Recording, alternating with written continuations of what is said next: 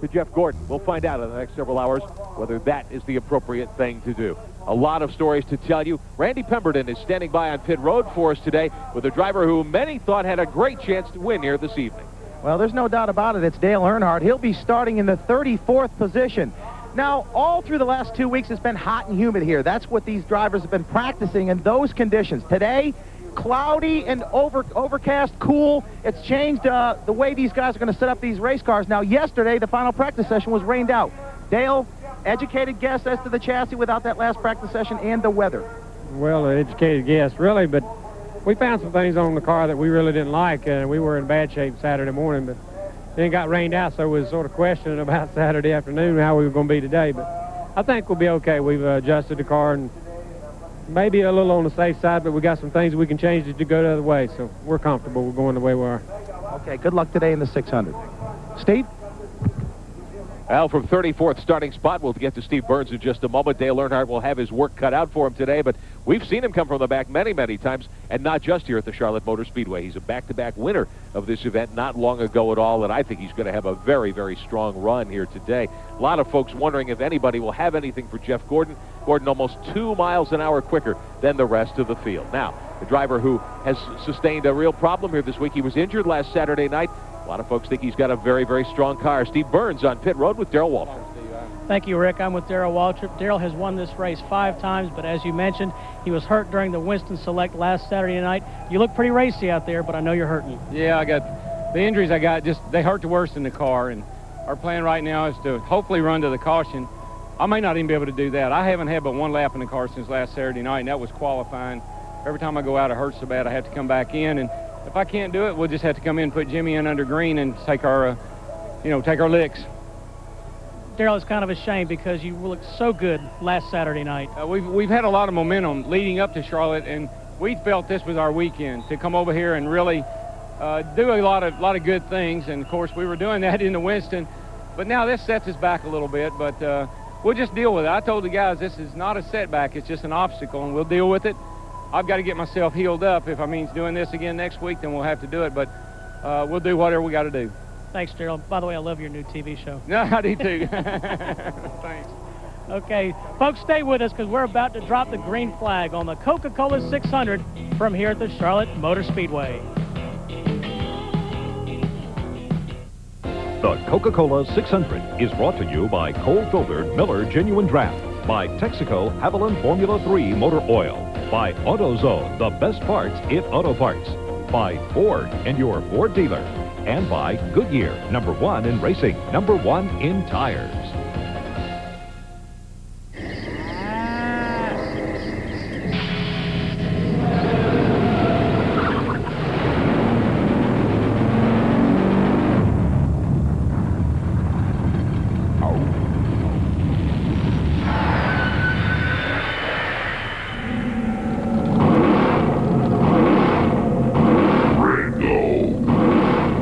Red Dog Racing is Kenny Wallace and the Red Dog Thunderbird, turning speedways into dog tracks. This is Dale Jarrett's NASCAR. You can't get his engine, you can't get his tires, but you can get his motor oil. Texaco Haviland Formula 3. It's formulated to control volatility and fight oil vaporization. It provides complete protection, and it's the exact same Haviland you can buy right off the shelf, which, by the way, is a heck of a lot easier. Add more life to your car, take it to the stars. NASCAR drivers say there's no track in the world that's tougher on brakes than the one in Martinsville, Virginia. So when they take the green flag here, they all have one thing in common: the same brand of brakes. Because without them, you can't come down this straightaway at 120 miles an hour and still make it through the turn. So which brand do NASCAR drivers use to get them through 500 laps at Martinsville? Performance Friction Carbon Metallic. And we stock them at AutoZone. On the next National Geographic Explorer, dive for the lost fleet of Guadalcanal. Join TBS for the last great adventure of the weekend, National Geographic Explorer, 9:30 Eastern. Tonight, turn to TBS. And we're back live at the Coca-Cola 600 here at the Charlotte Motor Speedway. The field of 42 cars aligned along pit road. The weather's been the big question mark here all weekend. If you were with us yesterday for the Red Dog 300 Busch Grand National race, misting much of the day. Still some question marks today. Everyone waiting till late in the day to come to the racetrack, but now everyone's here and in place. We'll have in-car pictures for you a little later on.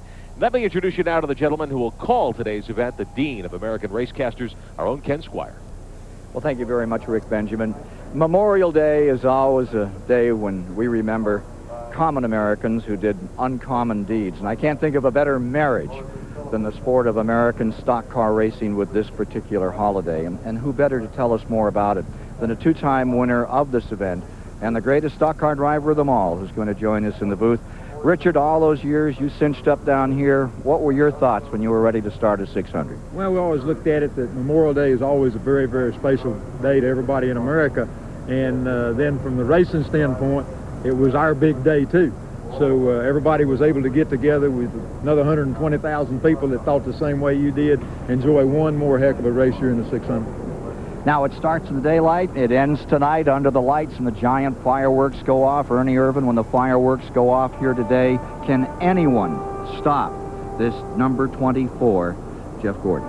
Well, I tell you, I think so. There's 40 other cars that think they can, and I really look like Bobby Labonte's really looking really strong, and we can't cut Dale Earnhardt out. You know, I'm really looking for Mark Martin to really play a big factor in this race. Mark Martin has to come a long way through the field to make that move, but many others feel, as Ernie Irvin does, that he could be a major factor before we've completed 400 laps, 600 miles for 42 drivers on this Memorial Day. Now let's go trackside. Diamond Rio is here from Nashville, Tennessee, and they are ready. Join with us for the national anthem.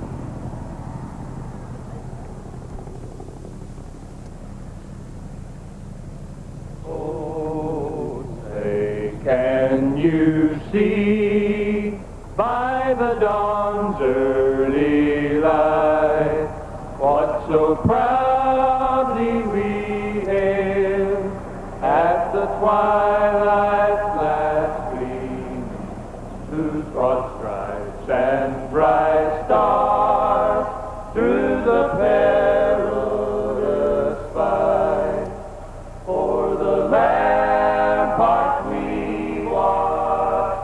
were so gallantly treated, and the rockets went back the bursting air, gave through the night, and our flag was still there. Oh, say does that star-spangled banner yet wave o'er the land of the free and the home of the brave.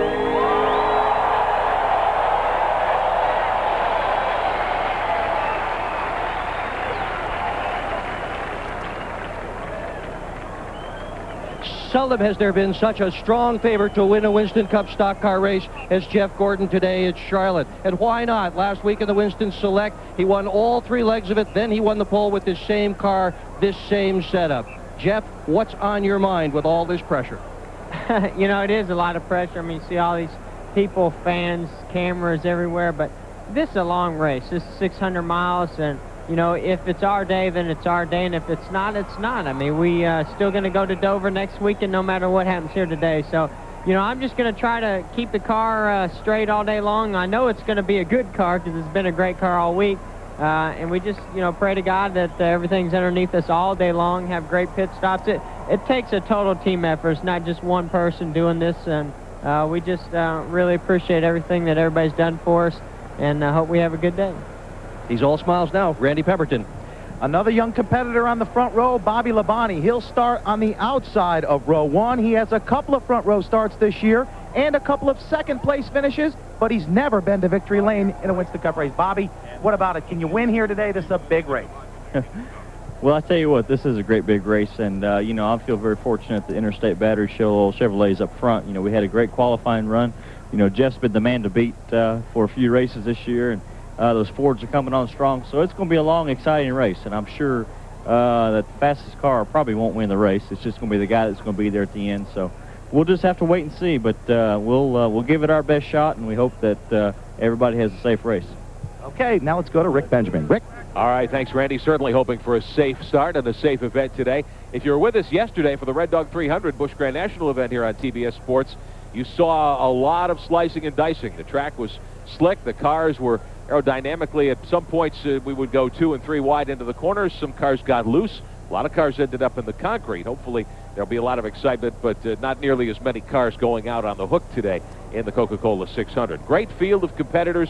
We've shown you where Dale Earnhardt will line up. Also deep in the field today, Mark Martin. A lot of folks think he's got one of the very strongest cars. Pretty happy when we talked to him late yesterday afternoon, but he didn't qualify very well, and he's got to march up through the field, too. We've seen both those drivers able to do that many, many times down through the years. Gordon's car so much quicker than everyone else last Saturday night, and in qualifying, a lot of people think he's just going to check out and drive off and leave everyone behind. I want to show you a little bit more about today's event, the Coca-Cola 600, our AutoZone race analysis today. 1.5 miles, of course, here at the Charlotte Motor Speedway. We'll go 400 laps, which is 600 miles. 24-degree banks in the corners here. Very steep, leading to these 180-mile-an-hour speeds that these cars are notching. And the purse today, nearly $1.5 million, $1,484,000. Look at the speeds. Jeff Gordon has gained almost 2.5 miles an hour from his pole effort here last year. This year qualifying in 183.8. Gordon, the defending champ. Darrell Waltrip, we told you about his rib injuries. He won't be able to go the distance today. 6 career Winston Cup victories, including 5 in this race. Maybe Jimmy Hensley and Darrell can team up and post a win. Before we get going here today, we want to hear those magic words that will put these engines under command of their drivers from Bruton Smith.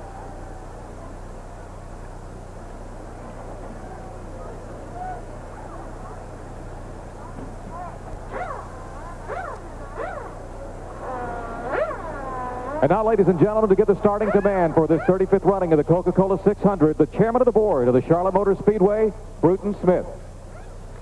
Gentlemen, start your engines!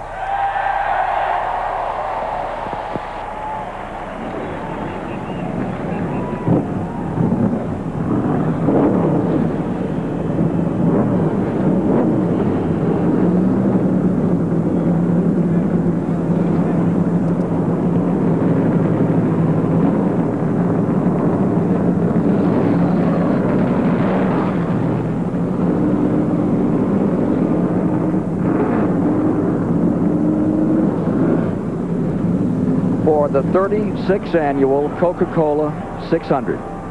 Here is your Haviland starting grid.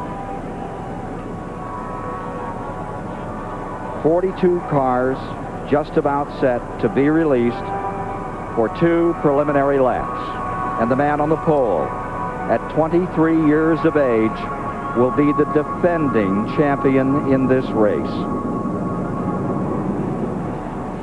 Here is the Haviland starting grid, showing Jeff Gordon on the point. The man in his shadow, back when he ran for Rookie of the Year and finished second to him twice this year, Bobby Labonte in the Joe Gibbs car will start in second. Going to row 2 today from Newburgh, Maine, Ricky Craven, and beside him, Brett Bodine. In row 3, it'll be Michael Waltrip, and from Missouri, Ken Schrader.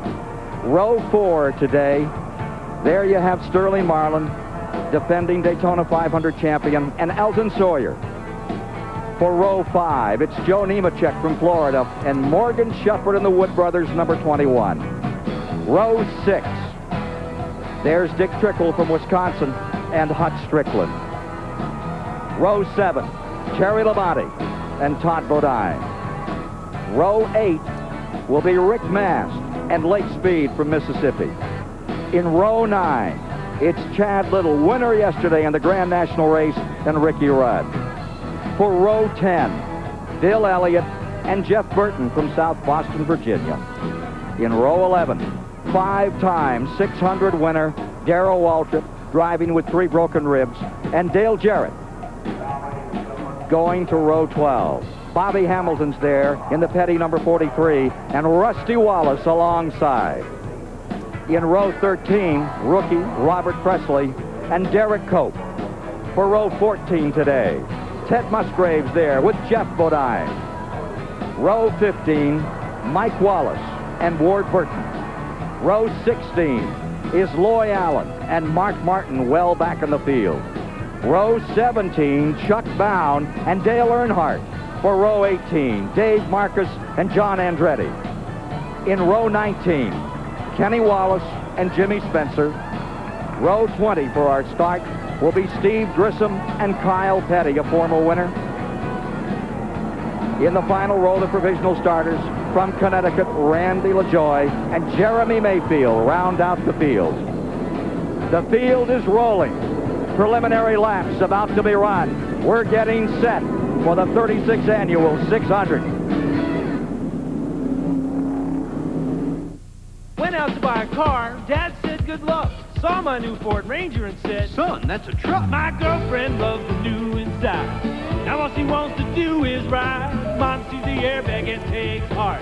Finally her boy's getting smart. My best friend pops the hood. Look for horsepower, that's good. Well, my boss says it takes the cake. A truck with anti-lock brakes. Oh yeah, my Ford Ranger's really hot stuff. Now Dad asks, can I borrow the truck?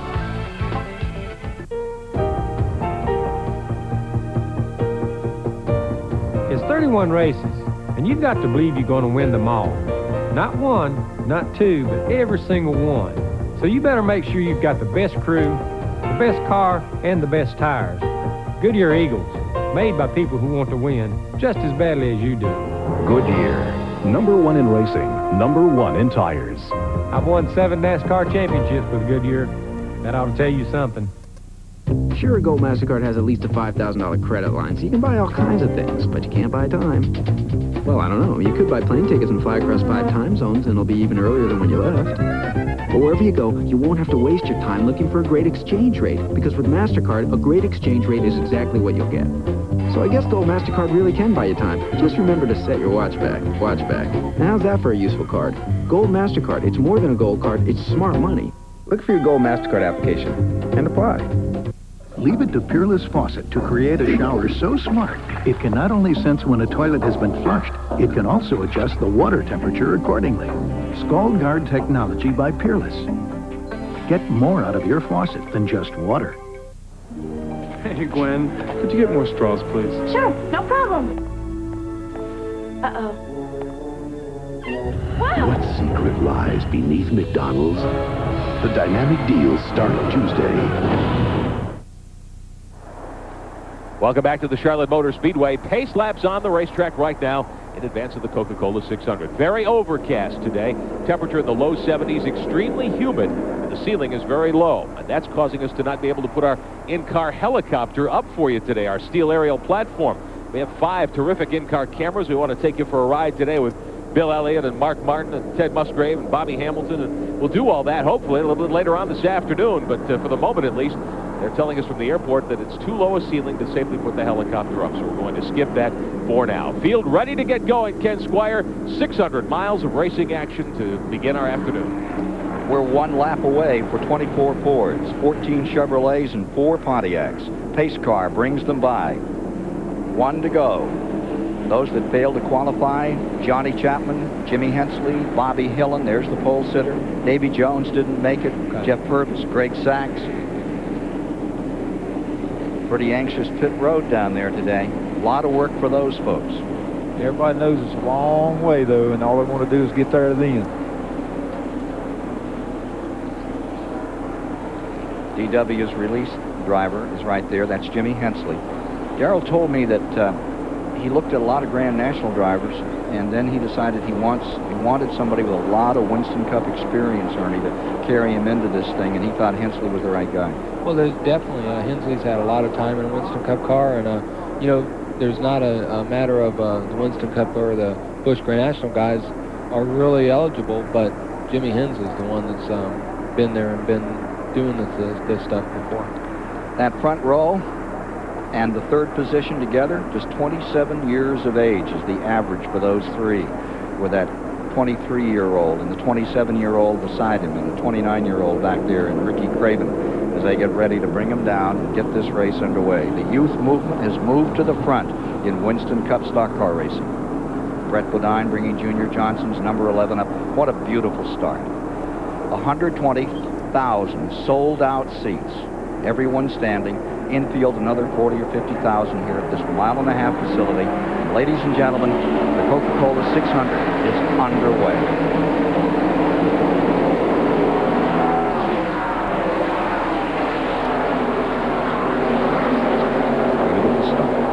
Bobby Labonte didn't let him get on that start. He really come out on the outside. Indeed, Bobby Labonte was pressing on the outside on the 18. Keeping Gordon honest in this first lap and going by him. Bobby Labonte, who has been in Gordon's shadow, finishing twice this year behind him. Runner-up to him for Rookie of the Year. Putting that Gibbs car out in front. And there is a stop-and-go call on Kyle Petty's number 42 for jumping the flag. You taught him better than that, Richard. I told him not to get called. I didn't tell him not to jump the flag. He's in good company. That's what happened to Waltrip the other night. That was on that Winston special, and he just set him back with another lap. Here we come out of the turn, and here's Kyle ready to come in. As they come by this time, it'll be Labonte first, Gordon second, Craven third, Brett Bodine is in fourth, Schrader fifth, and Marlin.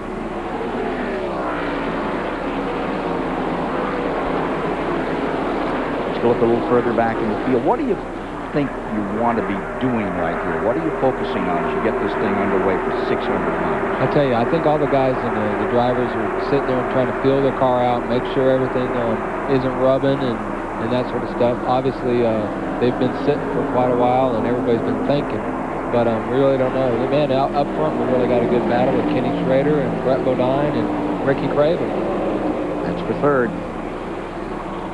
Yeah, I think everybody just tries to sort of get settled down. You know, I mean, let's get this thing started and see how the car's doing and what we got to do to it. But, you know, you can't let nobody get too far ahead of you, but you still got to get settled down.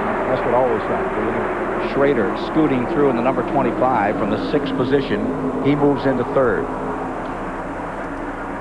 It looked like Kyle Petty lost a lap on his stop-and-go penalty, so already he's going to be one lap down.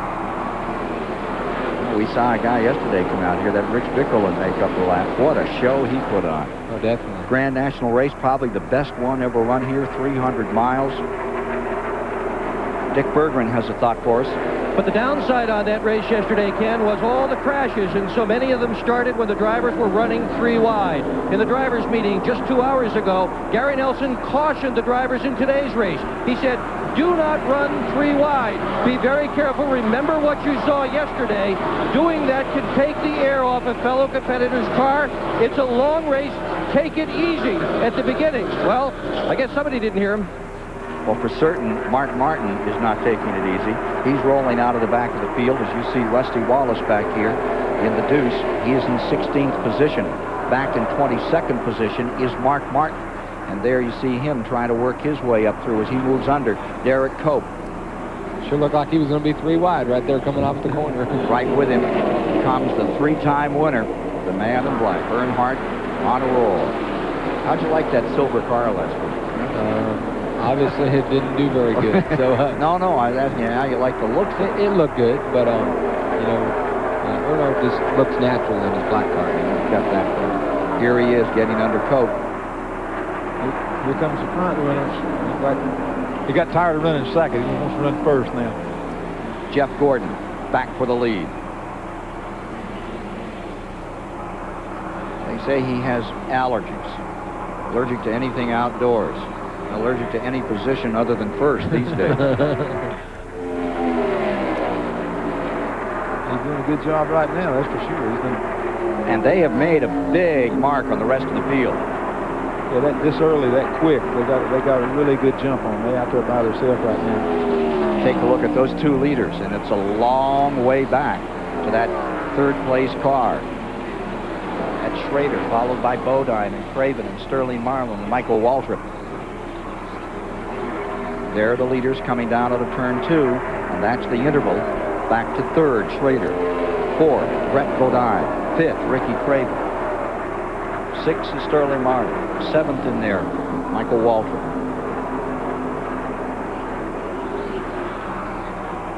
Steve Burns has a report from the Darrell Waltrip pits. Ken, don't be surprised to see DW come down pit road soon. He's radioed into the crew and he said, guys, I'm hurting real bad, and he sounds out of breath as well. Well, that's been the big problem. They've even built a platform for his right arm. He just can't lean that steering wheel over when he's out there. And every time he tries, it just cuts off his breathing. He's running 41st on the field, Darrell Waltrip, who came here with such high hopes. Chad Little is an early pit stop. Number 97 on pit road, Chad Little, yesterday's winner. And we're watching for the 17 car. Maybe we'll see, he's still out there hoping for a caution, but running on the tail end of the field, Darrell Waltrip, the 5-time winner. He's going to do everything he can do to stay out there as long as he can stay out there, just to get a caution and get Jimmy Hensley in the car. They didn't discover those cracked ribs until the weekend. They had torn cartilage reported from that bruising 180-mile-an-hour crash, but it's turned into more, and Hensley is standing by to go into car number 17, the Western Auto car, shortly. Side by side, further back in the field, there goes Ricky Rudd, reeling around the outside of this mile-and-a-half speedway as he gets around Rusty Wallace. That's in 12th position. And you see right there, the Burton boys, Jeff in car number 8 for the Stavola brothers. Spotters on their toes today. We're going to take a break and then come back. We've completed 12 of 400 laps as you watch Ricky Rudd winding his way up through the field after starting 18th into 12th. And there are your leaders, Gordon and Labonte.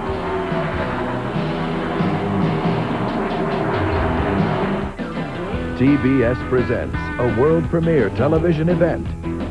The car. It sparked our passion, fueled our dreams, and changed our lives. Join TBS for the trip of a lifetime and take an incredible look at America's lifelong obsession with the automobile.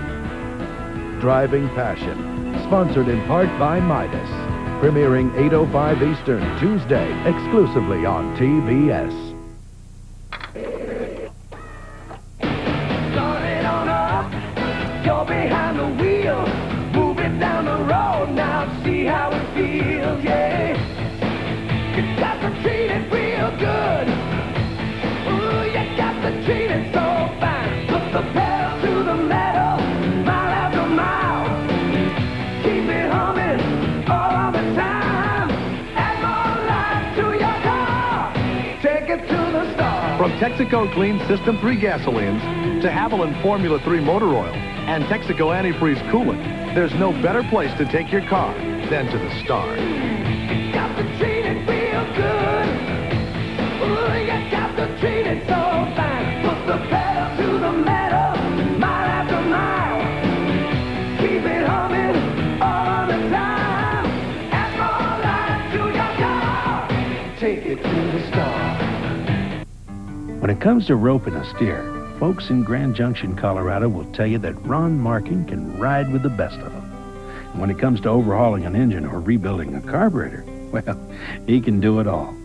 You see, when Ron's not riding a horse for fun, he's turning a wrench for a living. So he buys a lot of parts, mostly from AutoZone. Sure, there are other parts stores in town, but Ron knows that when you want the right part for the right price, there's just no place better than AutoZone. I found a way to make my money really perform. I bought this car, a Probe GT. I refuse to go broke trying to look good. Did I mention this car's a blast? I'm no financial genius. I just feel like one. Now save up to $2,610 on Ford Probe with option packages. See what I mean? From the Steel aerial camera, this shot of the two leaders rounding the mile-and-a-half Charlotte Motor Speedway. Now that particular helicopter flies at a lower altitude than does the camera, or rather the helicopter that has the equipment for the onboard cameras. They have to be up another 2,000 or 3,000 feet, and they haven't been cleared to get up that far yet, so we'll just have to wait on our in-car cameras. Not waiting for anyone is Jeff Gordon. He's planked that number 24 Chevrolet out in front. and staying in first after a here's number 2, Rusty Wallace, down to the inside, making his move. And he's getting back up another spot, up to 10th now. Yeah, Rusty's really running hard. I mean, he really, really wants to do good. Penske and them didn't make Indy and put a little bit of extra pressure on him, but he's not really been running near as good as what he thinks he can. And so he's really, really going to try hard. That move around number 30, Michael Waltrip, brings him to 9th. Rusty Wallace up to 9th after starting 24th on the field. He's been very confident about this car all week. He says he's got a horse that will run. I tell you, Rusty was one of the better cars in practice yesterday, and he was one of the guys that could run right with Jeff Gordon. And, you know, right now, Bobby the Bonnie's sticking right with Jeff Gordon. So I think, you know, while we're going to see a really, really good race. Hey, folks, yesterday morning, you had a chance to get the Winston Cup cars out and play, but then that critical happy hour, when everybody gets out there all ready to go, that got washed out. How much of a difference does that make if you can't get that last hour in on a Saturday? We've been here for 2 weeks, so if you haven't figured it out by then, you're not going to figure it out. Yesterday morning was a really good practice session, had a full hour, and I think that was basically happy hour. Yeah, a lot of times if you're not careful, you get in that happy hour, you get too happy. And get unhappy. You get away from what you've known for, like he said, for 2 weeks. And you start making some more changes, and then you really mess up. So probably all in all, it's probably better that you don't get to running. Rusty Wallace has just blown by Sterling Marlin in number 4, picked himself up in the 8th position as he continues his charge toward the front. And there you see Mark Martin on the back end of this group, the car number 6 up under 9, Lake Speed. He is from 17th position now. Remember, he started way back in this parade. 32nd spot at the outset, now 16th. Under Lake Speed and going for Morgan Shepherd. But Jack Roush, Valvoline Ford looking tough. Morgan Shepherd picks up the trot a little here. Looks like Earnhardt's following him right up through the traffic. Hutch Strickland just in front. Here's Earnhardt moving his way through, right with Martin from the rear of the field. Well, there used to be a pit crew member used to stand on the wall and watch what's going on. Andy Petrie, however, is watching his car on our television broadcast. He's gone from 34th to 16th. How's he doing out there? Well, he thinks a little bit tight right now. We're going to adjust it on the next stop, but it looks like everybody may be a little bit tight with the weather conditions we've got. I'm sure a lot of people will adjust, but we're going to adjust on the next stop. Before this race started, Earnhardt said the car wasn't near as fast as he wanted it to be, but looks like it's about fast enough to do some serious business here in Charlotte. Working the 25th lap, Earnhardt doing serious business right now as he closes with Martin on Morgan Shepherd, moves for Hutch Strickland as well. 25 miles, 37 and a half green flag laps thus far in the Coca-Cola 600. Flawless start, 42 drivers going for it here for $1,400,000 in this 36th annual go. Took you, what, 15, 16 years to get the combination on this? At least. We started here in 1960, and 75 was when I finally won the 600. I think I'd won a couple of 500s, but just never could get the combination to run all day. You know, run good is one of our better racetracks, but just as far as finishing, didn't have the right circumstances. What's the secret?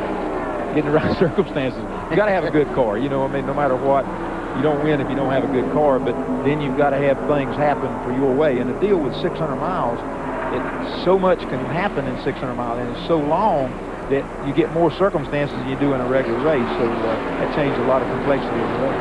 There's Ricky Rudd trying to make a move for 10th position on Sterling Marlin. And that time Sterling fights him off. Rudd from 18th position. Richard's first win, 1961. The only year that Charlotte Motor Speedway ran.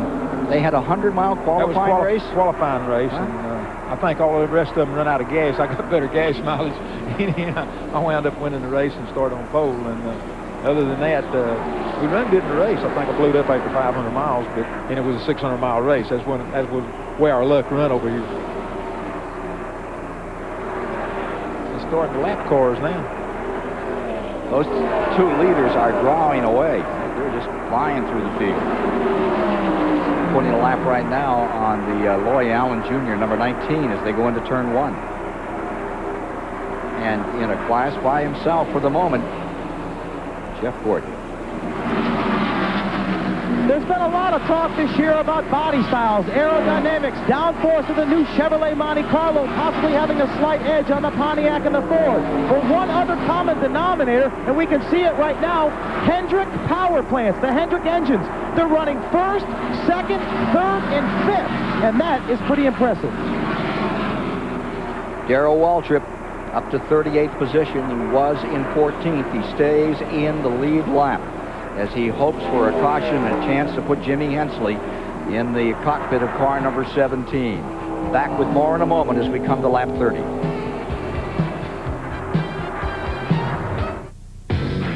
You know, I got no problem with a dog being tough, but you gotta control it. Stop right there. Yo, Shep, be cool. Some dogs have been trained to be antisocial. It ain't their fault. Come on, boys. You're acting like fools. See? How you doing there, Doc? You got the goods. Let the doc be. You don't have to prove it. Red Dog beer, bold yet smooth, easy to drink. My friend, you are a real brave. I'm real stupid. No matter where I park, it draws a crowd. It's a 55. It's a 55. 55. 55. This is one of the last real classics of our time. What do you think of the bumper, huh? Everything's original. And I take care of it myself right down to the oil and the Purolator filter. Pure oil now. It's a 55. So when someone asks me how I've kept up the engine, I just show them the Purolator. Purolator. I don't think it all fit. Legends live. 55. Purolator. Purolator. Hey, you know my crew spends hundreds of hours building those 5,000 horsepower motors. I can explode one in 5 seconds. And when that happens, nobody eats. That's why my guys won't run anything but Fram fillers. You know, Fram gets the nasty stuff out of the oil, so I can go to the other end with my candles lit. And you know, that's in about 5 seconds, nearly 300 miles an hour. You can look at these guys and see they eat pretty near every day. I happen to like things spicy. I'm talking spicy, bold, peppery. A1 bold, that's what I'm in the mood for. A1 Bold, it's how steak is done spicy. Dear car owners, next time someone tells you you need new brakes, come to Midas. We'll use our written 45-step brake inspection and explain your repair options so you can be involved in what the job will cost. That's the Midas way, the way it should be. From the heartland of American stock car racing, it's the 36th annual Coca-Cola 600. Jeff Gordon with 34 laps, now complete. 51 miles, stays in first, and stable right behind him in second place is Bobby Labonte. Schrader is third, Bodine, Terry Labonte up into the fifth position. Rusty Wallace is now in sixth. That's the young man they're chasing.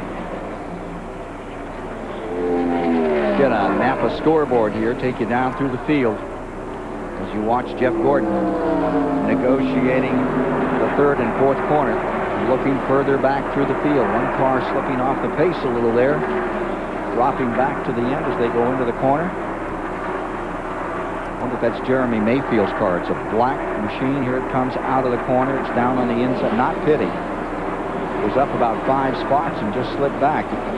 Loy Allen. Loy Allen slipping back in car number 19. Average speed is a 176.3 mile per hour go. The record for this race, 1993, Earnhardt, one of those back-to-back wins.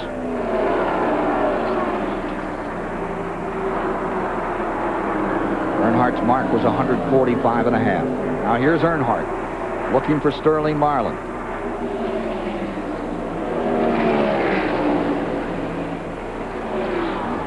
On thundering. He's up to 12th now. Marlin drops to 13, and Craven has fallen back.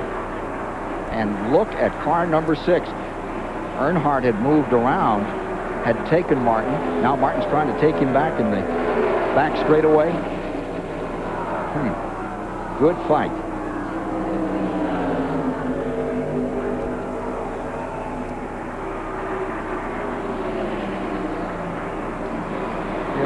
They're back a pretty good ways, but these boys that's right behind the 24 car, they're pretty well holding their own. He's just not driving on the way. He's got him a little bit of lead, and right now he's just staying there. So I don't know how much more he's got left.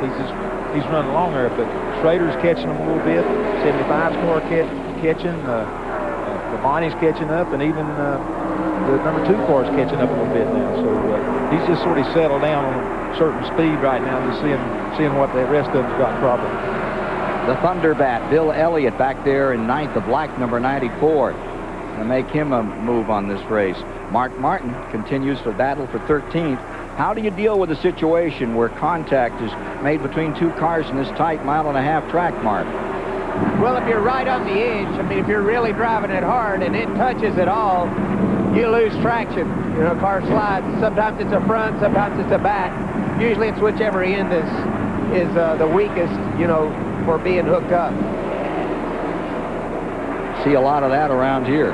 Boy, you pitch off that turn number 4. Can't believe it, but number 1's been the one who squeezed him a lot in the past week, Ernie. Oh, I tell you, turn 1's been really treacherous, but turn 3 and 4 is the ones that really go, yesterday we saw a lot of battling, and we saw a lot of cars lose traction. Yeah, I watched the race yesterday from a TV standpoint, and the car's running, and everything's looking good, and all of a sudden they just take off. And I think they had a little bit of trouble here Friday doing some practicing and stuff. They wiped out 3 or 4 cars, and people say, well, there was just a car under me or behind me or in front of me, and all of a sudden they just take off. I tell you, I think it's because a lot of the drivers are just trying to push it to the limit. And if you're real close to the limit, then, when you lose traction, you're pretty much done. Mark Martin back there in 13th position. Let's get a report from the pits on that car. Well, Ken Squire, as the weather has changed here and gone from bright sunny skies to overcast skies, many of the crews have tried to chase the weather. That's not what happened with Steve Meal. He brought the same car he ran last week in the Winston, and he has not changed it at all. This car is essentially identical to the way they rolled it off to the trailer. And Steve says, watch us. We're going to be just fine today. And he is indeed fine so far. Boy, it's a lot of shuffling back here. Lake Speed down on the inside with the number 26 hanging it loose on the outside. Hut Strickland. Ooh, pass for 3rd spot. That's Todd Bodine in the number 75, making the weight belt of Butch Mock's car out here today. I tell you, we really got to look at Kenny Schrader. Kenny Schrader's moved up to 2nd. He's closing on Jeff Gordon. There he is. Yeah, Schrader's cut it all the way down. He was about 15 car lengths back. I'll tell you, a car that could be in trouble out here is the 11 car. Here's Schrader really closing in now, down to about 2 car lengths. There he goes. There he's going for it. Going right by him. And here comes that 75 car right not very far behind. He's going to catch up if they got to racing a little bit. Yeah. Let's see if there's anything going on in that 24 car. Randy? Well, actually, the way the race has progressed for him, the first 10 or 15 laps, he was a little tight. Then the car began to come around to him. He said it's now freed up. It feels neutral. The only communication from Ray Evernham back to his driver, he just told him, look, take it easy. Set a nice, easy pace. It's a long, long race. So we don't know if he's driving easy right now or Schrader is just hauling the mail. There you see car number 11 on pit road.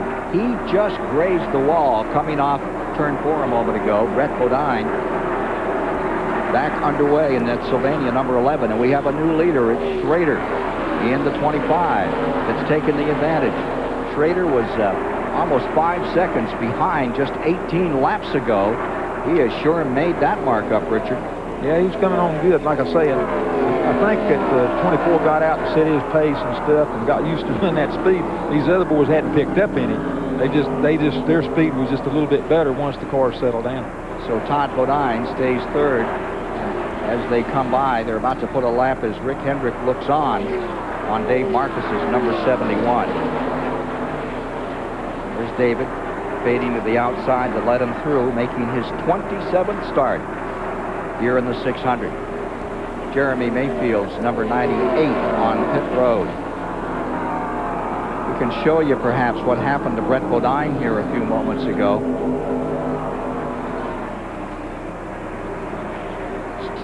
Take a look right here. Maybe we'll see Brett Bodine get a little too close up here in turn 4. Yeah, buddy.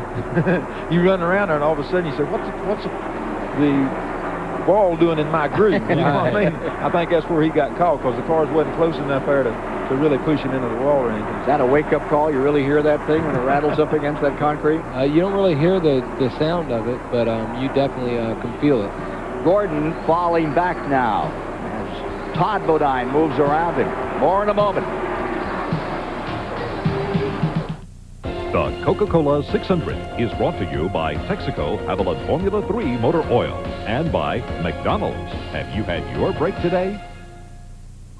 There's a fine line of motor oil separating your car's engine parts that's as little as 1/1000th of an inch. But friction and heat can make motor oil become volatile and vaporize, weakening its ability to protect expensive parts.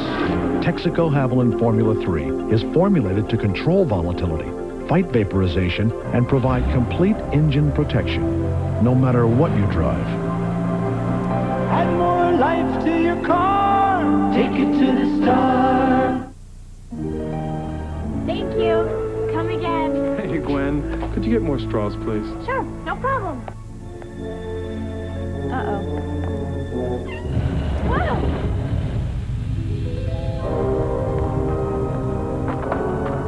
Cool. It's been months in the planning.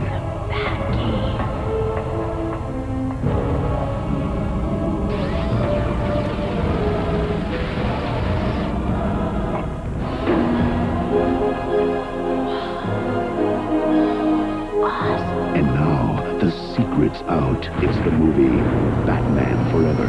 And McDonald's has joined forces with the Caped Crusader. So take a break and get your hands on all the dynamic deals coming this June. Straws.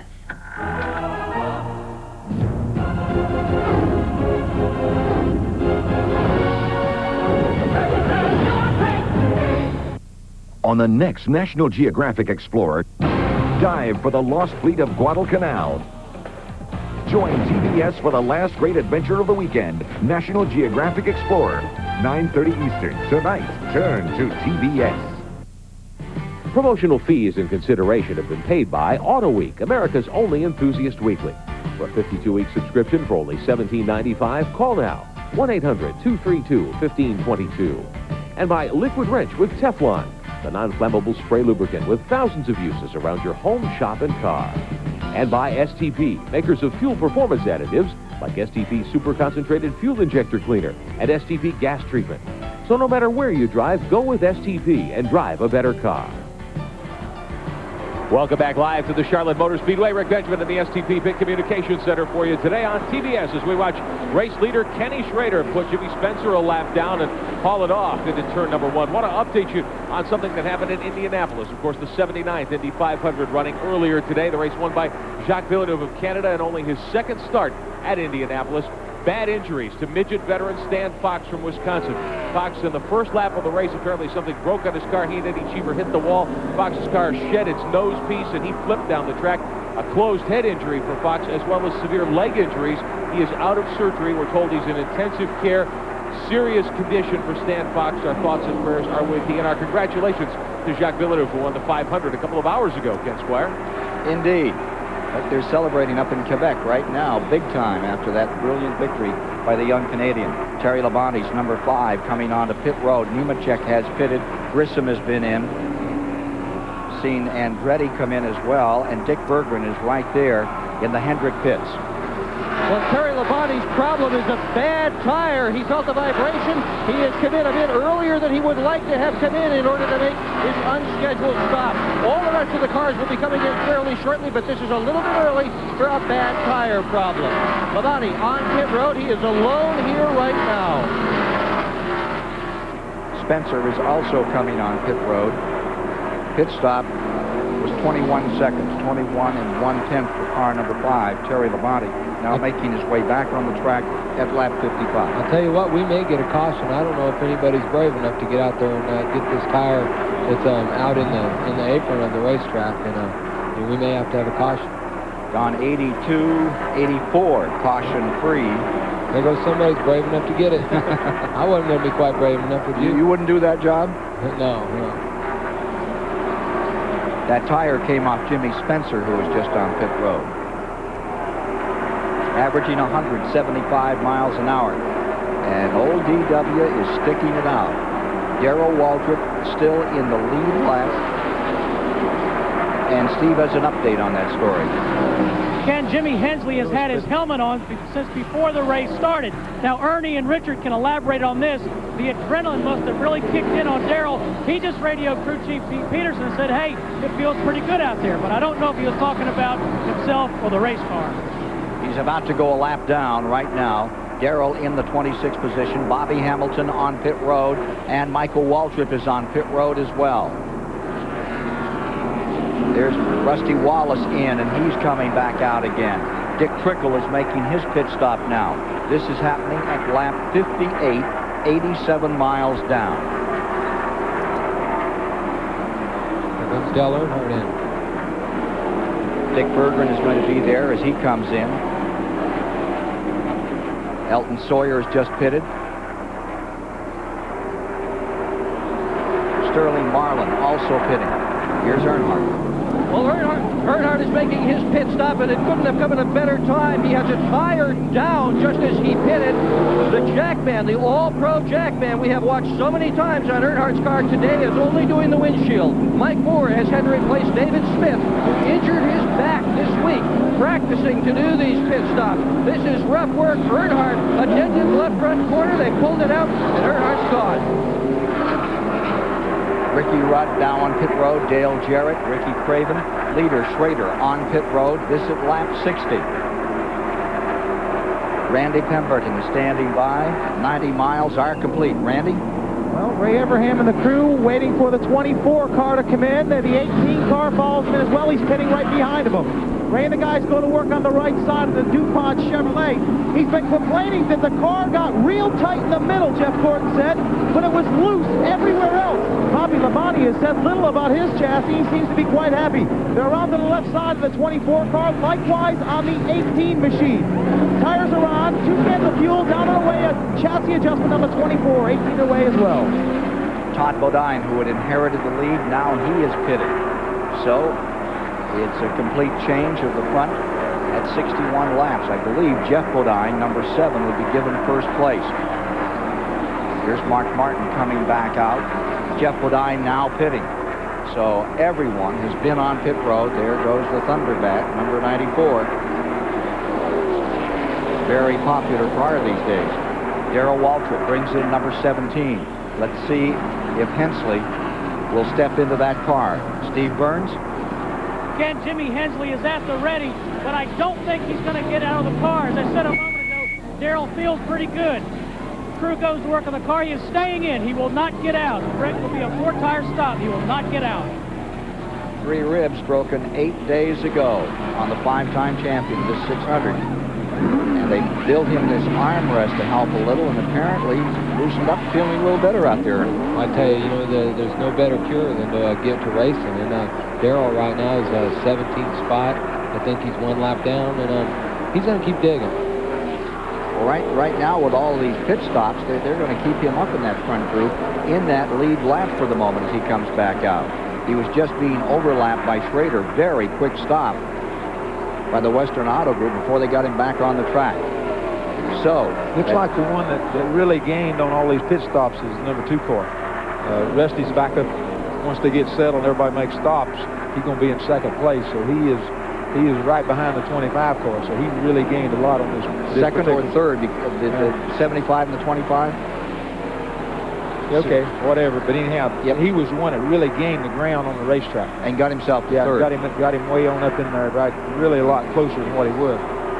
Showing Schrader now as the lead car, and this car, number 75, Todd Bodine in 2nd, with the Rusty Wallace maintaining a 3rd spot out there, and really had a great pit stop. Of course, those people that work on that car, they're famous for that. You know, Ken, Todd Bodine is a driver who, well, a lot of people have been thinking would win one of these Winston Cup events this year. This could be his day. Last Saturday night at the Winston Select, he blew the field away, actually, in the Open. He won the 50-lap Winston Open from the back of the field, and in the Select, he really ran very well before running into problems late in the 2nd leg of that event. Started 14th today. He's up to 2nd. His car looks very, very fast. See Derek Copeland, the number 12. He's gone a lap down. Those 2 leaders coming by. Ken Schrader. And look at that pit time coming up there. Richard. Yeah, I told you, I knew he made a real good pit stop.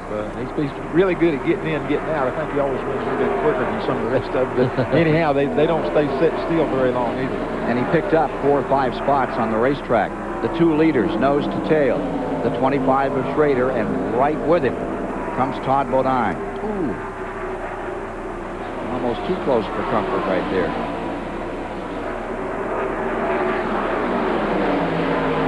Ernie Irvin's sitting up here this afternoon. He's on pins and needles because out at the I-70 Speedway in Odessa, Missouri, his truck's running and has been leading. We'll tell you that story later. Take a look at this move here. 3 wide, trickle on the outside.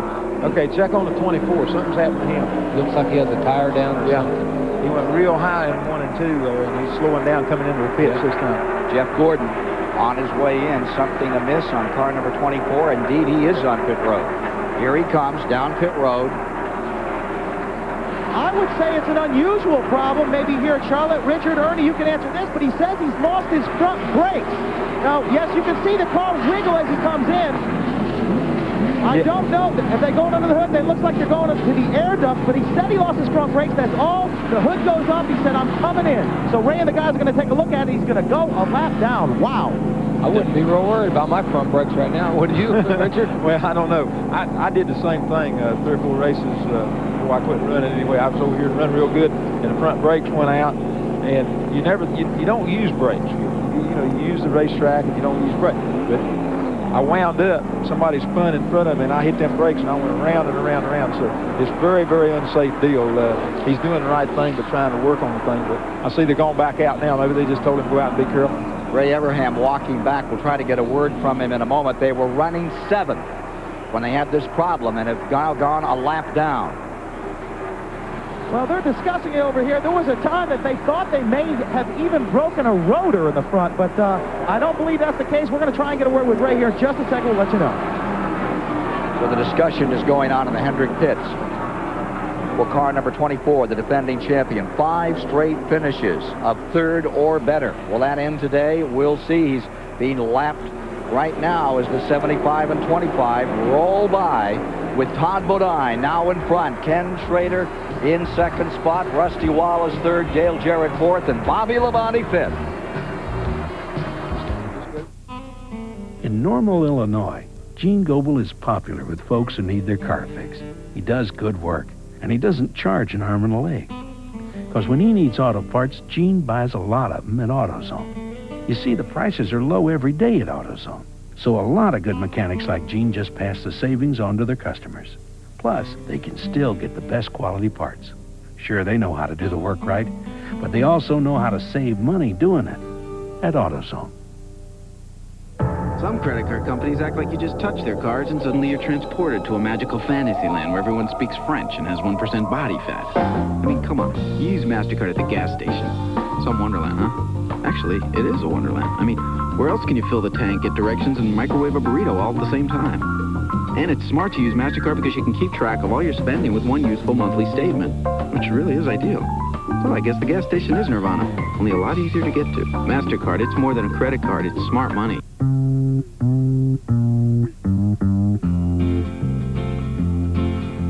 Sweet dream, baby.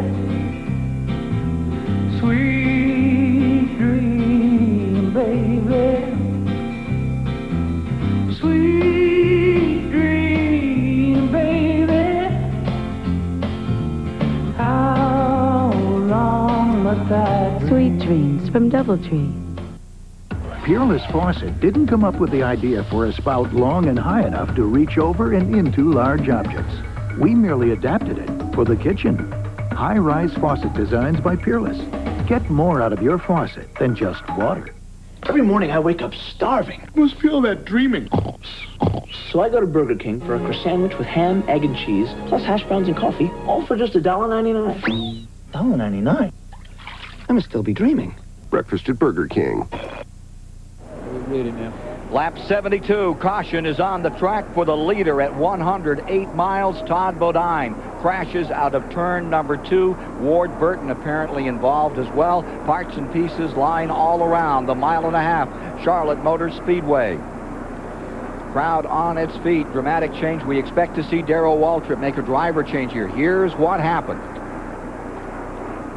What do you think, guys? I don't know. We got to wait.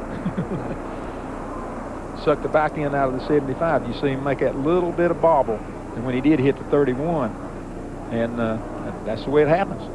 Ward Burton's number 31 up into the wall. The 75 of Todd Bodine slithering down to the bottom of the track and takes him out of first place. Everybody's going to be on pit road now. Another look here, Ernie. I tell you, it really looks like to me like, you know, just the aerodynamic thing is what happens in turn one. They're on the edge, and, you know, it wasn't anybody's fault, but, you know, that's part of making it to the end of 600 miles. Ward was back in the 36th position when this incident happened. Now, Ward didn't cut him down or nothing. No. He was holding his groove.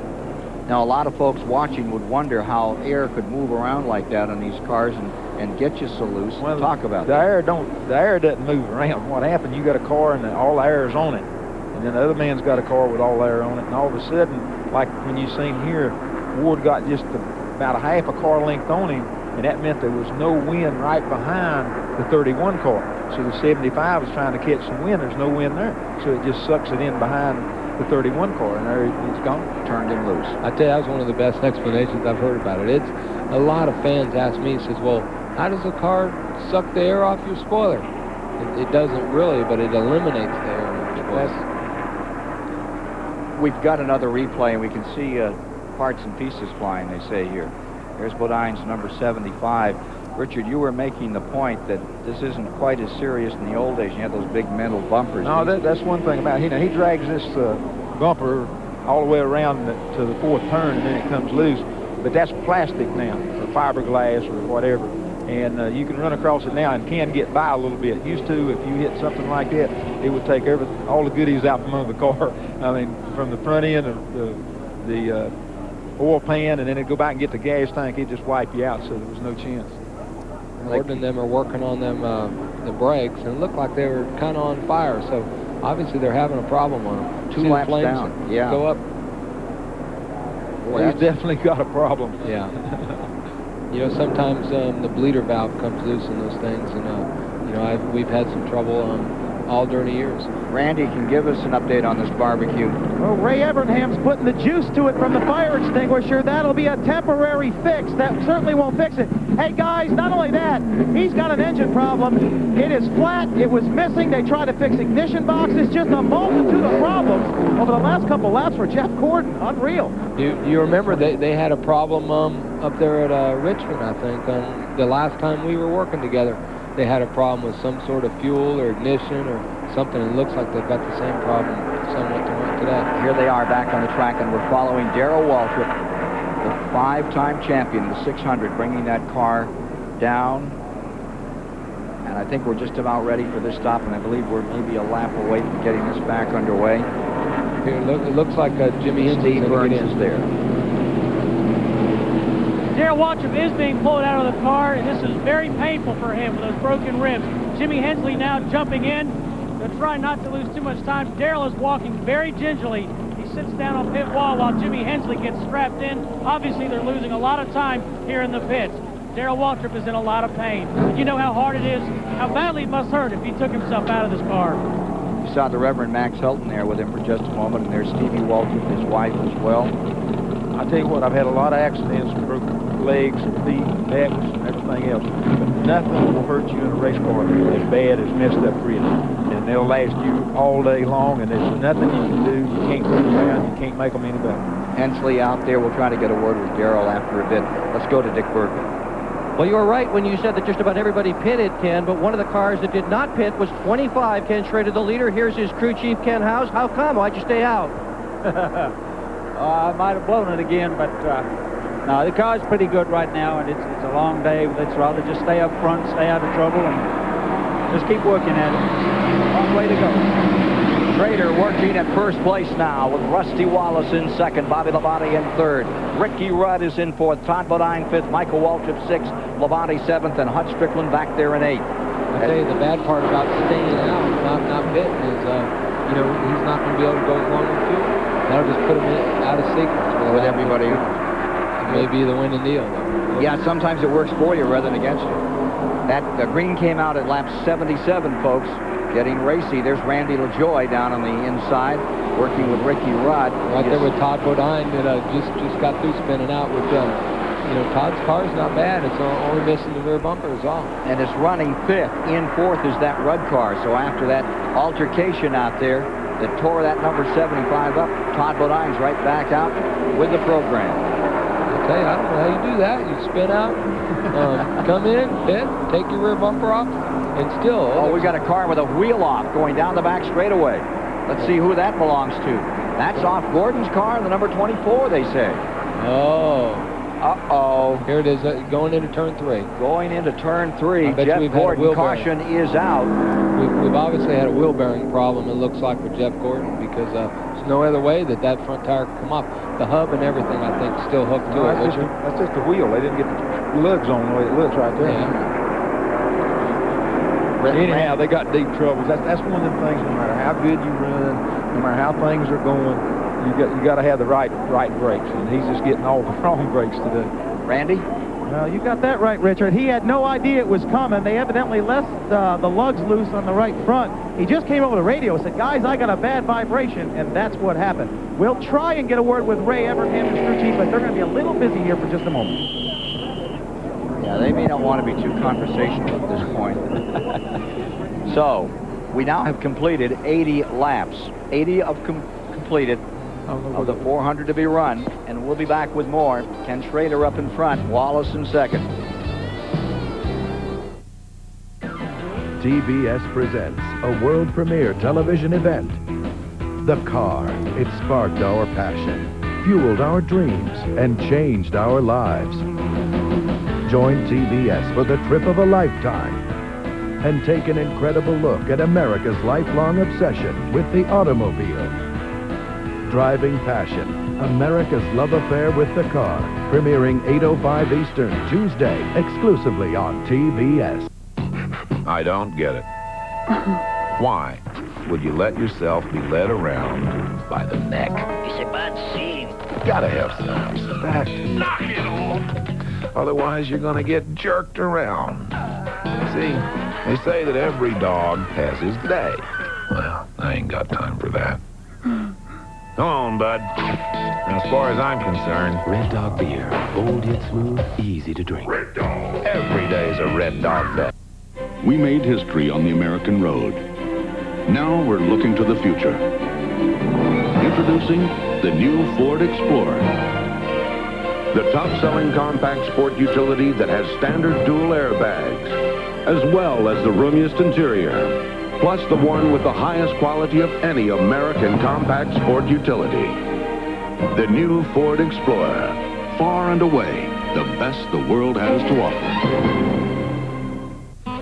You know, at AutoZone, we know our customers work just as hard as we do. So we're open when they need us, at night and on Sundays. And since 2 million folks each week count on AutoZone for what they need when they need it, we're not about to let them down. That's why we carry so many parts and why we price them so low every day. You see, selling top quality parts at low prices every day is how we make a living. But helping customers, well, that's how we make friends.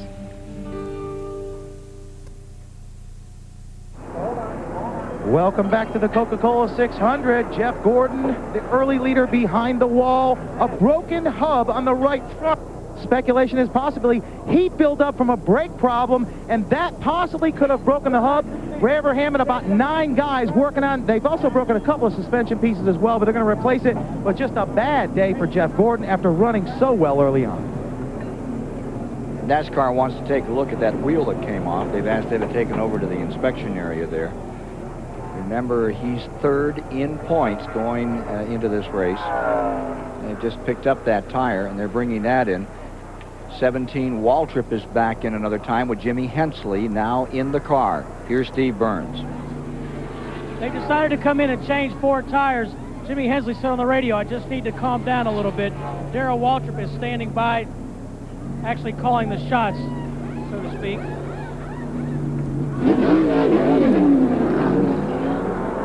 Good 4-tire change. Waltrip's number 17, and we're trying to get a word with him. You see DW there right now, back on the radio, and got his old war face back on. Yeah, he really looks serious. Yes, sir. He does, doesn't he, Richard? Yeah, he's been serious. They was pitting in the garage area down there beside us, and he is really, you know, he gets up, and he was up for this whole deal, and then he found out he couldn't make it, and that really bothered him, physically and mentally, you know. He had told me before last week. He said, "I'm going to be ready for Jeff Gordon." And I said, "Well, go out and tell Jeff Gordon."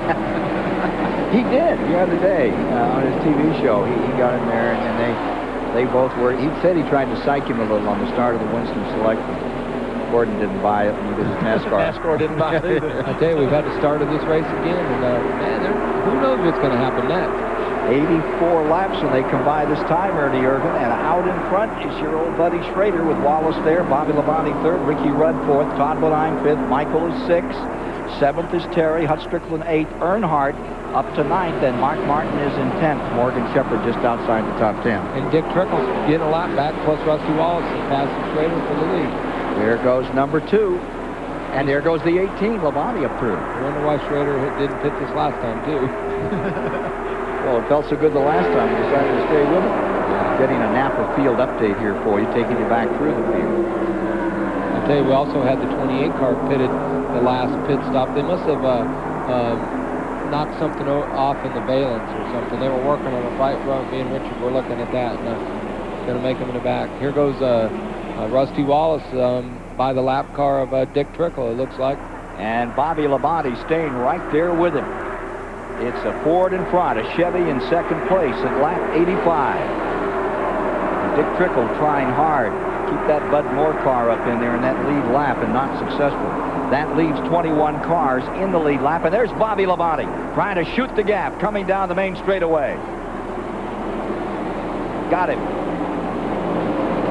Can he hold him? I think Rusty's probably going to let him go right now, but it's not time for the end of the race. But Rusty's going to be there and be there towards the end. Yeah, he's going to pick on them all day. Every time they look up, he's going to be right in either in front of them or right behind them.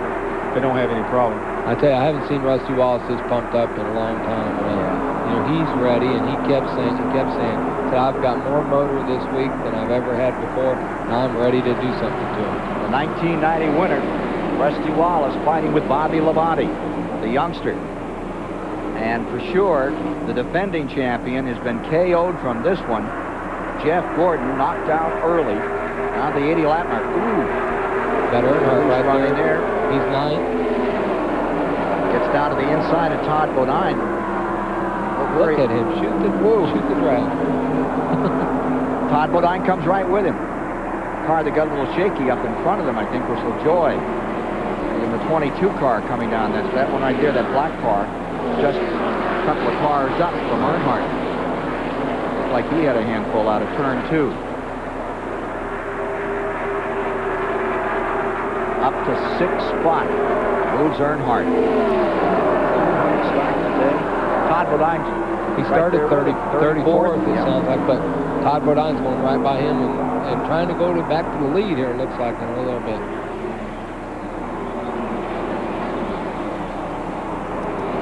Working the 90th lap.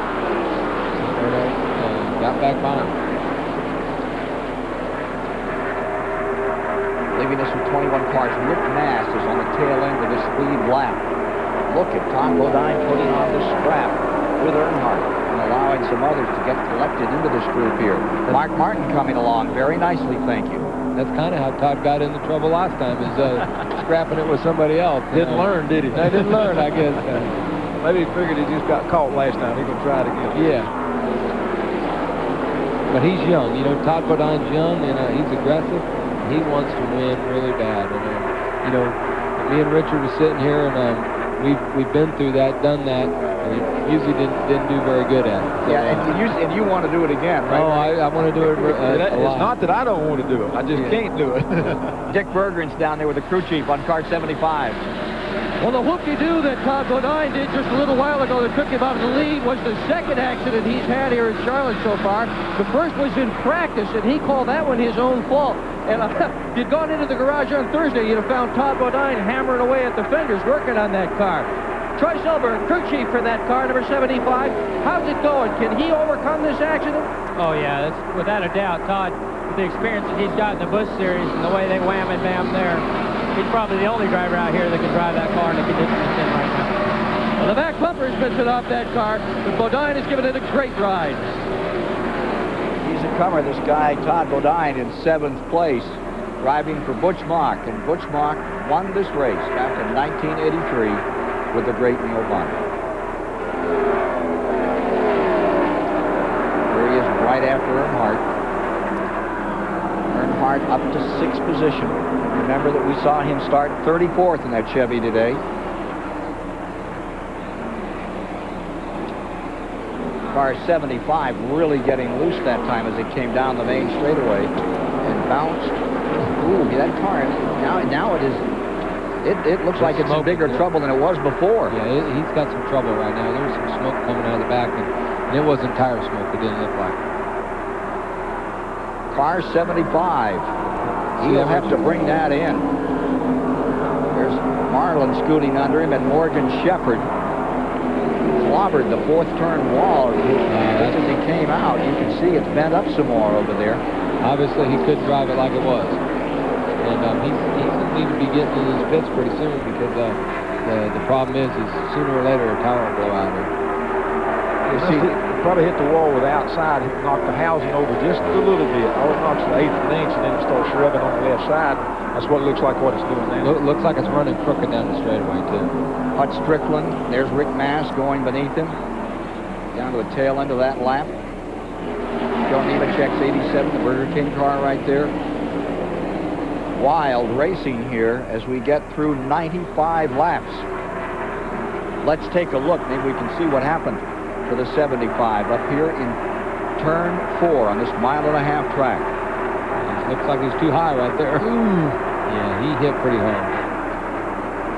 So the Bodines seem to have an affection for that 4th turn wall. I tell you what, I mean, nothing against Todd Bodine or any of the other drivers.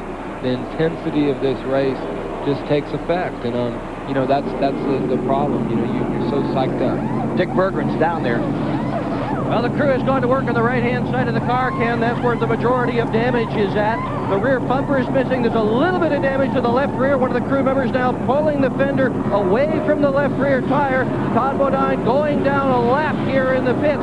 Unscheduled pit stop, tough break. He has such a good run going before he tagged that wall. 22 and 8/10 seconds, number 75, back on the speedway at lap number 97 here in the Coca-Cola 600 at Charlotte, North Carolina. We'll be back with more. We've had one caution thus far in the race. We'll tell you about that and about the battle for the lead when we return. Race fans, enter the Pocono MBNA NASCAR MasterCard Fantasy Sweepstakes and win trips for 2 to the July 16th Miller Genuine Draft 500, plus the GMC Pace Truck. The August 5th Brickyard 400 at Indianapolis. And the 1996 Daytona 500. Plus $5,000 in cash. Apply for a NASCAR MasterCard by calling 1-800-937-POCONO and automatically enter the sweepstakes. Or to enter the sweepstakes, just send your name, address, and phone number to the address on the screen. For a complete set of rules and a free Pocono Raceway brochure, call 1-800-RACEWAY.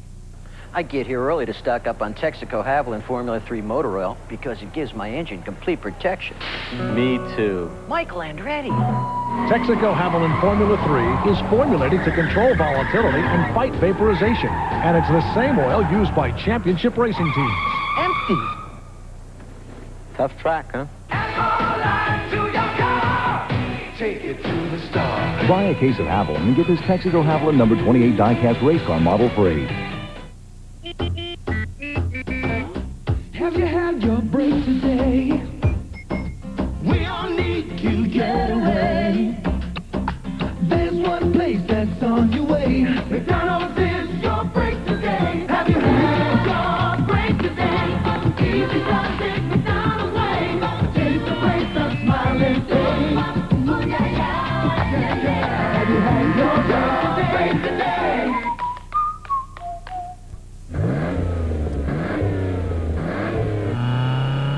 With new spark plugs, you get improved performance for a while. But only Bosch Platinum has a pure platinum center electrode that's heat fused for an airtight seal. So Bosch Platinum reaches its self-cleaning temperature faster for full engine power over a longer performance life, which means you'll replace a lot of other things before you change your Bosch Platinums. Bosch Platinum, the ultimate spark plug. Steel aerial camera giving us these pictures of the Charlotte Motor Speedway, and we still don't have enough altitude to get that helicopter up that carries the equipment for the onboard cameras. Take a look at this as you watch the battle for 6th spot. Earnhardt and Martin side by side in turn number 1, and it is Earnhardt holding on for 6. Martin trying to take it away. Another Ford Chevy confrontation here.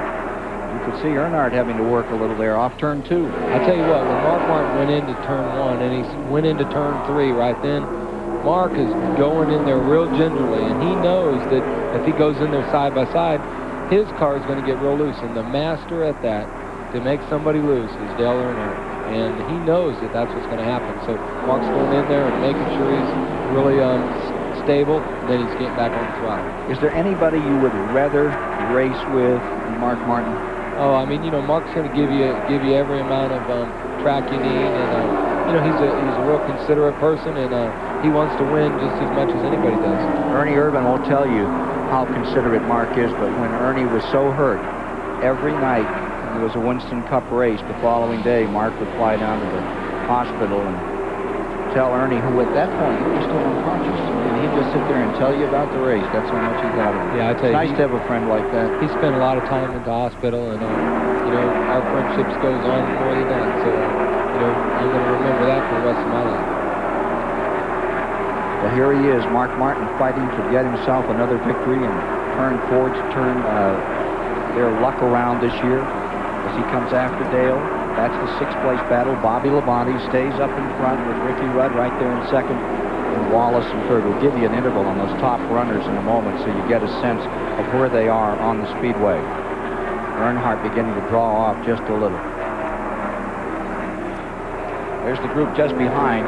Morgan Shepherd back there in 7th, the number 21, Sterling Marlin, in that very familiar yellow and red Kodak car. He is running in 9th, and then Hutch Strickland right in there in the 26th. Now these cars trail the leaders, or the leader, by about 9 seconds. The Terry Labonte car back in the lead lap. It's in 11th spot, started 13th today. Here's 75. Todd Bodine in another time. We've kind of hit that one on the nose. I mean, when Todd came in and pitted, they just changed tires, and they didn't really fix the problem. So it's going to have to be something they're going to have to go to the garage area and jack the rear end over a little bit with a Panhard bar or something and get it back. Dick Berggren can add to that. Well, we've got in a radio transmission that they've got a broken Panhard bar. It's about impossible to drive the car with one of those things, and they'll almost certainly have to come in and do some significant work to fix it. Caution is out around the track at lap 107. Yellow is down. Caution is out again as we see the 75. Badly battle scarred coming on pit road. I think he's hit the wall again. He has. Yeah. He's hit it again. 108 laps officially completed here. Wheels on. That's right. He's pretty much, he's going to, you know, theoretically he's done for the day. He's going to be out there getting points, and that's about it. 160 and a half miles by. You've ridden a few that look like that, Richard. Yeah, but not meaning to, but we didn't win no races with it. It was just like he said, you're just out there to be out there, you know what I mean? And the way the points are, you know, they try to get just as many as they can. Come on, I went to the Albany-Saratoga Speedway years ago and watched you run up on, that's what, a 4/10 track or something, and your car looked a lot worse than that, and you still won. That was short track racing. That's sort of a standard deal there. I tell you what, if you really think about it, there's very few times that a car goes into victory lane that's even got a scratch on it. So, you know, that's the thing. Bobby Labonte's out there right now, and his car doesn't have a scratch on it. And if he keeps that up all day, he's going to be tough to beat. That certainly was the case at Nazareth, Pennsylvania, in that Grand National race. They tore everything up but the track itself in that one, and Tim Fedewa came through totally unscathed. Didn't even have a black mark on the whole car. Didn't have a mark on it. Did a great job. How many races have you won, Richard, that's your car has been all beat to death? I mean, there's been some times. Like you say, most of the time, you're the only one on the racetrack. If you win, you're the only one on the racetrack that's not got black marks. That's the reason you won a lot of them. All the leaders on pit road. This at lap 109. Russ Rusty Wallace is into the pit area. He is going to try to tighten the car up. That is a bit of a surprise. Yesterday in the Grand National race, no car was too tight. But here they're going to add some more to tighten it up. Randy Pemberton. Well, the 18 car, Bobby Labonte, is already down and away. They took 1 pound of air out of the left rear tire. He beats Rusty Wallace down pit road. Wallace came out very quickly. Got it right up to speed. That's the key now, is to get it up to speed as soon as you can, to the speed limit on pit road. Here you see the field back out in the turn 1 area. Watching Bill Elliott come back out with the number 94. 20 cars still in the lead lap, and we'll set the field for you when we return. Memorial Day on TBS. An alien object of unbelievable destructive power is less than 3 days away from this planet. William Shatner, Leonard Nimoy, Star Trek, the motion picture. Monday morning at 9:05 Eastern, turn to TBS.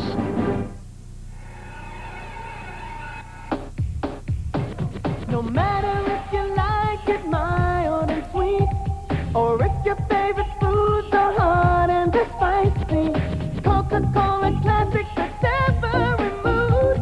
With every kind of food, there's always Coca-Cola. Yeah. Coca-Cola, always Coca-Cola. Steel, maker of the #1 selling brand of chainsaw worldwide, also makes a full line of trimmers with enough power to handle almost any size job. It could be one of the more useful tools you'll ever own.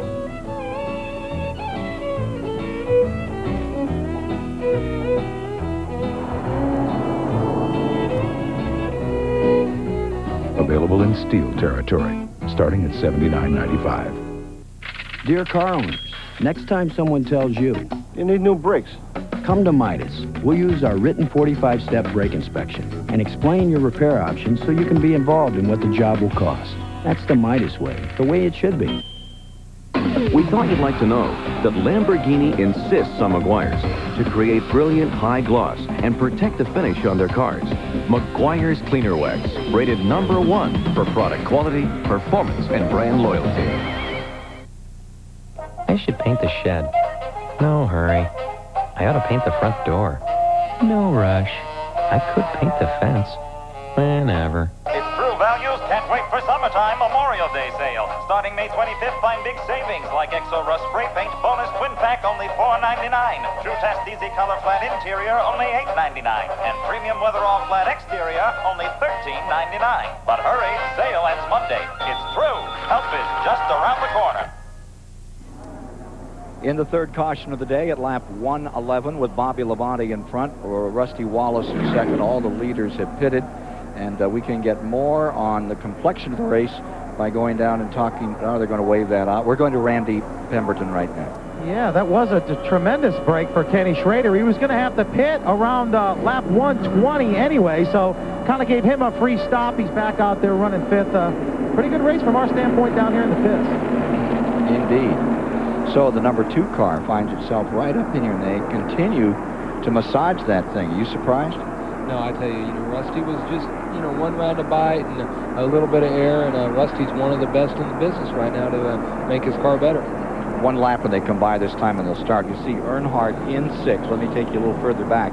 Shepard in 7th, Martin in 8th, Strickland 9th, Marlin 10th, Dale Jarrett 11th, Terry Labonte 12th, Robert Presley 13th, Bobby Hamilton in 14th, Brett Bodine 15th, then Lake Speed, Ricky Craven back to 17th, Bill Elliott 18th, Jeff Burton, and rounding out the top 20, Rick Mast is on the tail end, and they are all reported in that lead lap.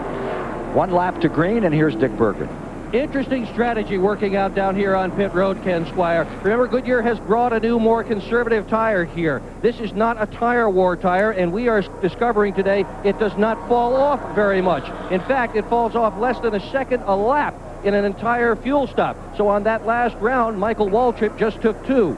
Remember as well, this race last year was won by Jeff Gordon, taking just 2 tires when Rusty Wallace took 4. Tire strategy will be very important in today's race. Leader Bobby Labonte had the pole on the Winston Select. He qualified second today, and he is very happy with Joe Gibbs Racing. I feel like we're a good team growing together, and for just 10 races into the season with Interstate as a sponsor, and they've been in it for a long time. I mean, they're excited, and I know I'm excited. So, you know, I feel like once we grow more and more, it'll just get better and better. 11th in points, just 1 point behind Morgan Shepherd as they came to this 600 today.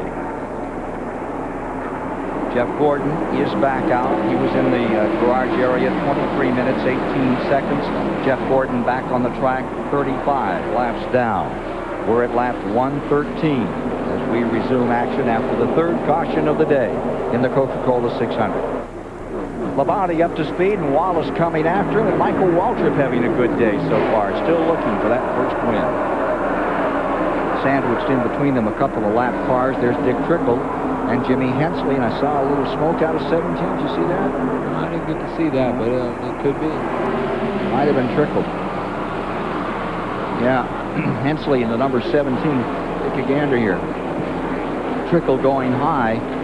Looks like a little wisp of smoke, and here comes Wallace.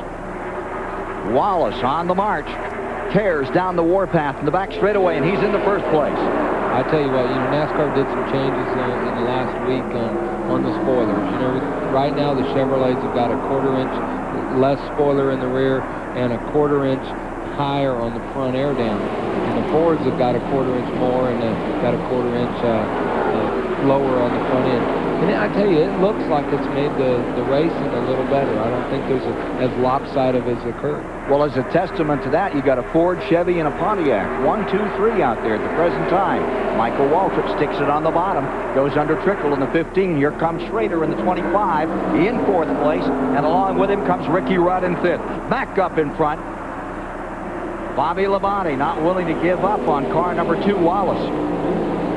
I tell you, you know, Rusty right now has got a lot to prove. You know, Roger Penske and them missed the Indianapolis 500, and I know Roger's probably here right now watching it in the condo, and you know, our hats off to you for being such a sportsman. And you know, Rusty Wallace is leading, and he's wanted to show it to his boss. After you saw the debacle in the America's Cup and that sailing stuff, look at this battle up front as they go side by side.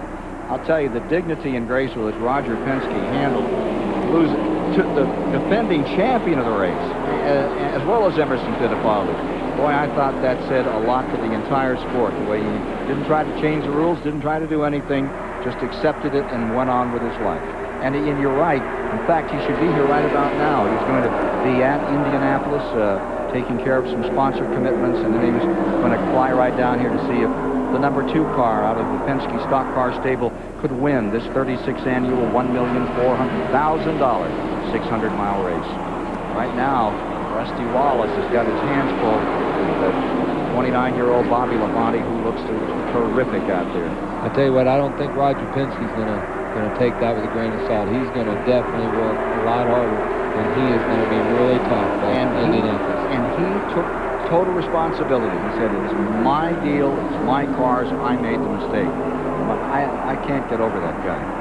I tell you what, they doing some racing right here, guys. I mean, y'all talk about Indy, but we got a heck of a race going right here. I mean, they look like it's the last lap. They're really running each other. 120 laps complete at Charlotte. And you're watching car number 25, Schrader, in 3rd. Michael Waltrip back to 4th. We'll stay right here, Richard. Yeah, me too. I'm not normally up in the booth, so how many laps is this race? Oh, it's about 400. 400 laps, okay. We still got a ways to go. Of course, here at Humpy's track, they might change that before the thing's over. Yeah, that's true. Humpy's sitting right over here in a booth next to us. If he could hear us, I know he'd be saying, "Hey, don't be saying that." Look at Mark Martin and Dale Jarrett. Now, Dale Jarrett's, you know, he had that unscheduled stop, and he's coming back home and running in the front. Jimmy Hensley giving it his all in 17. Dale Jarrett tucking down inside of car number 26 as Huck Strickland comes by.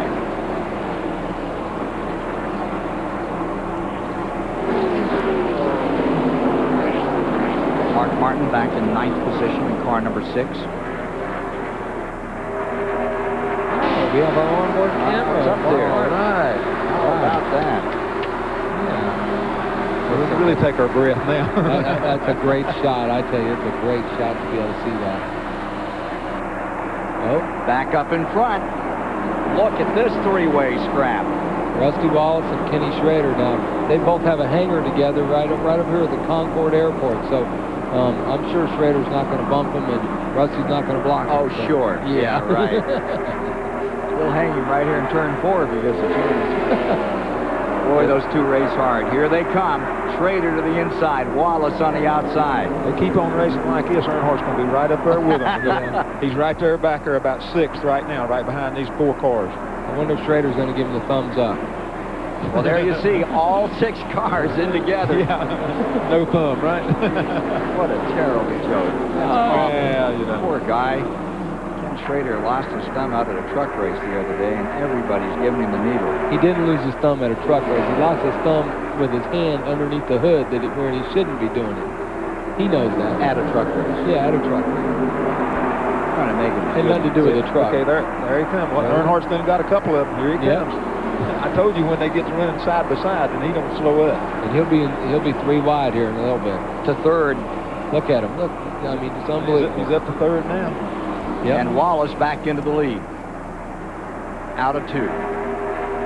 This is lap 124, folks. I think we may have a little bit of stuff going on with Dale Earnhardt and Rusty Wallace, too, because there was some beating and banging going on in the Winston, and Rusty didn't like it, and Dale thought it was funny, so...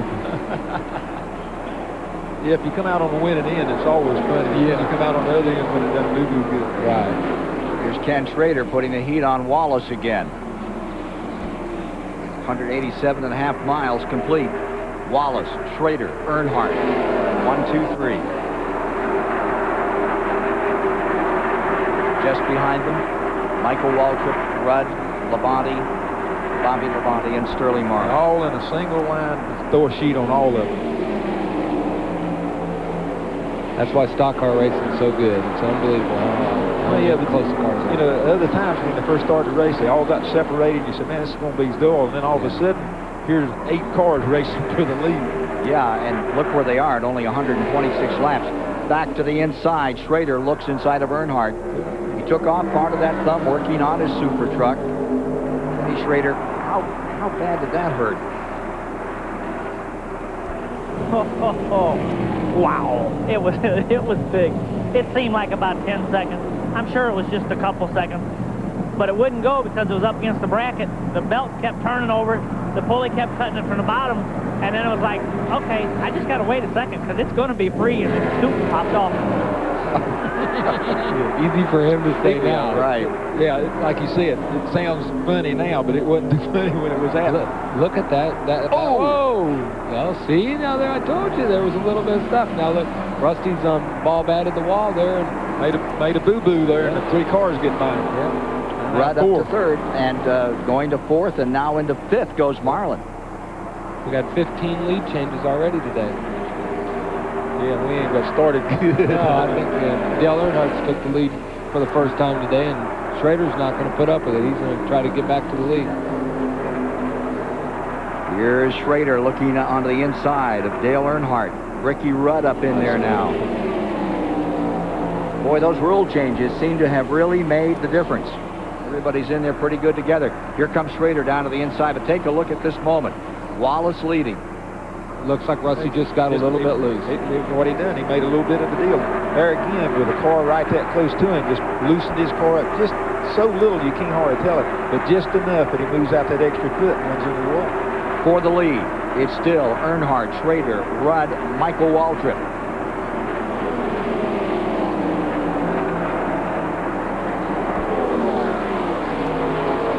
Kenny Schrader's not going to give up. He wants to lead this race. He's had a really bad couple weeks here at Charlotte. You know, during one of the practice sessions, he had a radiator hose come off. He wrecked one car. Then he, in practice for the Winston qualifying, he wrecked another car.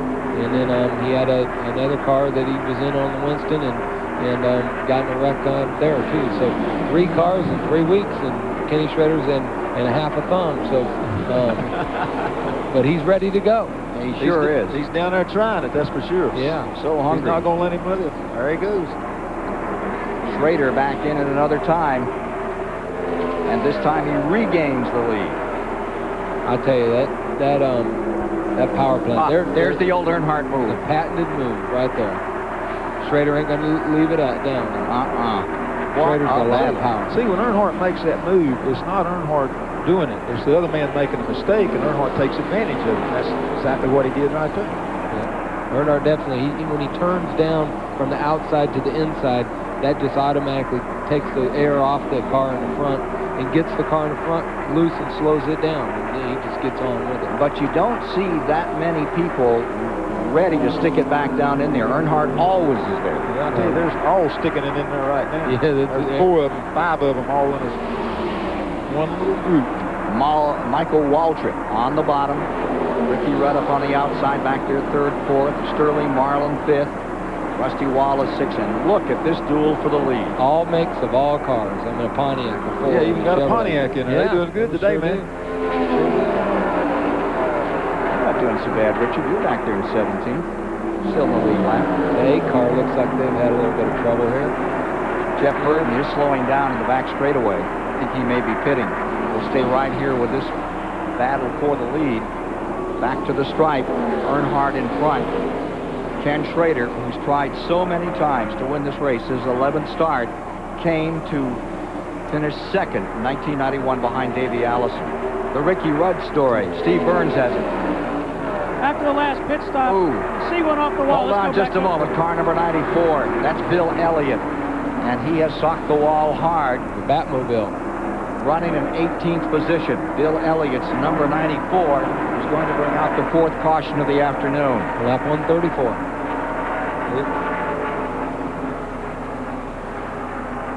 Getting ready to clamber out, taking off the steering wheel is Bill Elliott in the McDonald's car. We'll take a break, come back and show you what happened here at the Charlotte Motor Speedway to Bill Elliott.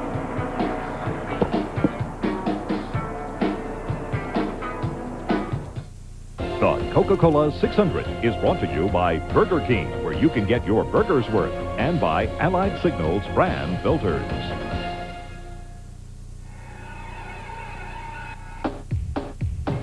No matter if you like it mild and sweet, or if your favorite foods are hot and they're spicy, Coca-Cola Classic fits every mood.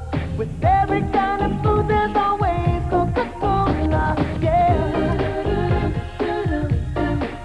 Coca-Cola, always Coca-Cola.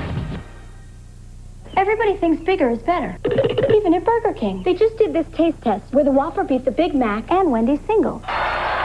So why didn't they test the Whopper Jr.? It's that bigger thing again. Come on, appetites come in all sizes. The Whopper Jr. tastes the same as the Whopper. It's just as flame broiled. It's just as juicy. It's just Junior. One size fits all may work for tube socks, but not for burgers. The Whopper Junior Value Meal for $1.99 at Burger King. I love my new hot rod. Those flames scare the other guys.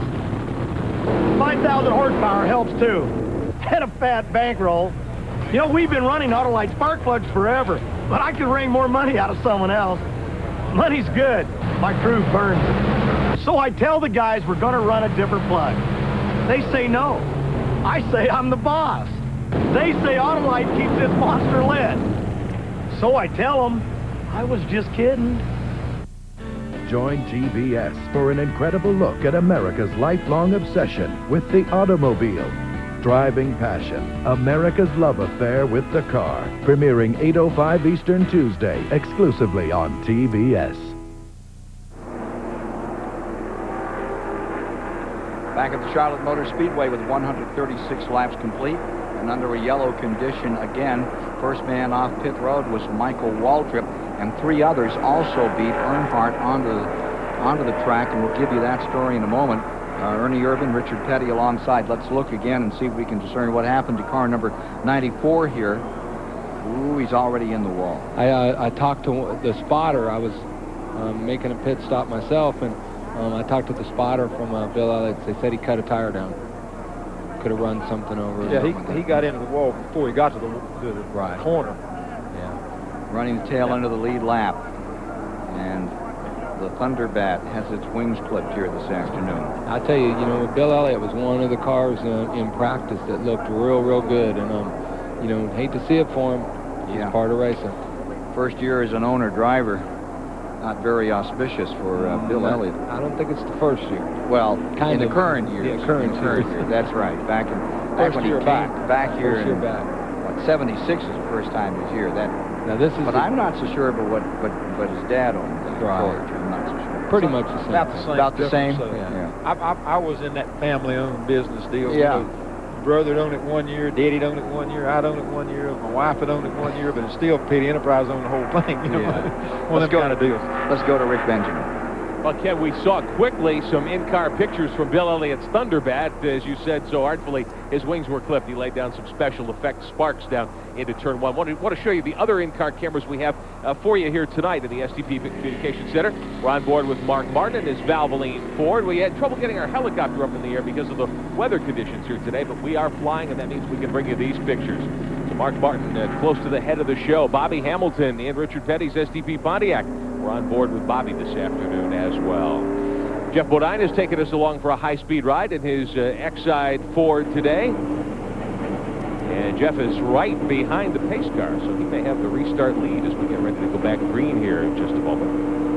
And we're going to also be able to take you on board with Ted Musgrave and the Family Channel Ford out of the Roush Stables. We're looking actually out the back bumper area of Musgrave's car back at Mike Wallace's Judy Donlevy Ford. So those are the car cameras that we have for you, and there we take a look at Ted with the visor up, hand out the window, and just kind of taking things easy at the moment in car number 16, and Ted hoping to get to the front of things here at the Charlotte Motor Speedway when we get back to green. Ken Squire. 120,000 folks bought every seat there was months in advance to see this 600. Hey, we can look at that Bill Elliott incident from inside the car from number 94, gentlemen. Here's how it looked to Bill Elliott. Ooh.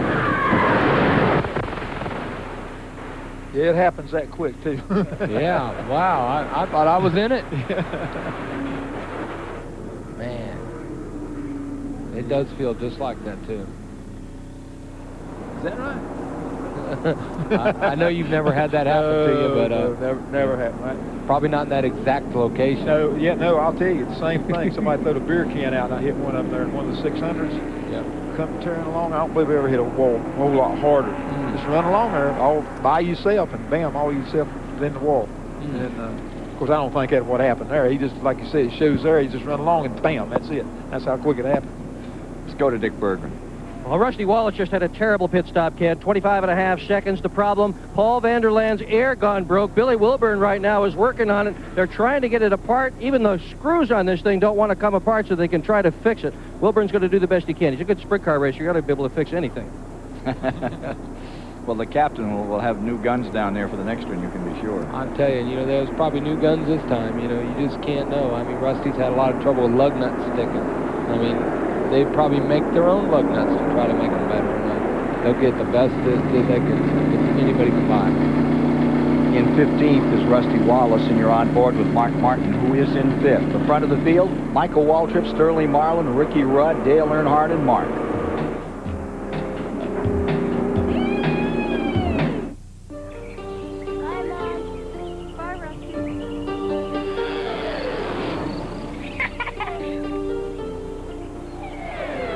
For most people in the world, the intense power of the F-16 is thousands of feet above.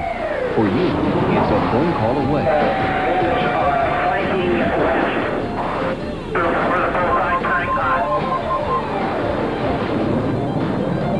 The Air Force Reserve, a great way to serve. Every day, we all find a way. A promise made, a promise kept, giving it our best. America's most complete source of auto parts, a national warranty program, and customer service only Napa can give. No wonder more people trust Napa to keep their vehicles running. We keep America running. We keep America running.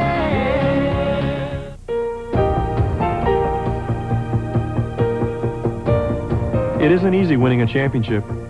One week you're on a super speedway, the next week you're on a short track, or a road course, or something in between. You have to change, you have to adapt, and you have to have the consistency and the technology of Goodyear Eagle tires. Goodyear, #1 in racing, #1 in tires. Winning the championship takes consistency, and that takes Goodyear. If you don't replace your air and oil filters regularly, you might as well drive your car off a cliff, because dirt can really mess up an engine. Fram Extra Life air filters and Fram Extra Guard oil filters keep out dirt best to protect your engine. Fram, America's #1 premium brand. Pay a little now for a lot later. Get a $2 rebate on Fram air filters at participating retailers. Well, they got the light on for Jeff Bodine here in the Exide battery, car number 7.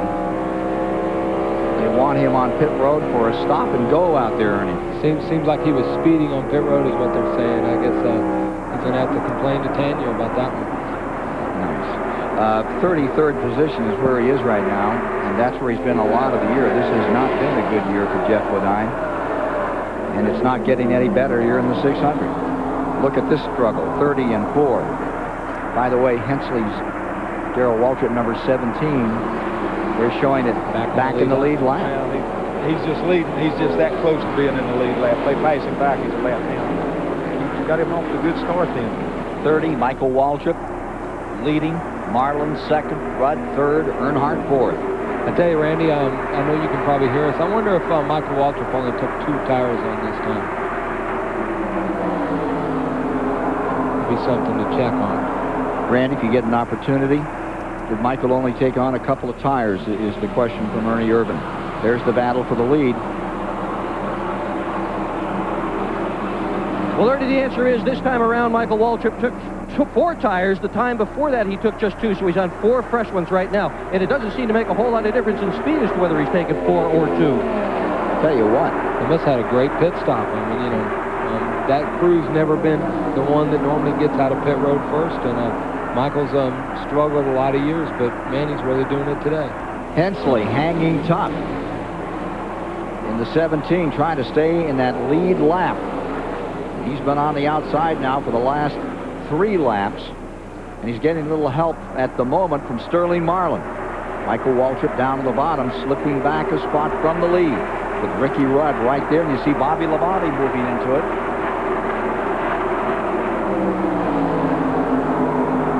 Here comes Marlin down to the inside now. It worked pretty good to go from the outside groove to the inside groove with the car behind you and in front of you. Right. That 4 car's been tough here. You know, they wrecked the 1 car and come back with this other one, and that's the same one he had run really good with a Darlington, or won Darlington with. So Sterling Marlin's going to be tough all day here. We saw there's his picture watching us on TV. He was on one of the satellites. 4th time this year that Sterling Marlin carried those colors up into lead. Reviewing a little further back, Schrader is 6th, Mark Martin is 7th, Dale Jarrett 8th, Strickland 9th, Morgan Shepherd 10th, Terry Labonte hangs 11th, Craven is 12th.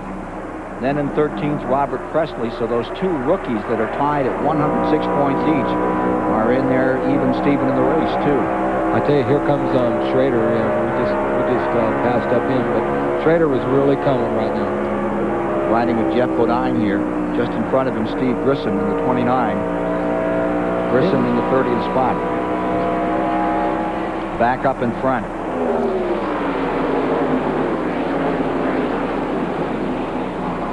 Checking out for the moment is Sterling Marlin. He's drawn away by about 20 car lengths. Like two or three laps. Here you see some of the interval there for a moment between Sterling Marlin in the 4, Ricky Rudd in the 10. There's that interval. Come blazing down this main straightaway.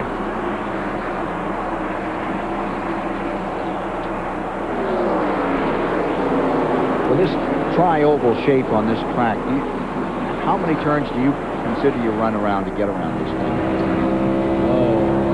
I guess, you know, you could actually get the front straightaway as being 2 turns, and then you got turn 1, turn 2, turn 3, turn 4, so you got 6 corners. Yeah, but you don't drive the racetrack like it. You drive the racetrack like it's just a big bend from 4 back down to 1, and you just make one, like just about make one corner, one curve turn off of 4, and never turn the steering wheel, and you go in an arc and wind up in the right place down in number 2. Like a D. Right. And that's about the way you do it. It's just a crooked straightaway is what you wind up doing. That's all it is. Okay, the lights are on at Charlotte Motor Speedway. You start seeing the cars have some reflection on them, and that's really unique. They start glistening now, don't they? Yeah, they do. They're looking faster now. It does. It really looks a lot quicker when they turn the lights on. But it always did on any short track you went to. You know, you'd see it in the afternoon. Oh, we got trouble going into turn 1. 2 car. The number 2 car of Rusty Wallace is slammed into the wall hard in turn 1. So he's wiped out. He did that right under the condo where Roger Penske's at. I'd almost venture to say that had something to do with what he did in... That part didn't worry me. It was right in front of that 43. That's the one that always bothers me when they have a deal like it. Well, there's Rusty Wallace's car number 2, dragging itself back to pit road at lap 152 after it struck the first turn wall.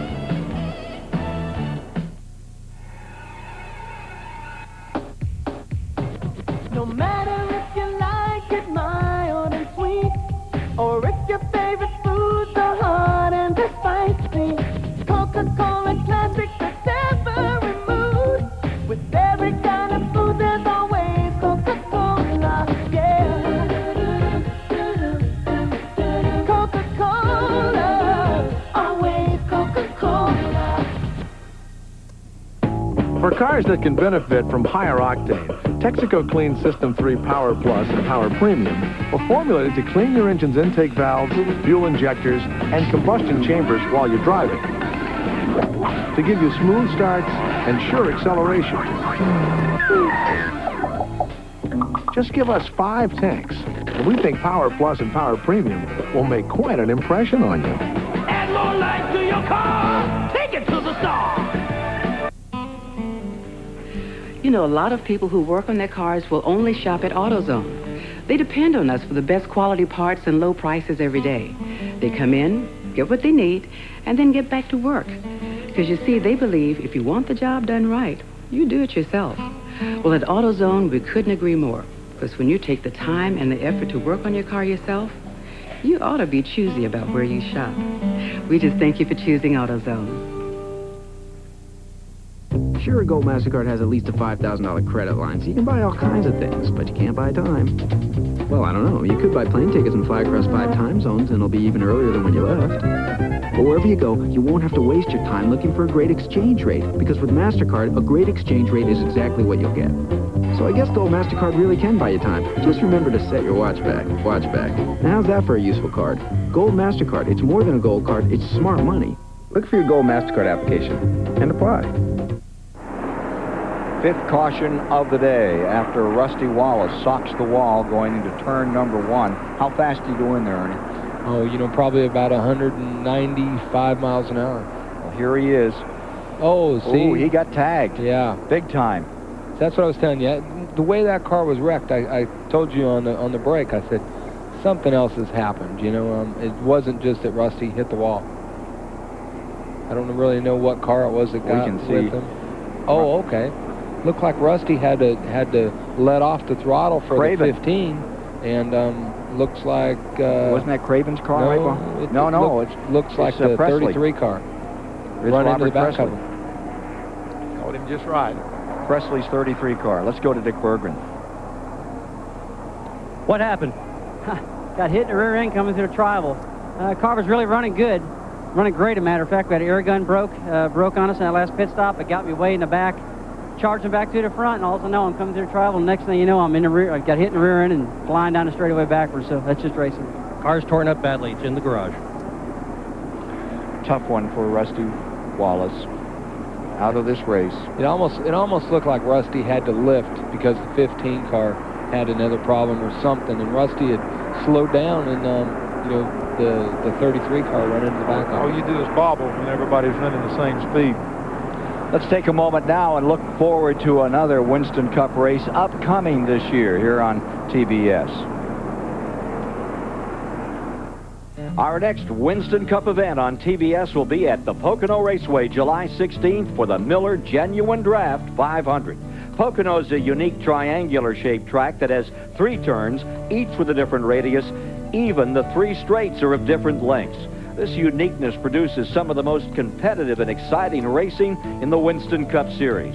Pocono's first Winston Cup race of the season, the UAW-GM Teamwork 500, is set for June 11th. And then, July 16th, it's the Miller Genuine Draft 500 on TBS. Race fans who head to Pocono Raceway will be treated to some of the prettiest scenery in the nation. The Pocono Mountain Resort area of northeastern Pennsylvania, with its scenic mountain vistas, cool valley streams, quaint hotels, vast recreational centers in a warm and friendly country atmosphere. Pocono Raceway is also noted for its creative giveaway promotions, and 1995's contest is called the MBNA NASCAR MasterCard Sweepstakes. A race fan will win trips for 2 to the Miller Genuine Draft 500 at Pocono, plus Pocono's GMC Pace Truck, the Brickyard 400 at Indianapolis, and the 1996 Daytona 500, plus $5,000 cash. Simply apply for a NASCAR MasterCard by calling 1-800-937-POCONO and automatically enter the sweepstakes. Or, to just enter the sweepstakes, send your name, address, phone number to the address shown. A complete set of rules and a free Pocono Raceway brochure are available by calling 1-800-RACEWAY. We've just gone green, lap 156, 234 miles complete. Mark Martin has jumped out in front. Morgan Shepherd is now second after this pit stop for the Rusty Wallace crash. Ricky Rudd third, Earnhardt fourth on the restart. The 90 car looks like he's trying to get a lap back, and looks like Morgan Shepherd's racing Mark Martin for the lead. I think Mark Martin only put 2 tires on. Mike Wallace, Heilig Meyer's car number 90, up in front for the moment. As you ride with Mark Martin and slide back a little here. Ricky Rudd making the move to the inside, taking second. Martin back to third. Earnhardt stays right in there as they continue to switch positions up in front of this restart. Going a little further back in the field, Dale Jarrett 6th, Michael Waltrip 7th, Schrader is 8th, Bobby Labonte 9th, Terry Labonte in 10th, Lake Speed 11th, Craven 12th. Mike Wallace, who was leading in the Grand National race yesterday and came to naught, got crashed out of that race. The Chad Little one. Well, he's making up a lap right here, staying in 18th position on the tail end of that lead lap. I don't think he's going to stay ahead of him much longer, because they're coming.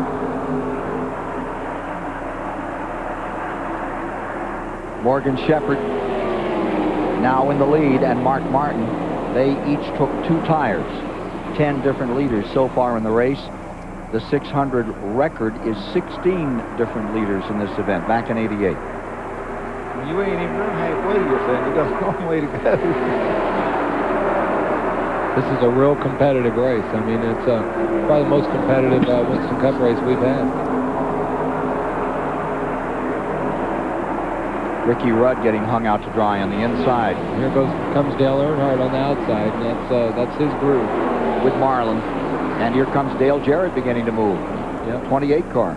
Yeah, I tell you, this is our first chance to see Dale Jarrett up in the front. I know that they practiced really well, and they look really good for the race. Still, the number 90 has made up that lap. Stays 18th on the field, just in front of the leader, Morgan Shepherd. Earnhardt second. Marlin third. Jarrett to fourth. And Michael Waltrip having a great day, back into 5th position. Here's Ricky Rudd up on the outside of him in the number 10 car.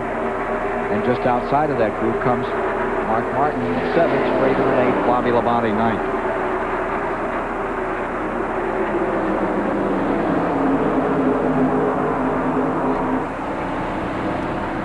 On board with Mark Martin. You really begin to get a sense of those lights, and they'll play an even more important role. Here comes Bobby Labonte wheeling up the outside around Mark Martin. Boy, he has done some running. Doesn't act like that 2-tire change was real good for Mark Martin. Probably the last time they do it. Here we are, 3 wide and going into the turn 3. They got by with it. Yeah. That time. Yeah.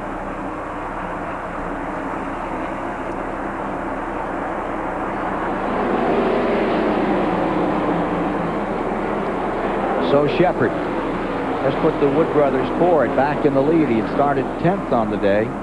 And Earnhardt, if you're just joining us, started in 34th, and he's now up in second. Richard, you're shaking your head on that one. No, I'm just shaking my head just watching this race and watching that many people that close after this far in the race. And they're racing like there's no tomorrow, you know what I mean, which is great, you know what I mean? I know all of them feel good about it, and it's great to watch. You know, from that standpoint, this, like Ernie said a while ago, this is what Winston Cup racing is all about. It's when them cats run side by side and somebody passes them, you don't just let them go. You go back. If you get a chance, you pace him back, and it's just back and forth, back and forth. 17 cars remain in the lead lap. Jeff Gordon in and out several times. Let's go to Dick Bergman. Well, Mark Martin took just 2 tires on that last round of pit stops, Ken. Steve Beal, is that what's causing the car to drop back? Only 2 fresh ones? Yeah, you know, we weren't really strong enough to drive to the front and lead the race at that point. We thought we only had 16 laps on the tires. We just get through and get our 5 points for leading. It's kind of a handful on hot lefts and cold rights, but it'll be okay after a while. We'll be fine. These guys are really cool. I'd watch them about, somewhere around lap 390. Well, if they're cool, this group here certainly isn't, right, Ernie? I tell you, Look at this race. These guys are cool. They're really standing on the gas. And I think these drivers are trying this hard this early in the race because the main thing, everybody's wanting to lead, and everybody's wanting to prove to their sponsor that they're doing a good job. And the man that's leading, what would you expect here in Earnhardt country? That's every day. I mean, Dale Earnhardt, you know, they pay for the end, but he thinks they pay for every lap, and that's just his philosophy. If they run the lap, he wants to lead it. That's right. Yeah. Take a look at this move as Dale Jarrett sinks his teeth in and goes after Morgan Shepherd. He seems to have it together right now. He's been really, really good. Like I say, he's just sort of picked his way through a little slow at a time and all that stuff, and then they got to working in the pits and got him behind a little bit, but now he's been able to kind of make it back up. So looks like he's taking it cautious. He didn't just drive on down under that man because he knows that back end can take off if he gets in that right direction. All of that for second place as Earnhardt leads. Sterling Marlin back to second. Dale Jarrett falls back to third. Rudd is in fourth. Just behind him, Schrader, Waltrip, Terry Labonte. Mark Martin just on the tail end of that group, holding ninth. They continue to shuffle those positions. Martin picking up a little steam here. Up front, there's the interval between first and second as Earnhardt tries to win it again.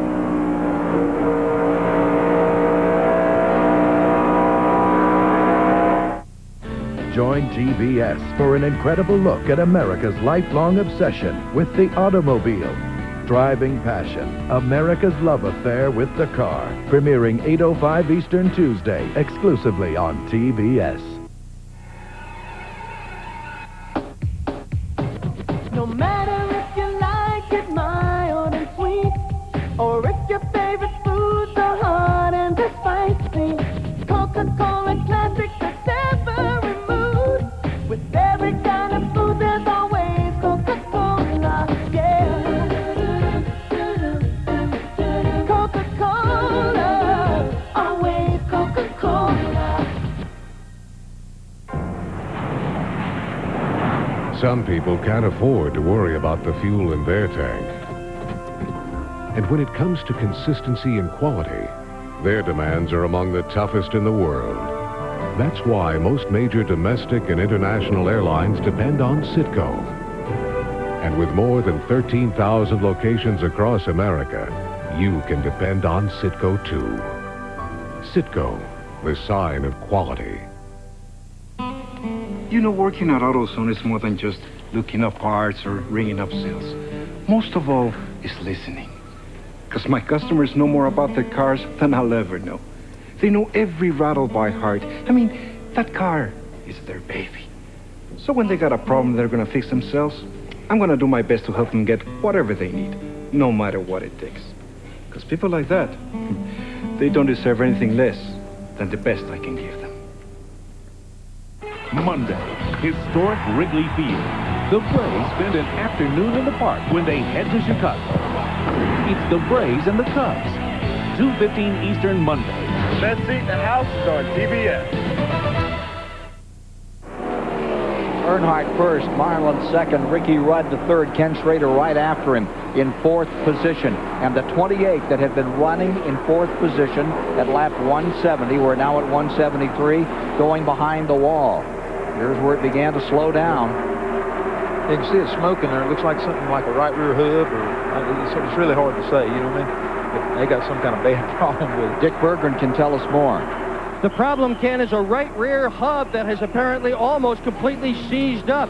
What Jarrett came down pit road to be sure of what it was, Larry McReynolds actually jumped over pit wall way up the pits and lay on his stomach on pit road to see what had happened. Right now, NASCAR has just told them to move the car forward. McReynolds is unhappy about that. They want to make this change as quickly as they possibly can. They've just lost some more time. Jarrett, a heartbreaker, losing the right rear hub after leading the race. 175 laps complete, 262 miles this time by. I tell you, you just don't really lose a right rear hub. It's got to be something, you know, a little bit different. I mean, you know, Richard, the pieces are made so well now that you just don't all of a sudden lose one. Yeah, like you say, you will lose one sometimes. The deal is everything is so precise. They fit those wheels. They do it every race. They change all the bearings and all this stuff. And all it takes is just one little mistake or one piece of dirt or anything in that thing, and then it wipes itself out. And that's probably what happened in this case. Dick Berggren.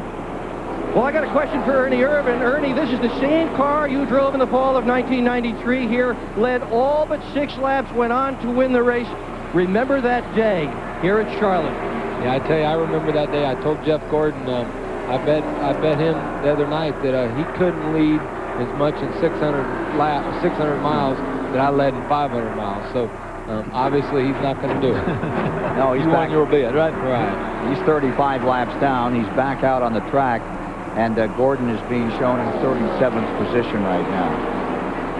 That was all just in fun. You know, me and Jeff were talking, and you know, that was a great day for us. But you know, we got a heck of a race going on here. And, it doesn't really matter what I did a year ago and what the King did 2 years ago or whatever. Man, we got a heck of a race going on. Indeed, right at the moment, you've got Sterling Marlin closing in on Earnhardt for first place. I tell you what, I've been timing these cars, and it really doesn't make any difference who's leading the race. They're running about the same speed. But you can tell that by looking at the group. It's just, you know, 10 or 15 cars staying pretty much where they're at.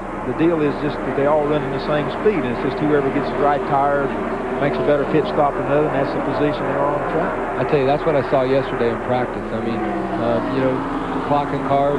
I mean, there would be a lot of cars that would run 31 or 30, 50, 30, 60 just all time. I mean, you know, 20, 30 laps, and that's what Richard's saying is most of the cars in the top 10 are running the same speed. 143.1 up there at the average speed for the race, present time. And we're beginning to hone in on halfway. 180 laps of 200 complete. Gordon is coming back on pit road another time. He's game. He's still out there trying to score points and stay up in the standings, but he's well back and off the pace. Last year's champion. Jeff Gordon having trouble early. Earnhardt from way back in the field. Nobody's come from further back than 20th. Right now, he's come from 34th to be in command. Riding now with the Exide Batteries car, number 7, Jeff Bodine back in 29th spot. To get himself any kind of a race these days. And he has certainly had his hands full. I tell you, Jeff Bodine's truck ran second today with who's the guy that drives his truck? One of them Yankee guys. Yeah, he's a Yankee guy. Yeah. And Joe Ruttman was where? Your guy? Fourth. You led for a while today, didn't you? We when I came up here to the booth, we were leading at the halfway point, but they don't pay for that, so we didn't get to collect the turkey. that how they're paying you off these days? Remember, do you ever race for dinners? No. You raced out in California? You know, I race for pretty much anything. Main thing he raced was the win. Didn't worry about what it was paying, and that's the difference between racers and non-racers. You know, a lot of people just run for the money. They don't commit very much. They're not there very long. Some cats who run every day, every week for nothing. The main deal is they're so competitive. All they want to do is win. You see Musgrave out there running just in front of that Bodine car. Bodine is being shown 2 laps down.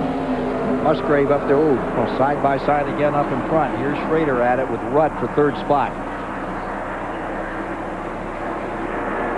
We saw Musgrave in that picture a moment ago. He is being shown 23rd, a lap down.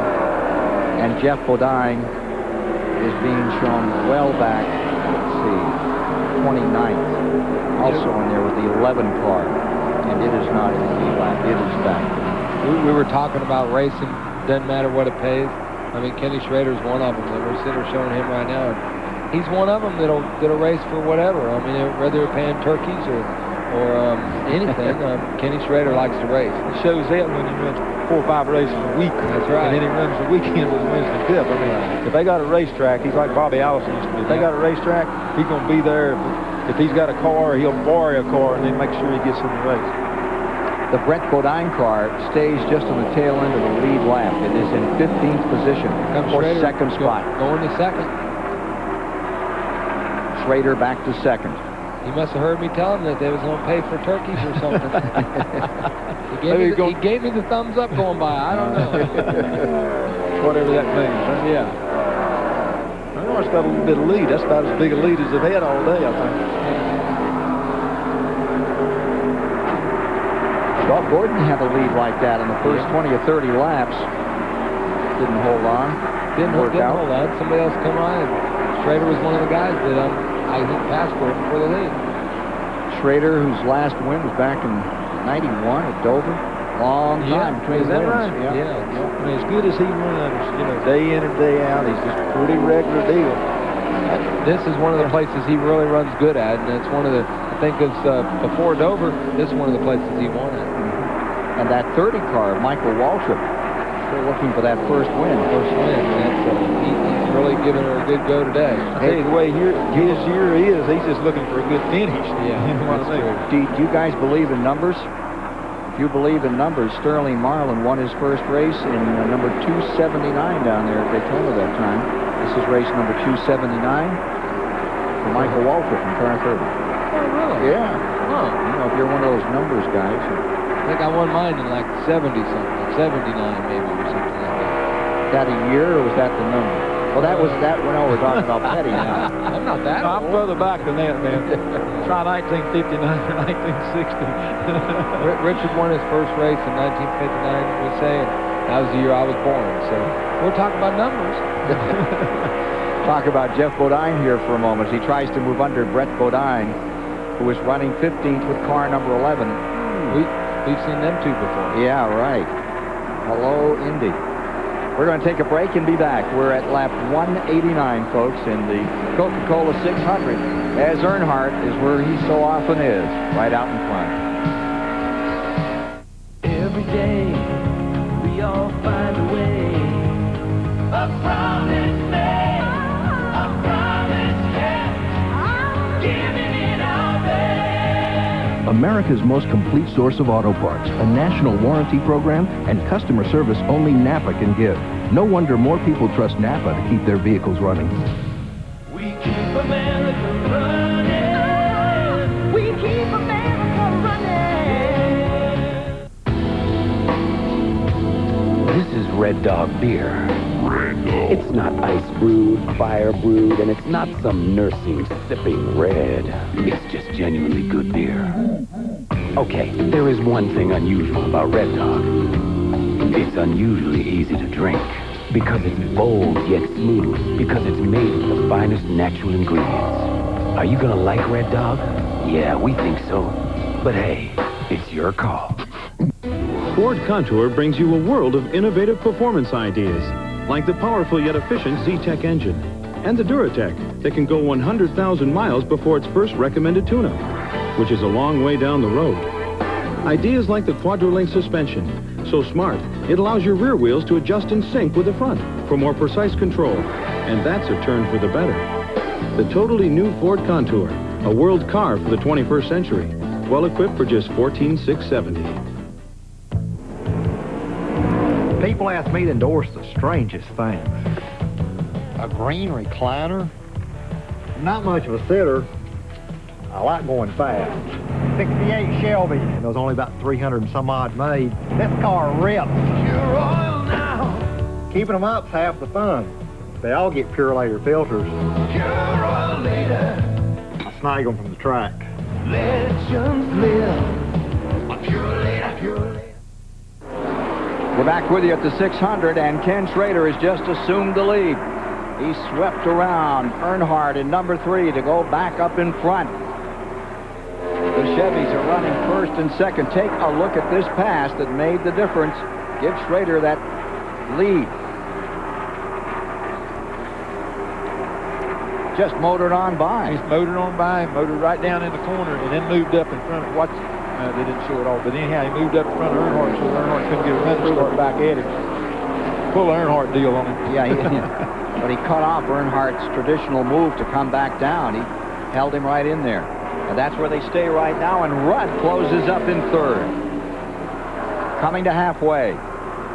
This is a whole lot like, this race is a whole lot like Talladega or Daytona with the draft and stuff. Anytime you get there and you get two cars running side by side, they catch up quick. This is the first time I've really ever noticed them catching up that quick at Charlotte, but it really shows for him. Well, you saw Jeff Gordon has now stepped out of the car, back in the garage area, and he has retired from the event, I believe. We're waiting for the official word from NASCAR that they've packed it in on car number 24. I tell you, Richard, I noticed that the last couple days, the draft has been way more effective than it ever has at Charlotte. I was listening to the radio with Mark Martin yesterday, and he kept saying, I can't believe what the draft is doing. I mean, you know, it's never been a deal. The draft has always been something in the push car, but it's really effective today. You can look at it right here, guys. Here is Jeff Bodine in the 7, just in front of him, the 16 of Musgrave. Musgrave running in 23rd, and a lap further back is this Bodine car, and you can really see it happening out there. Right.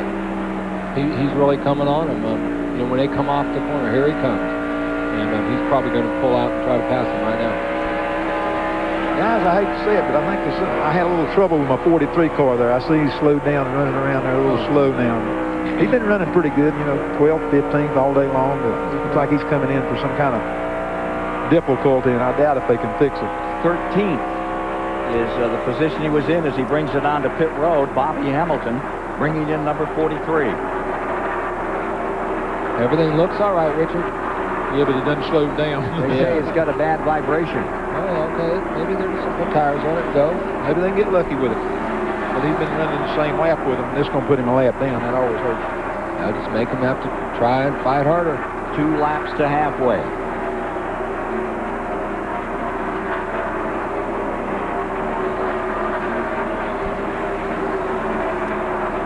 And Bobby Hamilton back underway. The STV Pontiac coming out, checking those gauges, doesn't want to get over that speed limit on pit road.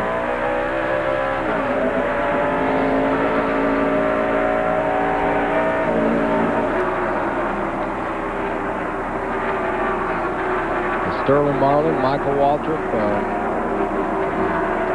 Bobby Labonte, and Terry Labonte. They're all 4 running nose to tail, and the draft just took him right by him.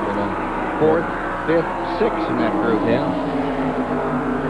Laps led at halfway. Chevrolet dominating with 164 as we come to 200. Ford has led 27, and Pontiac 9. Pontiac's getting back in there. They led some anyway. That's the best they've been. Like you say, that's a positive note. And Michael Waltrip looking real racy in that number 30.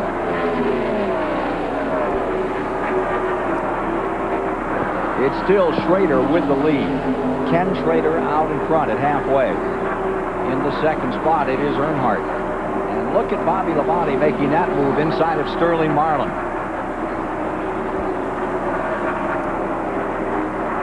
Early fading back. Michael Waltrip picking up another spot. And here comes Terry Labonte. See Kyle Petty down on the inside. He's running a couple of laps, maybe 3 down now, back in 30th position. It looks like Ricky Rudd is just about to run Dale Earnhardt down, and I'm going to pass him and be in a hunt for the lead. Morgan Shepherd right back up, and what a good year Shepherd's having. He's up in the point standings for the Winston Cup Series with a good, consistent mark. This 95 finish was that 3rd down at Talladega. It's kept him up in the top 10. He's been in and out of that top 10 for a while. Robert Presley must have had an unscheduled stop. Up 42 car had a stop. He's 3 back. Kyle Petty just coming out. Robert Presley has come back on the track. We've come to halfway in the 36th annual Coca-Cola 600, and Ken Schrader has the advantage. Earnhardt's in second, then Rudd, Bobby Labonte, Michael Waltrip, Terry Labonte, and Sterling Marlin all running together with Morgan Shepherd. Maybe it's scheduled stuff. There's a lot of cars starting to pit. So. Green flag pit stops. They should be coming up soon, folks. 204 laps have been completed. They're starting to happen. 5 cautions thus far in the race for a total of 23 laps. We'll give you a complete halfway rundown shortly. That's what I told you. Ricky Rudd was chased Dale Earnhardt down, and it looks like he's going to pass him, and Schrader's just not much ahead. Talk about a rundown. Here comes Rudd with a vengeance in that tie car. So it's Schrader, Earnhardt, and Rudd, the top 3 in the 600 as we come to halfway.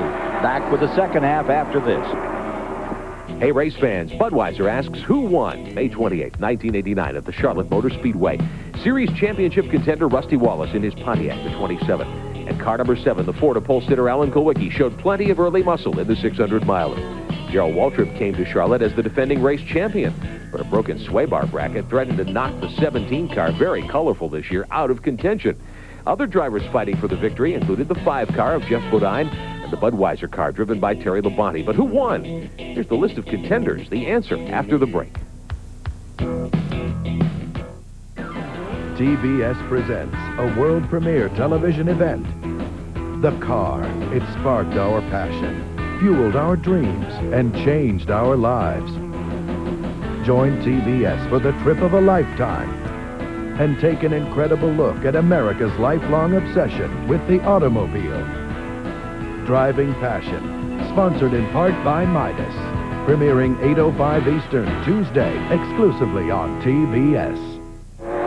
With each race, he faces a new challenge, a fresh shot at the pole, and another chance to win this season's overall prize, the Busch Series Pole Award. Only then will he earn a ride at Daytona, where he'll run with the big boys in the Busch Clash. We're proud to be with him from the first turn to the last. Busch, the official beer of NASCAR. Hey, you know my crew spends hundreds of hours building those 5,000 horsepower motors. I can explode one in 5 seconds. And when that happens, nobody eats. That's why my guys won't run anything but Fram fillers. You know, Fram gets the nasty stuff out of the oil, so I can go to the other end with my candles lit. And you know, that's in about 5 seconds, nearly 300 miles an hour. You can look at these guys and see they eat pretty near every day. So, is everybody using Duracell batteries? No kidding. The second I heard you can't buy a longer-lasting battery, I bought the family a whole case. Reminds me of the first time we tried Duracell batteries. We were living in Tulsa with your great Aunt Emma. We shared a one-room apartment. Herb, did you slip her one of those other kinds of batteries? Me? You can't top the copper top. With a little patience, Darrell Waltrip scored his 5th 600-mile victory on this day. What also helped DW was the demise of other top contenders. Rusty Wallace, with a blown motor, finished only 31st. And after leading the most laps, pole sitter Alan Kulwicki also lost an engine and lost his chance to win. Waltrip's path was now clear. He had to overcome his on-track deficit from those earlier problems, but he did that handily, winning his 4th victory of the year, 77th overall in Winston Cup competition. Who Won is brought to you by Budweiser. For that clean, crisp, cold taste, nothing beats a Bud. The Steel area camera giving you this great view of the Charlotte Motor Speedway, where Ken Schrader is continuing to lead at lap 212. We're working the 212th lap at the present time, putting a lap on Brett Bodine. We just saw Grissom on pit road. Musgrave has just pitted. We saw Rusty Wallace come back on the track. That was at lap 211. There you see him with the front end taped up. Looks like he took a punch in the nose. Actually took a punch in the tail end of that car that sent him spinning into the first turn wall. And then punched the nose. The 90 is in. Mike Wallace. 17, Hensley pitting. 6 car. 6 car is in. Again. That's the 9th place car, Mark Martin. And the 33 is also in. Rick Mass is in, number 1. And they're putting 4 tires on Mark Martin this time. Yeah, they figured that other deal wasn't the way to go, right? It didn't work. 4 cars in. 4 car. They're running. 4 car was. I don't know who's driving that thing again. It's Sterling Marlin is. Yeah. He was 7th or 8th, I think. Yeah. And Gordon is back out again. Remember, we saw him out there chatting a while ago. He's back in the race another time. Well over 40 laps down. Ricky Craven just pitting, car 41. He's running in 10th position. Here comes Earnhardt in the pits. Leader coming on pit road. Oh, had to lock him up because the 27 car was going to turn in front of him. The 27 car is running the legal speed limit down through there, and Earnhardt wasn't. That's what happened. Yeah, that's probably it. Amazing how much Earnhardt gained. Michael Walters running the Penzo Pontiac and needed this stop. Doug Hewitt and the guys go to work. Already done with the right side. This pit crew getting better and better as the year goes on. 2 cans of gas going in, second one already in, and the Pontiac is down and away. Dick? Dale Earnhardt in for his scheduled stop. This is precisely where they wanted to fit. It was a good stop for Dale Earnhardt. 2 new men on the crew tonight. Saw the leading Pontiac come in. That was Michael Waltrip, the leading Chevrolet, and the leading Ford is still out there. Ricky Rudd in number 10.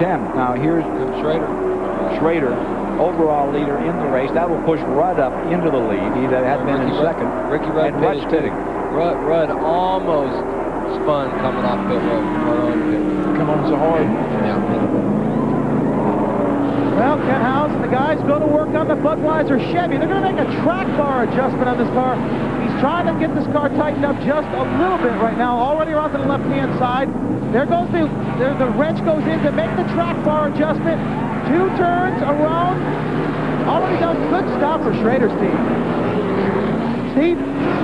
Randy, Ricky Rudd pulling off a pit road. He just radioed into his crew. He said, I think I have a right front tire going down. The crew is very excited about the stop. They've got him down and away. Bobby Labonte has inherited the lead in car number 18. Lake Speed in 9 is up to second. I tell you, see, the way Schrader and them made a track bar adjustment, they can do that in the pits now, and they have a weight jack bolt that hooks to the track bar, and they can go up or down with it. It takes about 8 or 10 rounds to actually make like a half inch, I think. Here comes Labonte in. He was leading. Coming in making his pit stop. Joe Gibbs, number 18, eases on in. Here's Randy. Well, the 18 car has made a nice stop. Jimmy Maycar and the guys go to work. Jimmy on the jack. He is the crew chief on this car. Already around the left side. Left side tires him off. Second can of gas goes in. Cleaning the windshield. He's revving the engine. Guns it and gone. It's a good stop. 327-mile mark was where they made that stop, the Joe Gibbs car. And look at this racing. No matter what, they make them pit stops and they all get back out there in the same place and they start racing against each other. Yeah. There goes 10 out of 25. And that's for the lead. Yeah. The 10 was looking awful good there at the end of that run. Yeah, he was coming on. It was just a little at a time.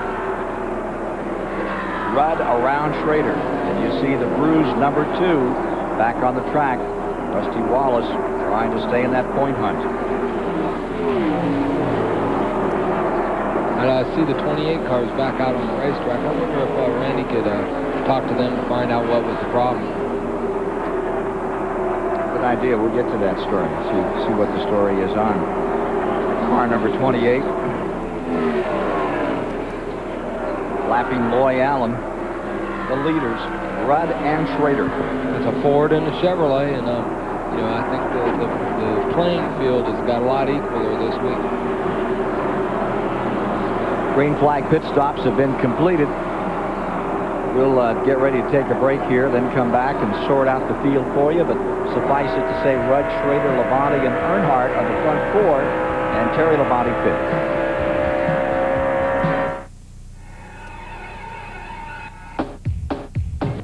No matter if you like it mild and sweet, or if your favorite foods are hot and they're spicy, Coca-Cola Classic fits every mood. With every kind of food, there's always Coca-Cola, yeah. Coca-Cola, always Coca-Cola.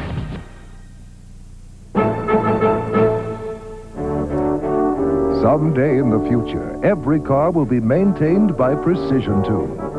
Every brake job, oil change, and scheduled maintenance service will be performed by our skilled technicians at prices that are the envy of dealerships. All backed by our 12-month, 12,000-mile guarantee, leaving tow trucks free to spend their time on more artistic pursuits. Precision Tune, a lot more than tune-ups. Innovations in Racing, brought to you by Peerless Faucet. Get more out of your faucet than just water. NASCAR drivers wage a daily battle against intense G-forces when racing. What innovation in racing helps them minimize muscle stress and strain? The answer in a moment. Leave it to Peerless Faucet to create a shower so smart, it can not only sense when a toilet has been flushed, it can also adjust the water temperature accordingly. Scald Guard technology by Peerless. Get more out of your faucet than just water. Driver comfort is a must when fighting the stress and strain of a 500-mile race. To reduce tension caused by G-forces, some drivers use a headrest. The headrest also protects their neck and head from injury during a wreck. This is one innovation drivers are thankful for. Innovations in Racing, brought to you by Peerless Faucet. Get more out of your faucet than just water. Promotional fees and consideration have been paid by Plasticoat Spray Paint, the winning finish, and the official spray paint of NASCAR. And by Exide Batteries. For great starts every day, replace your old battery with a powerful Exide battery, available at major retail stores. And by Pyroil, quality automotive formulas from the makers of Valvoline. For performance products, there's just one name, Pyroil. Leader in traffic. No, change that. Leaders in traffic. Schrader and Rudd continue to whoop on each other out here. Here they are under Derek Cope in car 12. And what a battle they're having, and Bobby Labonte has caught them up as well. Take a look at those pit times. When they get close to racing with each other, then that's what happens. But Bobby gained a pit stop that time. He made a really good pit stop, and that put him right back up there. When they got to racing, then that really puts him right back up there.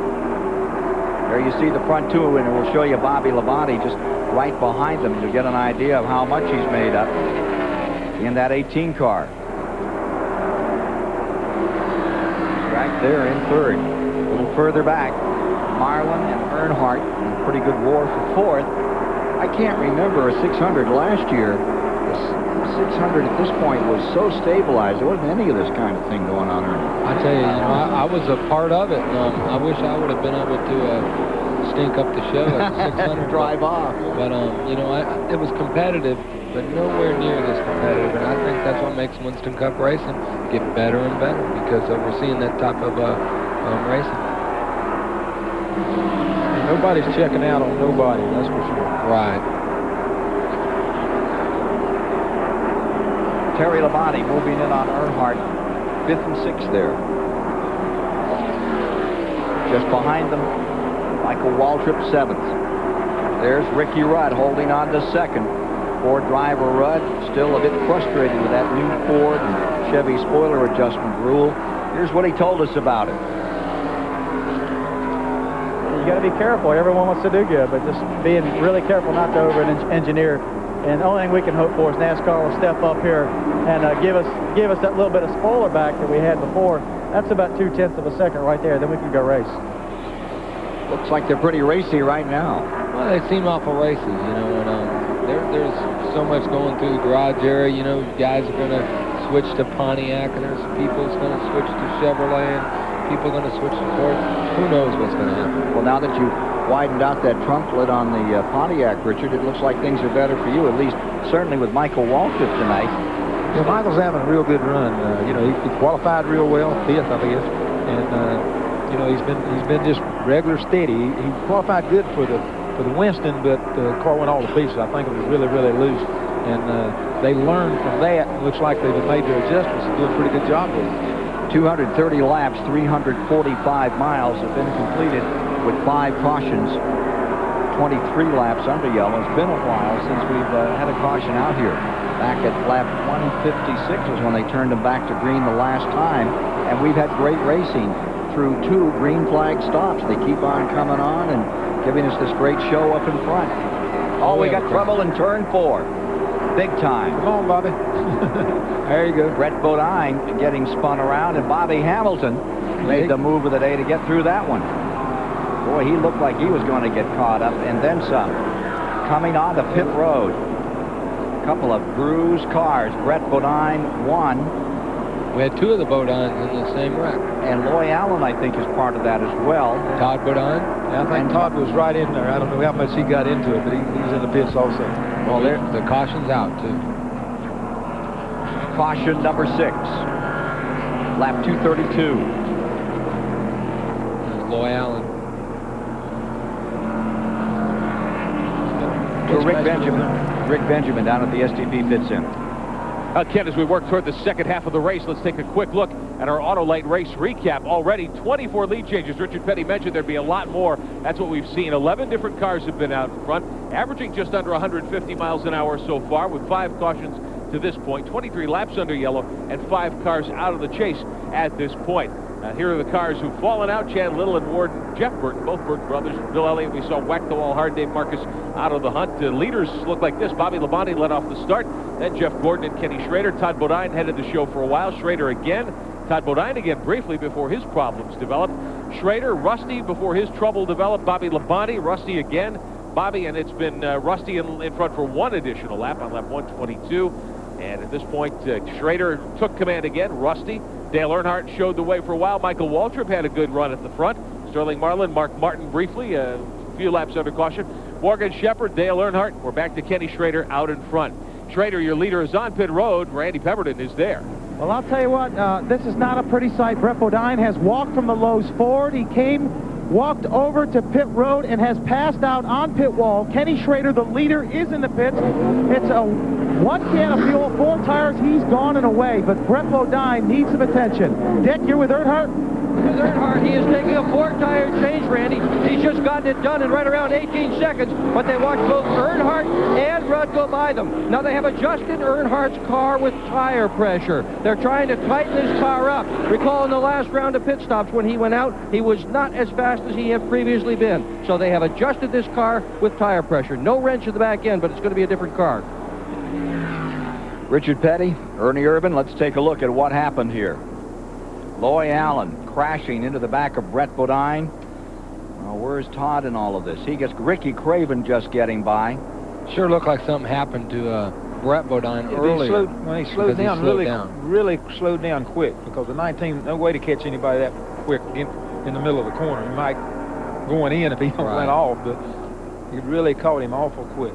Another angle. I think there's something else. I mean, you know, that's the reason Brett Bodine's passed out on the pit wall. I think some of that has got an effect on what happened out there at the racetrack. Well, I'm not sure how much of a piece of that Todd Bodine was in. Loy Allen and Brett Bodine were the hard crash in that one. And they're working on Brett Bodine right now, and we'll have an update on this story in just a moment. We'll take this break as leaders are pitting here in the Coca-Cola 600. The Coca-Cola 600 is brought to you by Splitfire, the patented performance spark plug, and by Midas, the Midas way, the way it should be. split fire won a United States patent. It's clearly different, but is it really better? Some of the toughest judges in the nation conducted trials and published their verdicts. 5 extra horsepower by merely installing these plugs. A 4.8% gain in mileage. Quicker in the quarter mile. There's nothing like a split fire. You'll get more power and more mileage guaranteed. You'll get it all for your money back. Dear Midas, I was expecting twins and waited until the last minute to shop for car seats. Then I learned that Century car seats were available through Midas's Project Safe Baby. Bill explained, they're only $42 each, our cost. And when you give them back, we'll deduct the cost for your next repair. The next day, I went into the hospital, and a few weeks later, my twins came home in comfort, safety, and style. This letter is long overdue. Thank you. Georgia Peach. Today's cars and trucks are more advanced than ever, but there is a price. Their harder-working engines can wreak havoc on the motor oil, breaking it down almost immediately. That's why Castrol GTX provides maximum protection against viscosity and thermal breakdown. So use Castrol, or your harder-working engine could make things hard on you. Castrol GTX, engineered for greater protection against breakdown. Try Super Clean, the Tough Task Cleaner Degreaser from Castrol. Join GBS for an incredible look at America's lifelong obsession with the automobile. Driving Passion, America's love affair with the car. Premiering 8:05 Eastern Tuesday, exclusively on TBS. Welcome back to the Charlotte Motor Speedway. We are under caution after that incident up on the 4th turn that you saw a moment ago involving Brett Bodine, and he is on pit road being attended to right now. I want to take a moment and share with you the Week in Racing, brought to you by Auto Week, America's only enthusiast weekly. First, we're going to show you some highlights from yesterday's Busch Grand National action. This in the middle portion of the race, Johnny Benson Jr. in car number 74.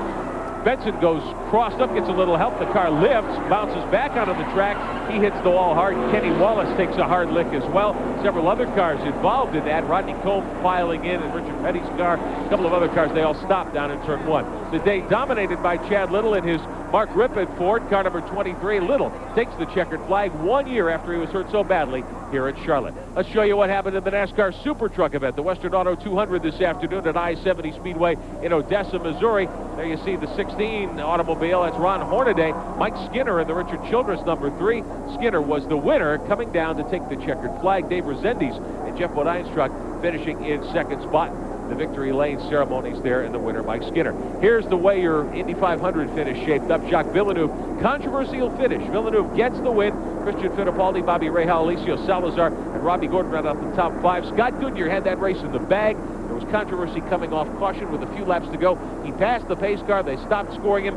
Perhaps a protest will be forthcoming. We don't know as yet, but that's just speculation. Certainly some question marks as to how all that played out at Indy. Call 1-800-232-1522. Pick up a 52-week subscription to Auto Week for only $17.95. Lowest price ever. Each week, Auto Week has all the inside news of racing, personalities, driving impressions, and more. The number again for Auto Week, 1-800-232-1522. Offer ends tomorrow. We're green, Ken Squire. 237 laps complete, 355 miles. And as they take green, we're going to update you on Brett Bodine in a moment. Let's follow this lead battle as Ken Schrader, Ricky Rudd, Earnhardt, Bobby Labonte, Sterling Marlin, and Hut Strickland lead them down.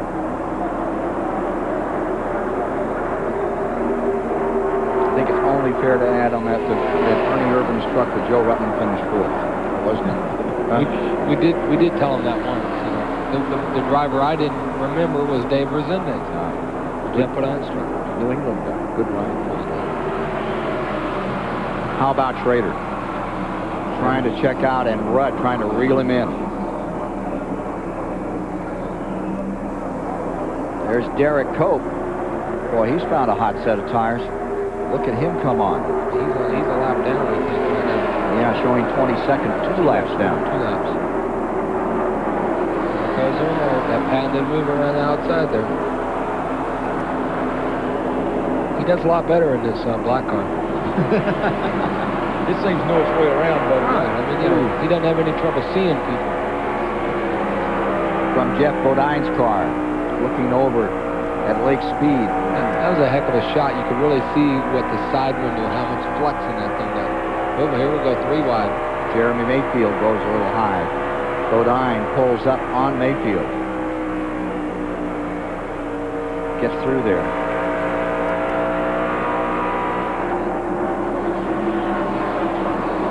Get an update on the Michael Waltrip story right now. Randy? Well, he's had a heck of a run with only 15 cars in the lead lap. Michael has now drifted back to about 13. They've broken the shifter linkage, possibly. He's got third and fourth gears.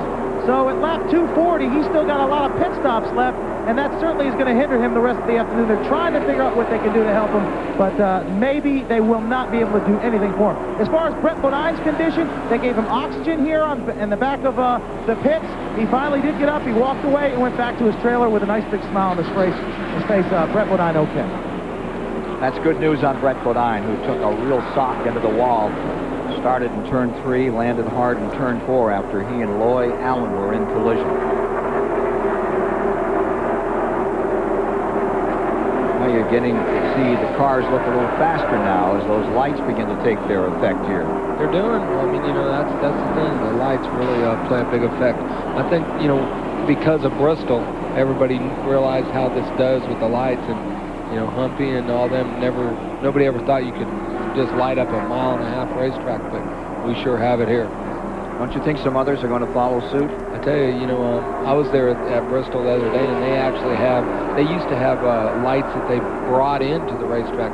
Now they have all the lights pretty much like Charlotte Motor Speedway does, and Richmond's got lights now. I think you'll look at more racetracks paying attention to this, and obviously we can race on a Saturday a lot of times and actually have a Sunday for a rain day. Earnhardt working on the outside of Bobby Labonte, third spot here. It's a good battle. And we got to really say something about Hud Strickland there. We hadn't really talked about him much today, but he's digging right there and doing a good job. I hope that talking about him's not bad luck. Sure looks pretty edgy there, didn't it? Sometimes. It can be that way, can it? Yeah. That 3-car draft on the outside whips around Bobby Labonte.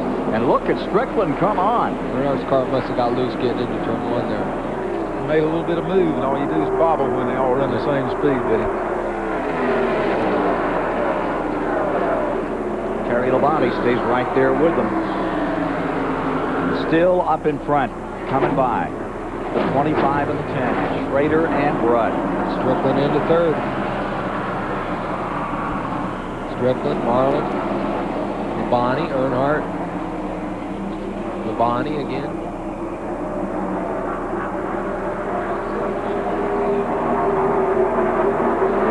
Kenny Bernstein's car, which has had a terrible year, started 12th today and is right up there in third with Marlin challenging on the outside. A lot of rumors going on about that there may be somebody going to buy that team. The Bernstein team? Buy the Bernstein team. It's supposedly another driver. All these drivers get this money to buy teams with. I figured out I'm having trouble paying my gas bill. I think the problem is me and you, Richard, we like to just race. Well, I think we race for the fun of it more than we did for the money. It was all good. I don't want to give none of it back, that's for sure. There's Bobby Labonte not giving anything back. Getting right around Strickland. Bobby Labonte up another spot. Give him fourth. Strickland back to fifth. Keep Earnhardt in sixth. Terry Labonte 7th, Morgan Shepherd 8th, Mark Martin in 9th. But the story for the moment is Ken Schrader. Back in '89, he looked like he had this race all his own way. And then, of course, it was Waltrip that won it, and it was Sterling Marlin that finished second that year. It was a great run for Schrader. Hey, Schrader and Ricky Rudd right now are somewhat the class of the field because they just keep ending up in the front. So, that's kind of why we're saying they're the class of the field, but man, there's just so many cars so close together. When Schrader came to Winston Cup back in '84, you watched Terry Labonte getting under Strickland.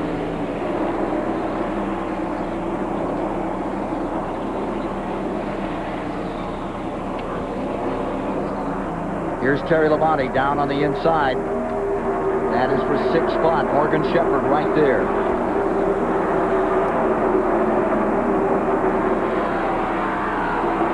Kenny Bernstein, last win as a car owner.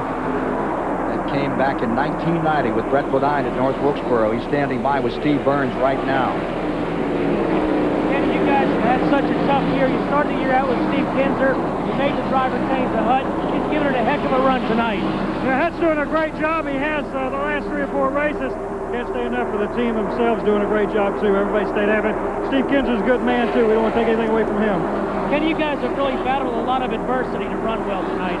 Well, it's been a tough day so far, but Hut's done a great job, and the guys have worked hard. I can't say enough for the crew, really. They do it all. I just got to be here this weekend. Had a little weekend off from the Budweiser King Dragster to watch these guys. What is Hut saying about how the car is handling? It's handling real good. It's just one of those things. It's a little bit loose every now and then, a little tight, but he's just out there trying to hang with them right now, and then hopefully have a little bit at the end for him. Obviously, we're real happy right now. It's running pretty decent. Thank you, Kenny. Thank you. What a great scrap that one is. The 6 and the 21. They just don't give it up for 7th spot. And they moved Strickland back out of that into 8th. You see Jimmy Hensley on the tail end of that picture. A lap or 2 down in the Darrell Waltrip car. I tell you, Mark Martin right now is gritting his teeth because, he come up and got along beside the 21 car, and now the 21 just keeps running side by side with him. And I know Mark's going, man, just let me by, let me by. Well, these cars are about 3.5 seconds back from the leaders. They just don't give up out there. You keep waiting here, for the race to kind of... Mark right now, here's what Mark's going to do. He's going to go in and come right behind that 21 car and get him loose because he's mad at him. He's saying, man, I was all the way up beside you, let me go. And that's what Mark's going to do. He's going to get him loose from behind him. The 21 car looked a little loose right there in that last picture anyway. Here's Mark pulling back up in behind him again.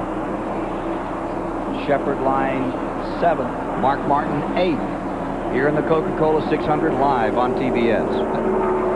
And back up in front, it's building for another 3-car battle for the lead. Schrader, Rudd, Marlin, and let's not forget Labonte, Bobby Labonte.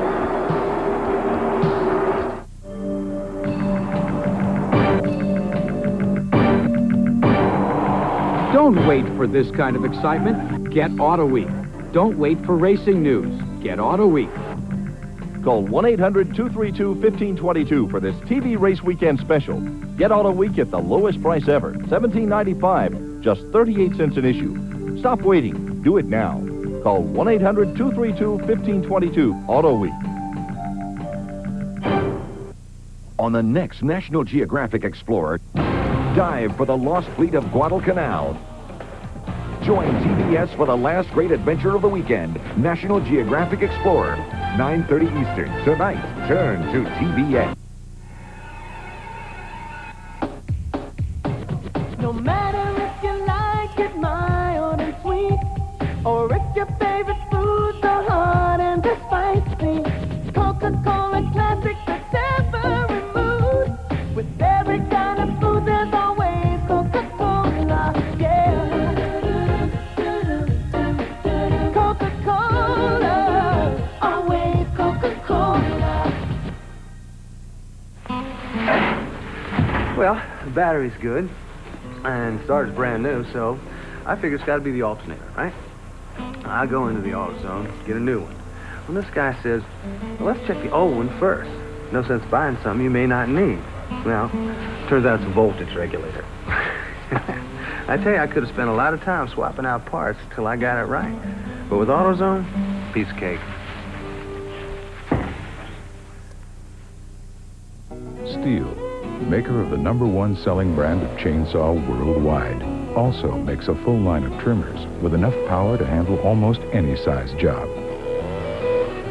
It could be one of the more useful tools you'll ever own.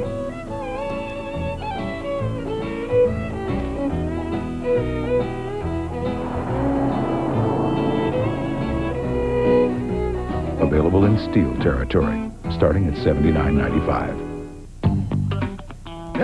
It's a great day for popcorn fish or chicken. It's big fish. Delicious bite-sized pieces of crispy, all-white fish or chicken for you. Can you pop them? Pop them, slam them, dunk them. How about a hook? New popcorn fish or chicken, just $1.99 for a quarter pound in fries at Long John Silver's. Where great fish is a big deal. Who says big fish can't jump? High fit! 260 laps, 390 miles are complete with Schrader out in front, Marlin in second, Bobby Labonte third, Rudd, Terry Labonte, Dale Earnhardt back there in sixth, and just behind them they have Mark Martin seventh, Strickland, Shepard, Michael Waltrip, Ricky Craven 11th, Lake Speed 12th, Bobby Hamilton in 13th, 14th is Presley, 15th is Bass. Those are the cars in the lead lap as we get up toward the 400-mile mark of this 36th annual Coca-Cola 600. Let's go to Steve Burns. Again, I'm with Gary Dehart, Terry Labonte's crew chief. Terry really seems fast on this set of tires, Gary. I'll tell you what, right now, he said the car was perfect. We were fighting a little bit loose earlier, but I think the track's coming to us. It's cooling off a little bit. We're getting a little bit tighter. I think we're going to have a good day if we can stay out of trouble.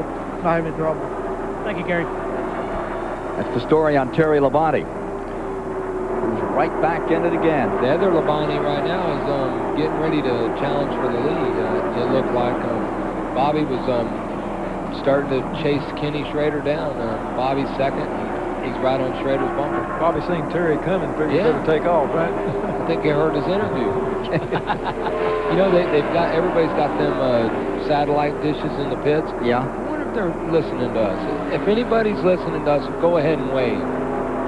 Oh, great. That's terrific. Nobody waved. Let's go to Dick Berggren. Well, here's the strategy in Dale Earnhardt's pit. Richard Childress just sent one of his crew members down to the NASCAR truck to take a look at the weather radar. And what he saw was it looks good right here in Charlotte, but the skies to the west are threatening. We are beyond halfway. That would be the end of it if we got some rain here. The other thing they are concerned about is their pit stops. They have two new men on the crew tonight. Gerald Haley is carrying in place of John Malloy. Malloy suffering from a broken arm. David Smith replaced by Mike Moore. And after every single pit stop, Andy Petrie gathers the boy round, and they all take a look at a replay of the pit stops. Shin is on the speedway. Yellow is out. Todd Bodine showing a lot of smoke as he came down out of turn number 4. I don't know if he blew it up or where he's going to hit something else again. Number 7. Yeah. It looked like this might be some blowed up stuff. This one looks like blowed up stuff. Yes. Caution number 7, guys. Terminal, right? Terminal. Yeah. When you've been having a day like that, it's better to be terminal. Yeah, a lot of times it is. Yeah. Well, Schrader's led 100 laps so far, folks. He's having a good day. 3 of these 7 cautions have, 3 of them have involved incidents with Todd Bodine. I tell you, we all wondered what anybody was going to do with Jeff Gordon. We didn't really think about what anybody was going to do with Ken Schrader. Yeah. I mean, nobody even knew that Kenny was going to run this good. I don't even know if Kenny knew it. So it was a surprise for everybody. Ken Schrader staying out in front. We started to say earlier in '84 he came to Winston Cup racing. He'd been in the sprints, he'd been in the midgets, he'd been in those Silver Crown cars. He said he wasn't worried at all about these stock cars because I don't have any more bones to break. I tell you, when Kenny Schrader came to North Carolina and was doing a lot of racing, I was actually working at a shop that we did some work for Kenny Schrader. And actually, right before Daytona, when he won the 125, I went over and helped him load one of the trucks up that he was going down to do it with, and he gave me like $25, man. It was like I could eat for a week. Great story, Ernie Irvin. All right, all the leaders are in. Let's go to Randy. Well, Ken House and the crew go to work on the Budweiser number 25 of Kenny Schrader. They're only about halfway on that fuel stop, so 1 can of gas. They won't be waiting on fuel for this one. The jack goes up, the left side tire's coming off. A little bit slower on the left front for Schrader. There they go, still going to work these. Oh! Quick on the left rear. Dick. They've also called for only 1 can of fuel on Dale Earnhardt's car. A good stop for Earnhardt. 18.5 seconds. Less than 1 full can of fuel did that. Lap 266 is where we're at. We're going to take a quick break and then be back. 134 laps remain in the Coca-Cola 600. Memorial Day on TBS. The crew of the USS Enterprise is reunited for their most important mission. Red alert. Red alert. An alien object of unbelievable destructive power is less than 3 days away from this planet. Shall I go to battle station, sir? William Shatner, Leonard Nimoy, from one of television's most successful series, Star Trek, the motion picture. Monday morning at 9:05 Eastern. Turn to TBS. Every day, we all find a way. A promise made, a promise kept. Giving it our best. America's most complete source of auto parts, a national warranty program, and customer service only Napa can give.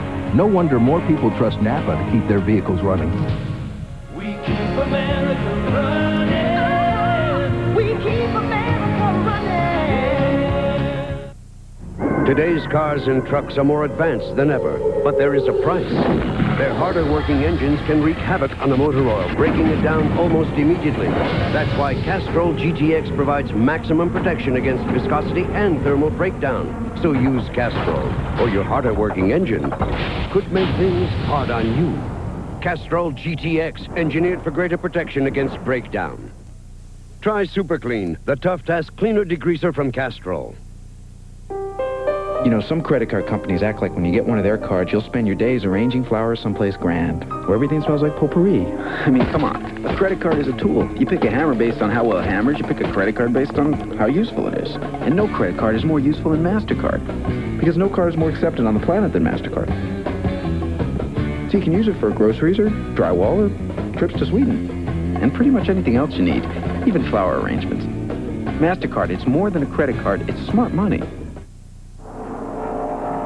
And we're back at the Charlotte Motor Speedway, still under caution after Todd Bodine grenaded a motor a few laps back and oiled down part of the main straightaway. Cars making pit stops right now. A couple of pit stop updates. The 30 car, Michael Waltrip, who was so strong several laps ago, well, they're still trying to fix a broken shifter in that car. Ricky Rudd, who's run up front for much of the last 150 laps or so, just a routine pit stop. Tires and fuel, he's back out on the racetrack. So a lot of these drivers looking to gear up for the next 100 miles or so, try to get back into contention. Everybody trying to track down Kenny Schrader. Will be ready to go back to green flag racing here in just a couple of moments at the Charlotte Motor Speedway. We're in the third quarter, you might say, of this one. It'll all depend on who's got the strongest automobile and the best strategy for the fourth quarter, Ken Squire. Well, the lights are on around the speedway, and it's beginning to really make a dramatic difference in how these cars look. But there's another story here, Ernie, that ought to be addressed, and that is Earnhardt, time after time, has taken that #1 pit. He seems to always have an advantage, and it's not true here at Charlotte. No, it's not. You know, right now the extension on pit road is probably 25 yards or 50 yards, actually maybe 50 or 75 yards further down, and where that man is standing. Yeah, Dale has to actually go quite a ways away from his pit, so it makes it fair for everybody. And he's getting beat out of the pit stops now. I mean, he's having real good pit stops, but he has to go that extra distance, and you know, the other cars are able to go their other speed. He's having to speed up too. And the point, Richard, is that before he just tripped over the line. Before he was sitting right like 2 foot from the line, he just dropped the clutch, and he beat everybody else, even though they was coming down at him. But he got that line first. Here, he's going to have to go to second gear before he gets to that line. Well, those people that's got the momentum, then he's got to get his momentum built up. So it just makes it more even than what it was. Now, are they going to do that on other tracks as well? I don't know that's the first time I've noticed it here, but I think they've been doing it here before anyway. I think it's been here before. Yeah. You know, it's just a deal that this racetrack is big enough and you can do it. And I know Richard Childers and them is probably watching this on TV, and they're going to be on my butt. Because every time I mention something about the champion being able to get the last pick, or the first pick, they always get on me about this. So, but Larry McReynolds will be thrilled with the job you're doing. You know, we already told NASCAR, if we win the championship, they can make it where we have to qualify to get our pit. And that's, you know, we can say that now, so. Get ready to go green, it looks like. They got the light on. Yeah, they forgot to turn Elmo. Elmo forgot to turn the light out, the blinker there, didn't 270. Light is still on the pace car. We've never seen that one before. Sterling Marlin, Bobby Labonte, I didn't think it's much start. Schrader, Rudd, Terry Labonte, Hut Strickland, Mark Martin, Bobby Hamilton, and Ricky Craven make up the top 10 as we're back underway. And we'll turn the light off now. Two-thirds of the way down pit road. Well, they're already race cars up the back stretch. All the people must have knew that there was one to go. We obviously we can't see the flag. Nobody's perfect. But Sterling Marlin and the Kodak Film Chevrolet leading them by. Bobby Labonte, Dale Earnhardt, Dick Trickle a lap down, Derek Cope a lap down, or 2 laps down, then Kenny Schrader. Let's see if Schrader can wind himself back up into this lead. I tell you, I mean, his car is obviously strong enough, and I'd have to say him and Ricky Rudd are going to venture to the lead here in a little while. 103 laps, 104 laps were his. Great performance by Schrader thus far. But it's Sterling Marlin, the winner at Daytona for the last 2 years, now with the advantage. Bobby Labonte going to the inside, takes a look. Earnhardt right there with him. Dick Trickle is back in 16th position. 1 lap down from those leaders. 15 cars in the lead lap. Robert Presley is 15th. 14th is Mast. 13th is Lake Speed. 12th at the point is Michael Walker at the point of 272 laps on the record book. Morgan Shepherd 11th and Craven up there in 10th.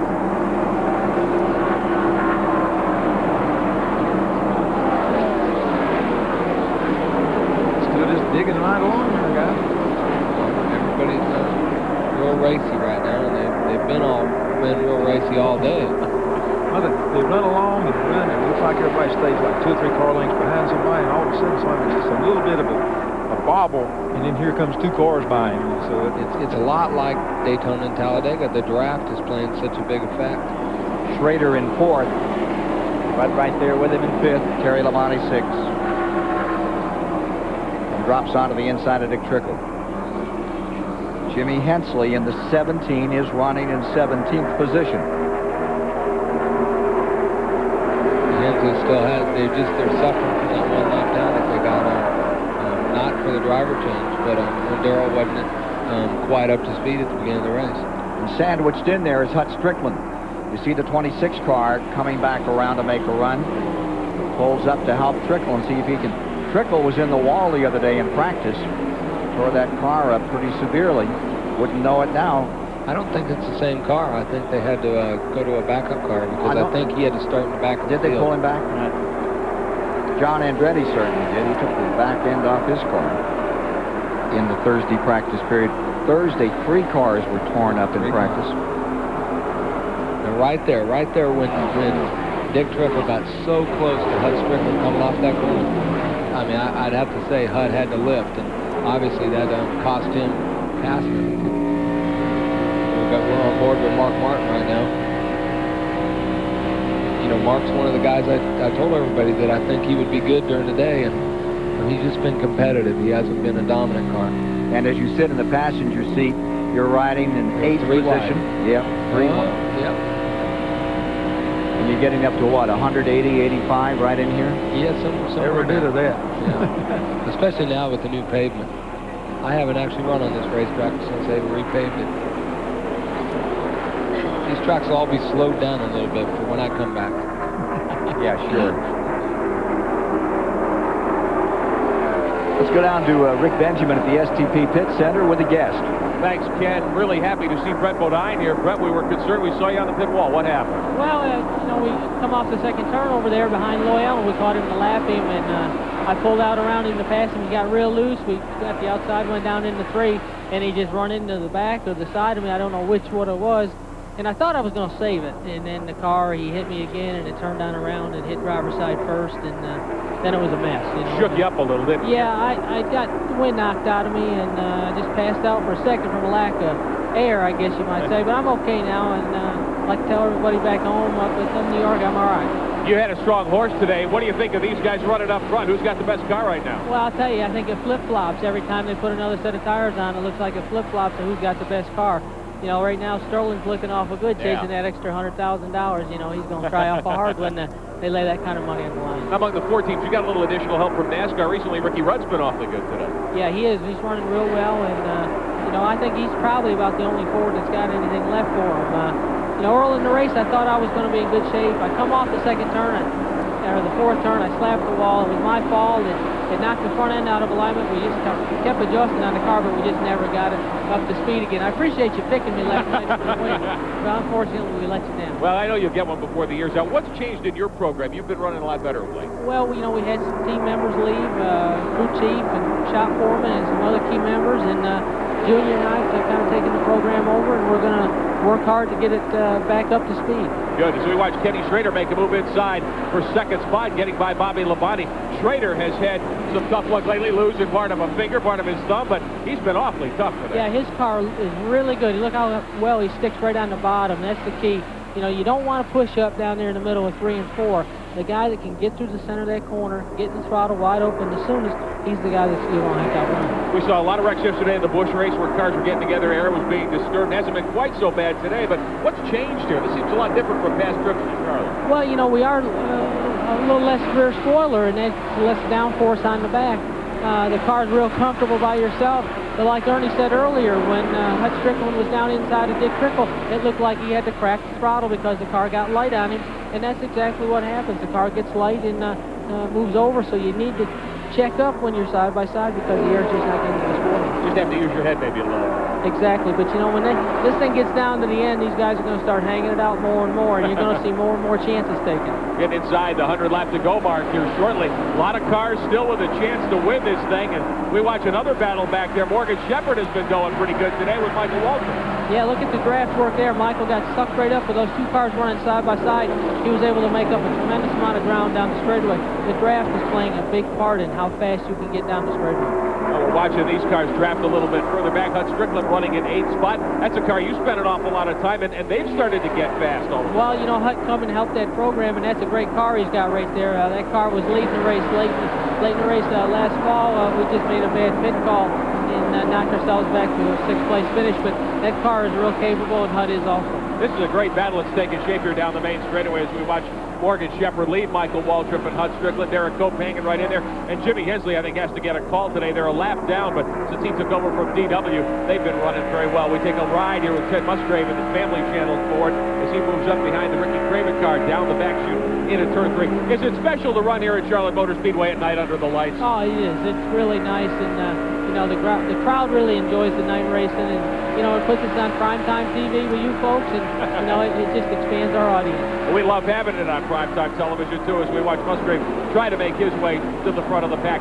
Is this going to be a battle as we get down to the last 100 laps between those front 4 or 5, or is there anybody back there who might have something? No, I think it's kind of sorted itself out. The only guy that might get himself back up in there is Mark Martin.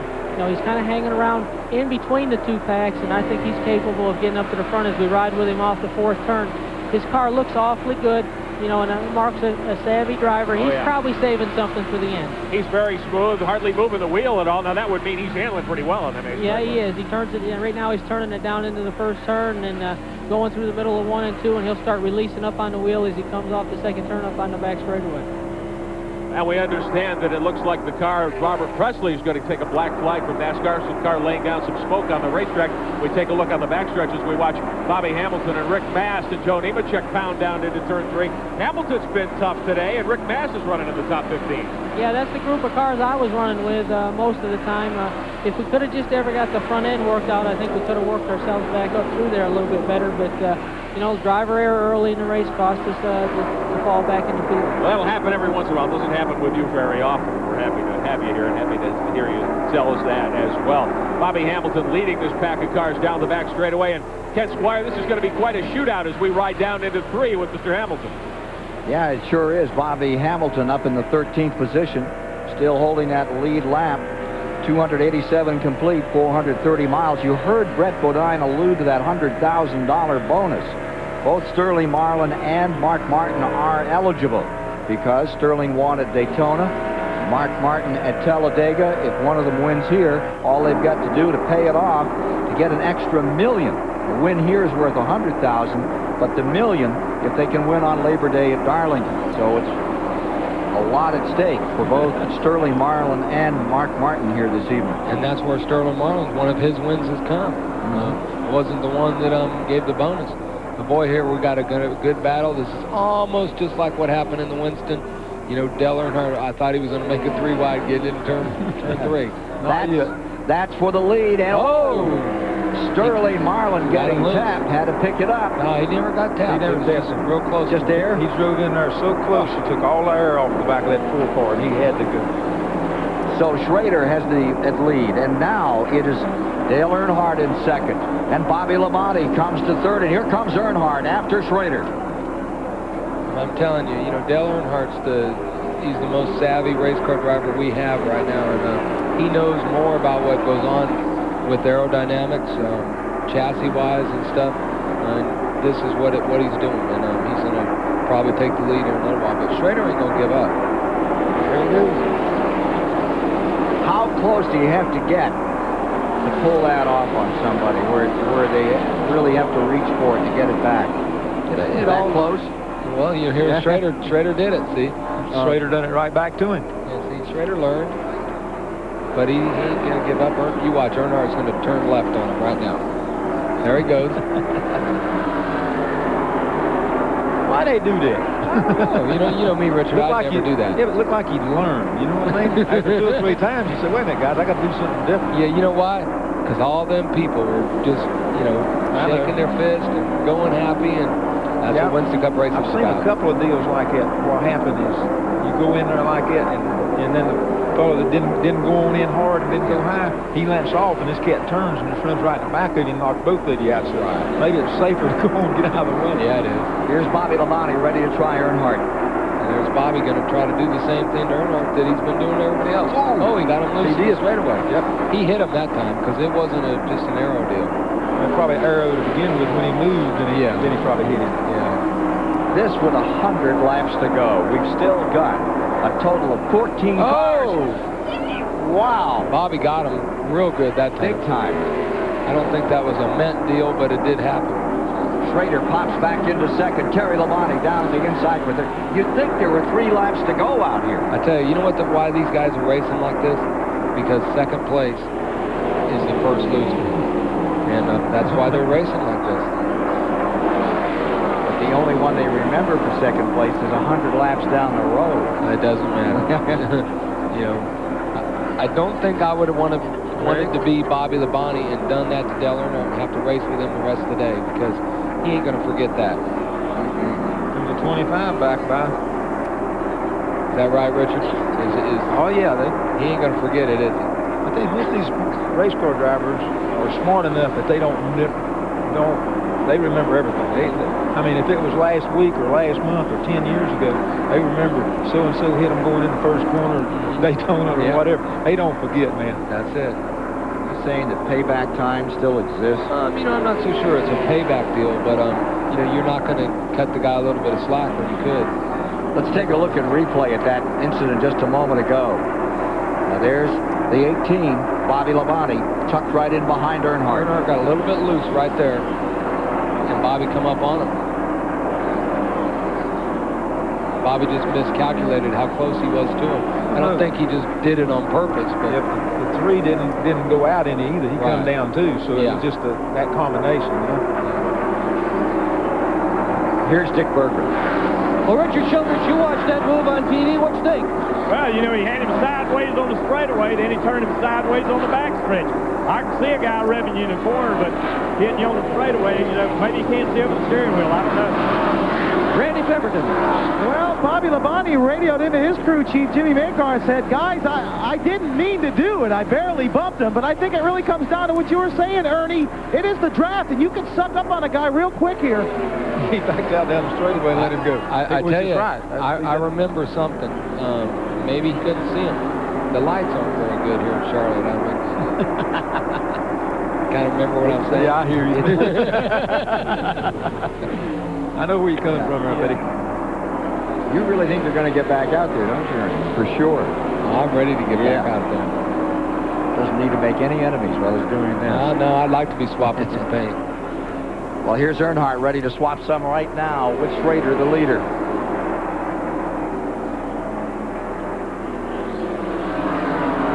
Earnhardt's come back. He just got a little bit loose there. swapped a little paint. Now he's ready to go back racing. 14 cars remaining in the lead lap, and there's a lot more paint swapping to be done before this one's over. Stay with us.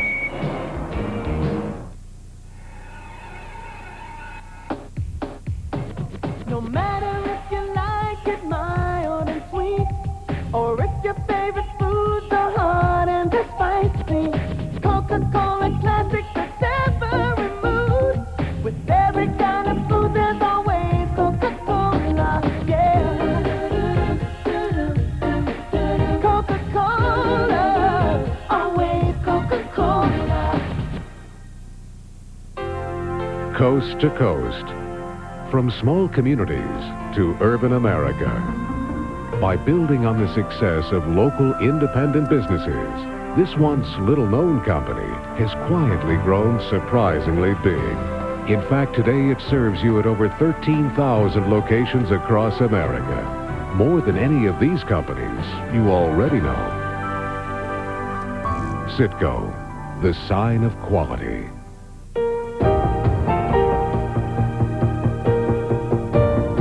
It doesn't matter if you're the best driver. It doesn't matter if you've got the best car, or the best crew, or even the shiniest wheels on the track. If you don't have Goodyear Eagle tires, well, you're just not going to win the NASCAR championship. Goodyear, #1 in racing, #1 in tires. Without Goodyear, you're not going to win one of these. Believe me, I know. Everybody thinks bigger is better, even at Burger King. They just did this taste test where the Whopper beat the Big Mac and Wendy's single. So why didn't they test the Whopper Junior? It's that bigger thing again. Come on, appetites come in all sizes. The Whopper Junior tastes the same as the Whopper. It's just as flame broiled. It's just as juicy. It's just Junior. One size fits all may work for tube socks, but not for burgers. The Whopper Junior Value Meal for $1.99 at Burger King. Promotional fees and consideration have been paid by Steel Power Equipment, makers of a full line of leaf blowers, trimmers, and chainsaws. Quality you can depend on in steel territory. And by the Family Channel. One channel celebrates the extraordinary power of the family. And by Amoco. You expect more from a leader. 96 laps remain in the Coca-Cola 600 for 1995. Schrader and Earnhardt stay up in front. What a performance it's been all afternoon and evening here. Talk about the great 600s. They talk about 1980 as the greatest. Darrell Waltrip versus Benny Parsons. Parsons' greatest day. This one's so far matching it, Ernie. What a race we're seeing. I tell you, a lot of guys counted Dale Earnhardt out at the beginning of this race because he qualified 34th. He wasn't starting very good. Everybody said, oh, man, Earnhardt's not running good at all. That's a typical Dale Earnhardt deal. He's ready to race. Whether he can qualify at the lead, but he's ready to do it. This is what makes that team work. I mean, the driver works that little bit harder, and Childress's crowd works that much harder. They're championship caliber deal, and it doesn't make any difference how bad a day they're having and stuff. You don't count them out because they've got their stuff together. It might not be perfect, but it's better than the majority of the other people, and they just keep working at it. They just don't ever give up. Dale Earnhardt's going to drive that extra bit. I mean, he's going to get out of the car. Now he's not necessarily going to get out of the car more than what he can, but he's going to work hard at it all day, and he's not going to give up at all. Reviewing for you down through those top positions, giving you some sense of the order around the track and the interval between the cars. Here's Ricky Rudd. He's running in 5th place at the present time. Had a great race, stays up in that lead lap. He's still a serious contender to win it all. Right behind him, Mark Martin, just as smooth as ever, running in 6th. Following him, right inside the car with Mark Martin in 6th spot. Beautiful shot down that back straightaway. You see all the lights glistering out. That's what makes some of the view. Got Earnhardt and Terry Labonte at it. 2nd spot at stake right here. Looked like Earnhardt had a little bit of problem down there in 3 and 4. I'm not real sure what it was, but Labonte just drove right by him. Had a report about a little telltale smoke from car number 6, Mark Martin's car, a moment ago. We want to check on that. This is for 2nd place. remember, Gary Dehart told us that the last time Terry Labonte had the best set of tires he had, it was perfect. And right here, now again, his car's coming on. That ain't perfect. It's pretty close, isn't it? That's another Hendricks car. Yep. I mean, we've got 3 Rick Hendricks cars in the top 3. Now, there are 3 Rick Hendricks motors in the top 3 right now. There's the 25 car of Schrader out in front. And that interval now stands at what? 1 and maybe almost 2 seconds, 1 and 7. 1 and 7/10 seconds between car number 25 and 5. Then a tight battle for third. Here's Earnhardt right back after Bobby Labonte another time.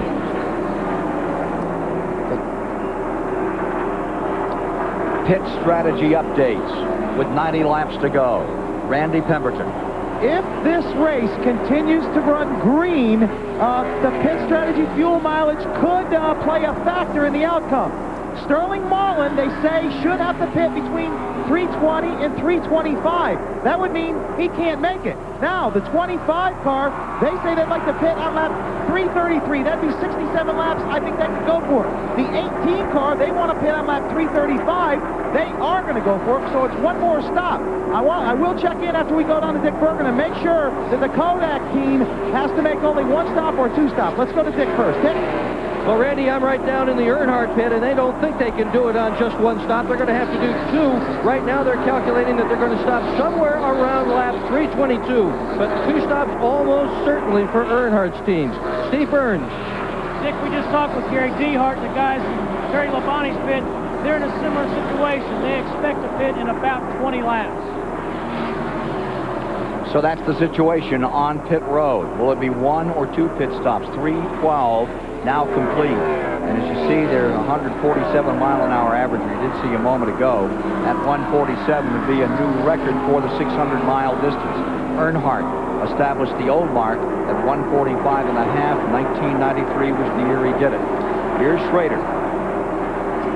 Still consistently turning out laps. This is what, lap number 140, somewhere in that range, that he has led in this event. With the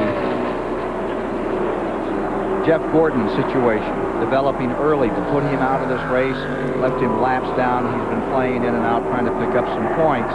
The dominant car has been the sister car from the Hendrick team. This car, number 25, with the Budweiser colors. And the next car is Terry Labonte. So, like I said, it's a couple Hendricks cars that are really looking good. And we're checking the interval again between those two as this race runs down. Kenny Wallace is back on pit road. For Terry Labonte, the question is the longest race of the season as taxing on the driver as it is said to be? You know, to tell you the truth, 600 miles here, it really doesn't seem that long. The race probably doesn't last any longer than the one next week at Dover, but we run a lot of races that are 500 miles, so it's not that big a deal. Boy, they get to the end of Dover next week, it'll be quite a deal. That 500 miles there takes longer than 600 miles here. That'll really ring you out. Well, you know, they've got new concrete there, and that's just going to make it a lot harder for the drivers. So, Schrader still has that advantage, trying to get that victory. Martin's car is smoking now, and we'll give you that story in more detail when we return. In Floyd's Knobs, Indiana, people drive for miles around just to see Don Ballard. Because when it comes to car repair, well, there's not much he can't fix. You see, Don's the type of guy who believes that doing a job right and saving money go hand in hand. So he begins each job with a trip to AutoZone. Sure, it's a 20-mile drive. There are other parts stores along the way. But for Don, when it comes to getting the right part for the right price, there's just no place better than AutoZone. Went out to buy a car. Dad said good luck. Saw my new Ford Ranger and said, son, that's a truck. My girlfriend loves the new inside. Now all she wants to do is ride. Mom sees the airbag and takes heart. Finally her boy's getting smart. My best friend pops the hood. Look for horsepower. That's good. Well, my boss says it takes the cake. A truck with anti-lock brakes. Oh yeah, my Ford Ranger's really hot stuff. Now Dad asks, can I borrow the truck?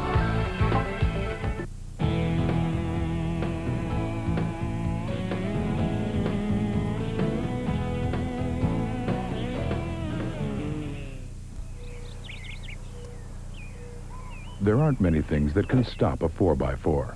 There are even fewer things that can stop a Stihl. No wonder it's the #1 selling brand of chainsaw worldwide. Available in Stihl territory, starting at $199.95. TBS presents a world premiere television event. The car. It sparked our passion, fueled our dreams, and changed our lives. Join TBS for the trip of a lifetime and take an incredible look at America's lifelong obsession with the automobile.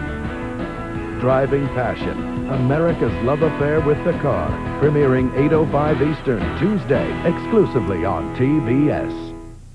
Steel aerial platform giving you this spectacular picture of the 1.5 mile Charlotte Motor Speedway. A little humidity out there tonight, huh? Yeah, it is. Yeah. But so far we've been blessed.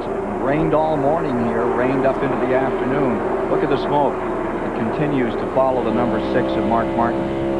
Harbinger of bad things to come for Mark, who still stays up in this race in 6th spot. We're trying to get an updated story from the pits as to what's out into the Valvoline car. You just see it now. You just see a little bit of the smoke now. You know, he had the problem, too, in Winston. He had like a burnt piston is what the problem was. I'm not saying that that's what the problem is now, but that's kind of what it looked like, too. Sure getting worse at the moment. Yeah. But he's hanging tough. Mark Martin in number 6. Let's go back up front a moment.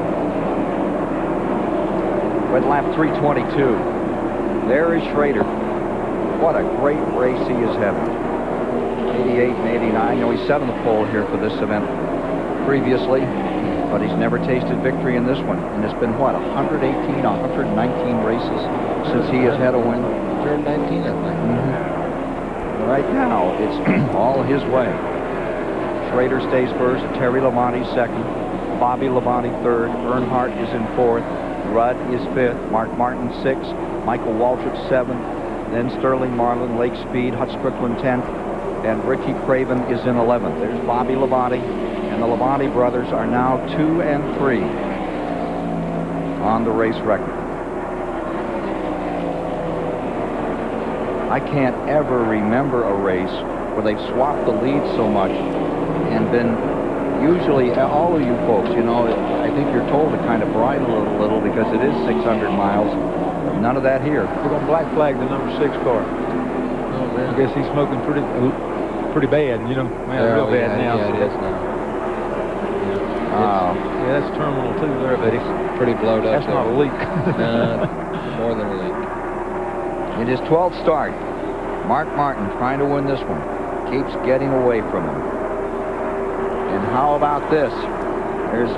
Oh. Ooh, a little close, huh? Bobby Hamilton in that 43 car remaining in 12th position, and Rick Mast in number 1, and they're just as racing on the tail end of the lead lap as they are up in front. Why does he keep racing with that car? Look like he just go on by and go on by. Richard, you need to have your radio. You need to tell him that. Yeah, that's what they used to tell me, and I said, hey, man, this is it, you know. Mark's car left the pits right now, and it was really smoking. Yeah, he's gone back out again, and there's a tremendous plume of smoke as it stays on the bottom of the racetrack and comes up to speed. I'd say he'd be back in here in a little bit. From the STP onboard camera. Coming around Mark Martin's car, and he stays down at the bottom of the track. Go on. He heard I'm helping him. Yeah, I'm telling you, they listen to us up here. Yeah, okay. Well, he's got that little TV monitor in his hand out there. So oh, that's why he's watching the TV monitor. Yeah, race. Yeah, sure. Come in here, guys. Probably I know we're good, but I don't know we're that good. You should have come to him earlier so you could have done a little more coaching. You could have picked up 3 or 4 more spots, Richard. They'll get him going here. They're getting close to the end of the race, or they'll crank him up. He's pretty good for the end of the race. That's where he usually does best. That puts him back up to 11th. Craven now in front of him in 10th. And the rookie, Ricky Craven, out of Newburgh, Maine. He's having a great race. Came in here tied with Presley. But he's still on the lead lap, Richard. Yeah, but we're making a pit stop now. Yeah. Coming down pit road here. But he's still on the lead lap, so he's still racing. Well, Now with Gordon's early problems, Martin's recent trouble, Earnhardt, he's likely to leave Charlotte with at least a 100-point lead. Let's watch this pit stop on the Petty team. See that NASCAR official counting how many people you have over the wall, Richard? Why would he do that? Still counting, too. They're making sure they didn't just get an extra one over there. That's right. It takes one more. It's a bad pit stop, right? That's their slowest pit stop. And you see Bobby Hamilton getting back to work. Jimmy Hensley has just brought the 17 in. The show he's given folks in that car is running 14th. And here's Earnhardt. Came in 4th spot. Headed down to the end of pit road. Make his stop. Dick Berggren's there. 7-time national champion, 3-time winner of this race, Dale Earnhardt brings it in. On the right front, Andy Petrie. He's the crew chief. Ricky Mears is doing the right rear. Mike Moore, the jackman du jour. He gets right around that car. Petrie now on the left side. Chocolate Myers putting the gas in. They know how critical this stop is. We're getting right down to it. And Chocolate runs right behind the car. 1894. Nice stop for Earnhardt with 2 new men on the crew tonight. That was on lap 330. So I wonder, can they make it by? I mean, I wonder if they can make it to the end of the race. They're saying no. They can't run that fast. Don't think so. If they do, Gary Nelson will be down there with a fine-tooth comb. He might be anyway. Most likely, you're right. Can't get much. What do you think of Gary. the job he's doing? I mean, seriously, Richard, as a car owner now, is it better? Well, I don't know anything's any better. Overall, he really tries to keep up with what's going on. Some of the stuff I think he get a little bit too picky on, but if you don't pick on everything, then the big things are going to get away from you. But I think overall, what they're trying to do, and what he's trying to do, is make it competitive for everybody, all makes of cars, all drivers and stuff, and give everybody as fair a chance and make a level playing field just as much as he can. And he works hard to do it. Lap 332. 498 miles complete. Steve Burns is down there for Rudd's stop. Ricky Rudd has just put a car in the pits. Just took on Jeff 2. Chandler on the front tires. Come around the side. Everything looks good so far.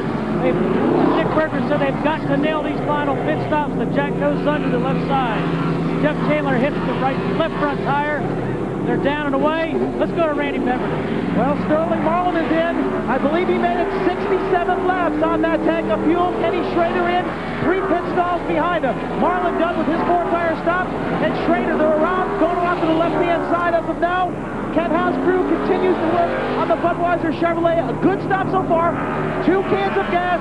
They would love to try and make it another 67 laps. That would be 400. Schrader down and away. And there are 67 laps to go in this race. As you come to lap 334, 66 laps to go. Here's Steve Burns. Terry Labonte coming down pit road. Walter Smith and Jackman. Gary Smith and tire changer. They're down and under the car. Terry Labonte radioed in a few laps ago that the car felt a little bit tight. We'll see if they'll make any chassis adjustments. Walter Smith brings the jack around the driver's side of the car. They've got it up with no problem. This is a very smooth pit stop. Come in for 4 tires. They were happy about that when he's down and away. Bobby Labonte back out. They took a round and a half a bite out of Terry Labonte's car. I can see that. But they had a slow stop too, so they're going to be on that. And as he comes back on the track, 99 miles to go. 99 miles left in this Coca-Cola 600.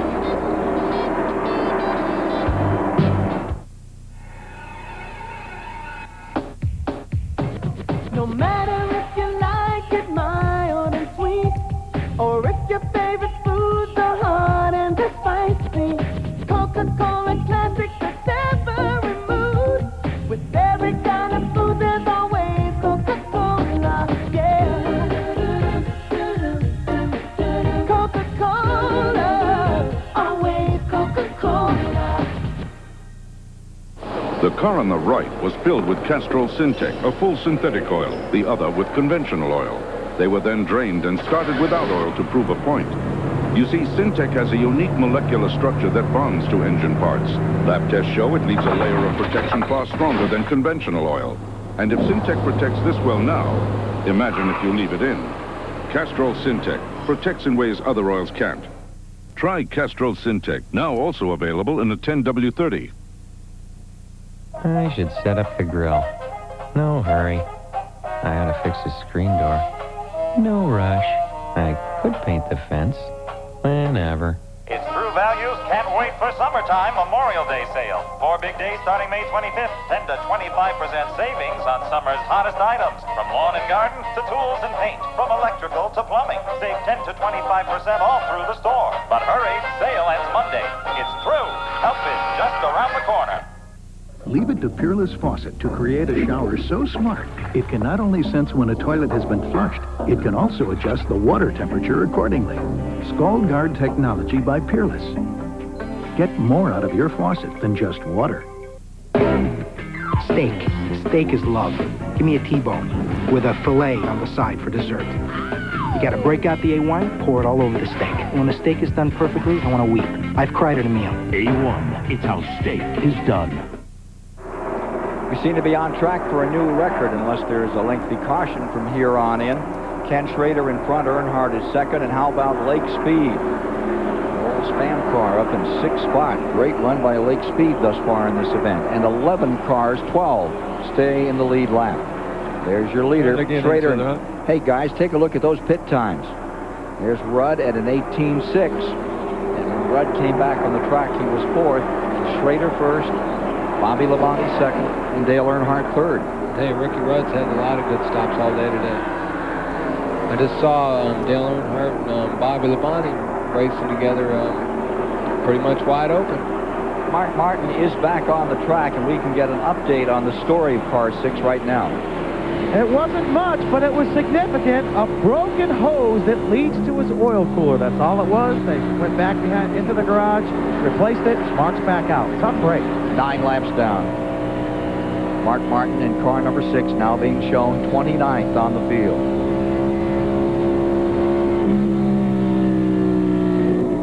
It's going to be hard to run 500 miles.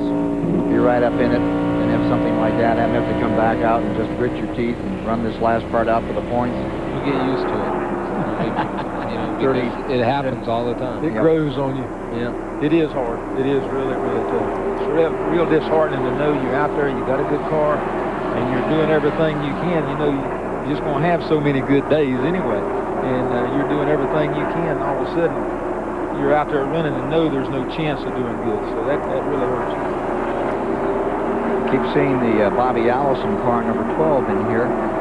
That's Derek Cope at the controls of that one, and it's running back in 19th spot. It's a couple of laps down to the leaders. You have 12 cars still in that lead lap. 11 of them chasing this man, Ken Schrader, as he goes for it in the Coca-Cola 600. About to lap Dick Trickle in car number 15.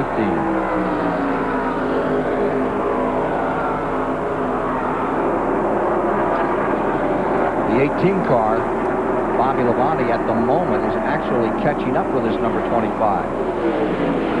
I think it's time for everybody to turn the wick up. It's if you have some boost, you're gonna put it up. And they don't have none, but it's time to stand on the gas. If you got it, you better show it now because it's getting down to the nitty-gritty. Nitty-gritty. That interval is really getting pared down. Obviously, the 18's running them down a lot. We'll come back to follow this battle for the lead between Ken Schrader and Bobby Labonte, with Earnhardt just outside in third. 3:44 complete. Who covers all the action, has all the inside moves, and never misses a shot? The team with the best chemistry in sports. Nick and Fred, Sports Tonight, 11 Eastern on CNN. A tribute to those who died in the Vietnam War and those who remember them. Offerings at the Wall presents a moving selection of mementos left at the Vietnam Memorial, plus a complete list of names inscribed on the wall. Offerings at the Wall.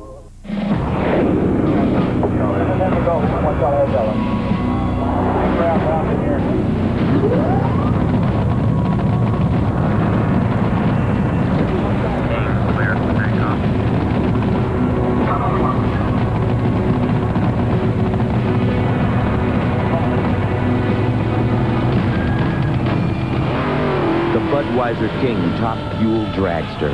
Who says you need wings to fly? NASCAR drivers say there's no track in the world that's tougher on brakes than the one in Martinsville, Virginia. So when they take the green flag here, they all have one thing in common: the same brand of brakes. Because without them, you can't come down this straightaway at 120 miles an hour and still make it through the turn. So which brand do NASCAR drivers use to get them through 500 laps at Martinsville? Performance Friction Carbon Metallic. And we stock them at AutoZone.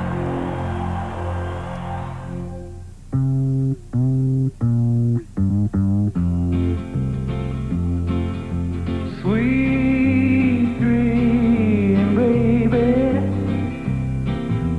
Sweet dream, baby.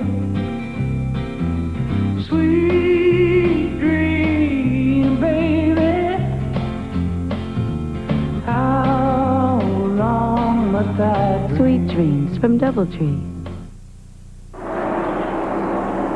That rough old diamond called the Charlotte Motor Speedway taking its toll. They've got a black flag out for Robert Presley of Asheville, North Carolina, tied in the rookie standings. He's on pit road, enjoying some smoke out of that car. As he comes in, number 33 comes to a halt. They're going to lift the hood on the Jackson car and see if they can do anything to get him back in. Let's get back out on the racetrack and watch this affair.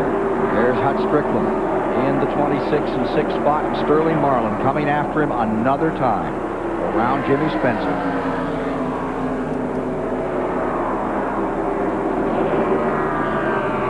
It's amazing how many cars just keep racing in the same spots. You know, it's I mean, it's like deja vu. You know, you just all the guys keep their speeds are kind of somewhat the same, and sooner or later they end up in the same spot. You see Michael Waltrip just behind that pair. He's in 8th. And as you look back just behind him, there's the 30 of Michael Waltrip in the 8th, and Lake Speed is staying right there with him. Jimmy Hensley's back on pit road in the 17. There's that 9 car. Lake Speed's one we haven't really talked about all day, and he's right there in what is it, 8? To 9th, I think. Yeah. No, 8th. You're right. Yeah.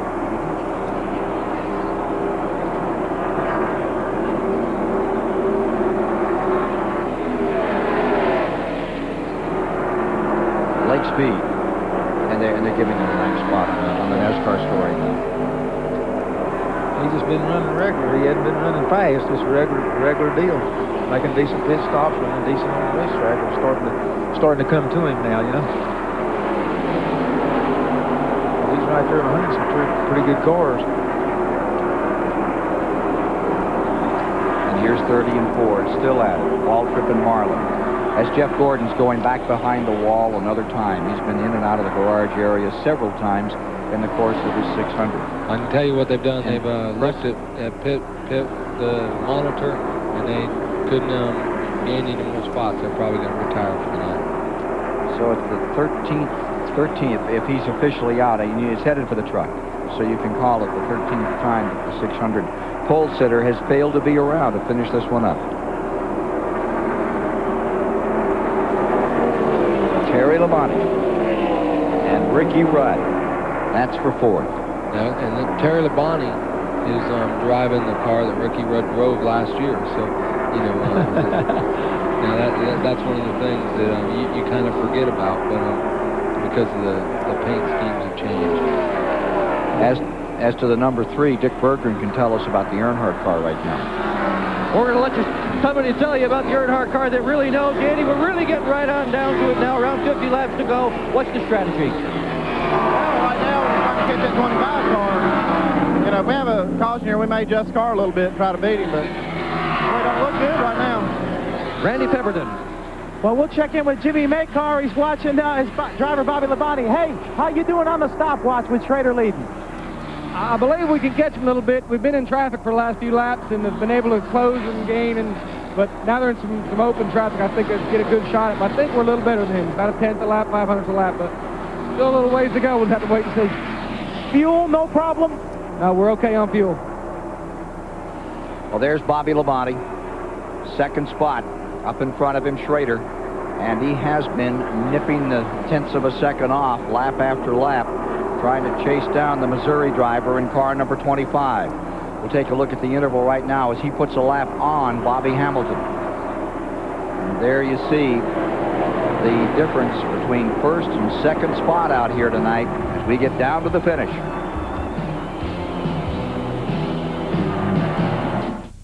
Cartoon Network announces World Premiere Tune Request Line, where you get the chance to pick which World Premiere tune we play next. Sit tight, because we might give you a call, and if we do, you and your favorite tune are going to be on the only network that lets you pick the tunes, Cartoon Network. Race fans, enter the Pocono MBNA NASCAR MasterCard Fantasy Sweepstakes and win trips for two to the July 16th Miller Genuine Draft 500, plus the GMC Pace Truck. The August 5th Brickyard 400 at Indianapolis. And the 1996 Daytona 500. Plus $5,000 in cash. Apply for a NASCAR MasterCard by calling 1-800-937-POCONO and automatically enter the sweepstakes. Or to enter the sweepstakes, just send your name, address, and phone number to the address on the screen. For a complete set of rules and a free Pocono Raceway brochure, call 1-800-RACEWAY. We changed the way you saw the world. Now we've made a world of changes. Introducing the new Ford Explorer, the top-selling compact sport utility with standard dual airbags. The one with control track four-wheel drive for instant traction control automatically. Plus an engine that lets you go 100,000 miles before your first tune-up. The new Ford Explorer, far and away the best the world has to offer. I love my new hot rod. Those flames scare the other guys. 5,000 horsepower helps too. And a fat bankroll. You know, we've been running Autolite spark plugs forever, but I can wring more money out of someone else. Money's good. My crew burns it. So I tell the guys we're going to run a different plug. They say no. I say I'm the boss. They say Autolite keeps this monster lit. So I tell them I was just kidding. Join TBS for an incredible look at America's lifelong obsession with the automobile. Driving Passion, America's love affair with the car. Premiering 8:05 Eastern Tuesday, exclusively on TBS. Well, Kenny Schrader has blown the engine in the 25 Budweiser car. He takes his helmet off.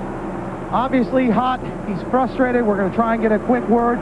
He had his best chance to win since he won last in 1990. Kenny, what can you say? Tough break. Not too good today. I need a Bud real bad. Thing was good. The guys did a heck of a job. The car was good. The fab shop worked to get it back. Jeff and Ray and Terry and Gary helped us, and we had something good. Okay, better luck next week. Next week, Dover, Delaware. Heartbroken. Ken Schrader, $1.4 million. Paychecks have all been written. All they've got to do is fill in the names. Second in 91. He led 168 laps before the engine expired on car number 25. So now... Made it a pretty good way. Huh? Yeah, made it in a pretty good way, right? Bobby Labonte has it for the moment. And let's see if he can stay there for Joe Gibbs again. And they've already told us that they can go all the way on fuel, and I'm sure he's just going to cruise and bide his way. Oh, he's in pretty good shape now because he's not having to race with anybody. Right. He's out there. The traffic is spread out pretty good now. So if he's catching anybody, he's catching one at a time. So he can be real cautious about how he's passing because really nobody's catching up with him either. We've been talking about numbers. I wonder what race this is for Bobby Labonte number-wise. We've got some late-breaking news right now on Dale Earnhardt. Let's go to Dick Bergman. Ken, they've been calculating fuel mileage here in the Earnhardt pit. 64 laps as long as they can go. They last pitted. Not enough time to go all the way to the end. They're going to come up about 5 laps short. No matter how they calculate it, and they have been calculating it here all night long, Earnhardt is going to have to stop for a gas and go before this thing is over. He cannot make it to the end. You could have Labonte's 1 and 2. You see Terry right back there in third, closing up on Earnhardt another time. We now have 8 cars in the lead lap. Bobby Hamilton has gone a lap down. Ricky Craven was just passed by Hamilton. And so Mast has passed Craven as well. Hamilton, 9th. Craven, 10th. Mast, 10th. And Craven, 11th. Richard Childress looking on. Rich is trying to figure out how to get some more gas in that thing. Shit, so find somebody to draft with, right? Yeah. Well, they pull away from Terry Labonte there. We're showing 365 complete as you get this 360-lap rundown. 365, working 366 towards 400 with Bobby Labonte with the advantage. And it's a big one. What, 6 seconds? Over Earnhardt in second place. Now look at this scramble. You're looking at Marlin 5th, Michael Waltrip 6th, Hut Strickland right back on the inside in 7th. I tell you, they have a heck of a battle going. It's went on for a lot of laps. I think they've left race from lap 1. Yeah, I think so. They're still digging, man. They're still digging, and yeah, one will lead a while, then the other will lead a while. Sometimes people always say, well, why do you guys keep passing each other? You know, I mean, it's like, yeah, we want to win, but, you know, I mean, you're passing the same guys, and pretty soon you slow down and the next guy passes you, and it's because we're competitive, and we want to beat each other. Morgan Shepherd being lapped by Bobby Labonte, who's never won a race. Super Bowl winning Joe Gibbs is with him. He's going just the way he likes, and he wants to do even more. You know, to finish second twice is great. You know, I just, you know, get a little luck on our side, get a little luck here and there, and, you know, we'll have a better day than a second place. And you never know, that day might be around the corner, might be a long ways away, but we'll just keep hammering on them. 500 miles he's been hammering, and there's Joe Gibbs looking on as his choice after he lost Dale Jarrett to take over this car. Now is in command of the Coca-Cola 600 and seeking his first Winston Cup win.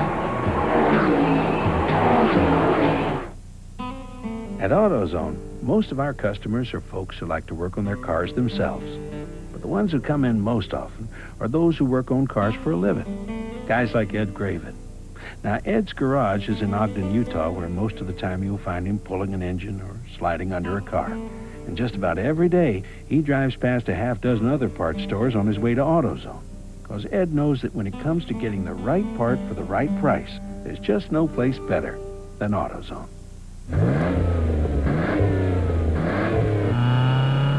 With new spark plugs, you get improved performance for a while. But only Bosch Platinum has a pure platinum center electrode that's heat-fused for an airtight seal.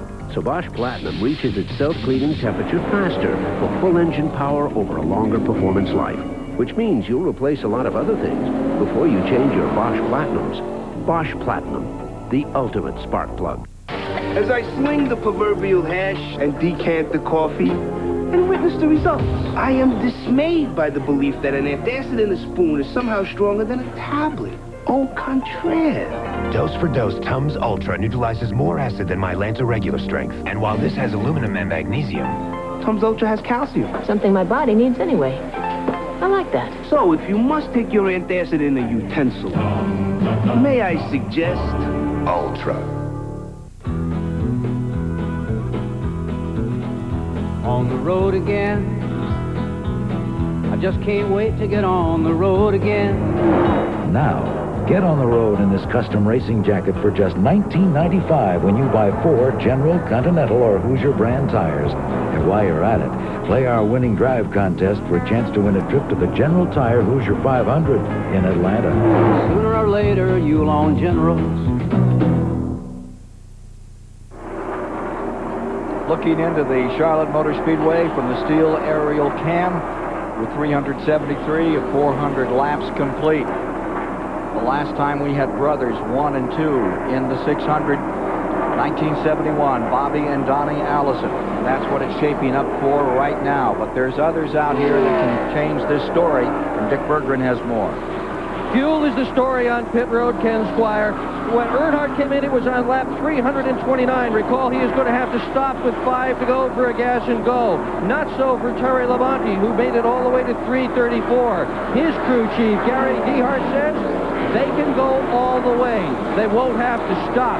Now, there's a caution all this goes down the drain and we start all over again, but if there is not, fuel could play a major role in the outcome of this event.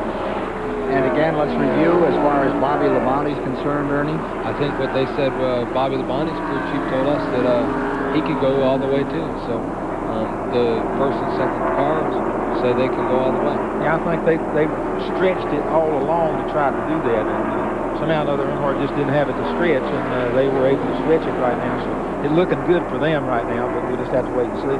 Dale Jarrett's Haviland Texaco car has gone behind the wall. It is out of the race. The attrition continuing to build with Bobby and Terry Labonte 1 and 2, Earnhardt 3, Ricky Rudd 4, Marlin in 5th, and that battle continues with Michael Waltrip in 6th and Lake Speed right there in 7th. The lap down in 8th is Bobby Hamilton, followed by Rick Mast, and Ricky Craven stays 10th with the Hut Strickland, a couple of laps down in 12th, Dick Trickle 13th, Steve Grissom 14th, Musgrave 15th, and they'll give you more on the rundown here on the top of your screen. But what a story being written up front by the Labonte brothers. Is there a replay of 71 when Bobby and Donnie came home 1 and 2? Well, it's still over 6 seconds by which Bobby Labonte is staying out in front of the Interstate Battery Joe Gibbs car. There's going to be a lot of mix-up on back down in the top 10 or 12 because some of them are going to stop, some of them are not. So that's going to really mix it up down there. But the front ones look like they're pretty well set. Richard, Randy Pemberton can give us more on some of the cars that cannot make it the distance without a fuel stop. Randy? Yeah, Ken, 5th through 7th, the 4 car of Sterling Marlin, they've radioed to him. They're not sure. They said, Sterling, conserve fuel, however you do that. And if you go back to Michael Waltrip in 6th, they said, you cannot make it. The 9 car of Lake Speed, they told him, I believe you'll be 4 laps short. So that's the way those cars stack up. The 43 car is running 8th. Putting a lap on Randy LaJoie is the leader, seeking that first Winston Cup win in the car that won the 500 here last October with Dale Jarrett at the controls. We'll be back for the finish after we take this break. Monday, historic Wrigley Field. The Braves spend an afternoon in the park when they head to Chicago. It's the Braves and the Cubs. 2:15 Eastern Monday. Best seat in the house is on TBS. Every day, we all find a way. A promise made, a promise kept, giving it our best. America's most complete source of auto parts, a national warranty program, and customer service only Napa can give.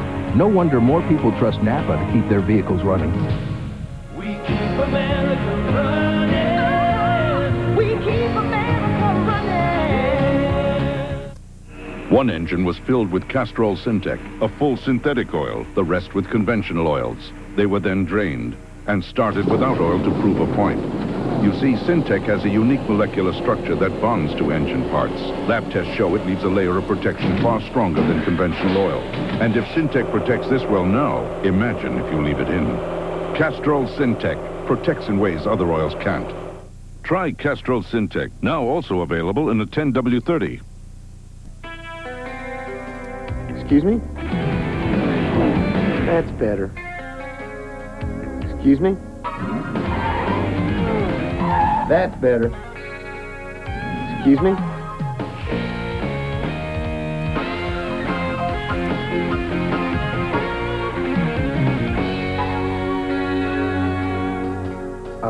Excuse me. Nothing better than a steak from Winn-Dixie.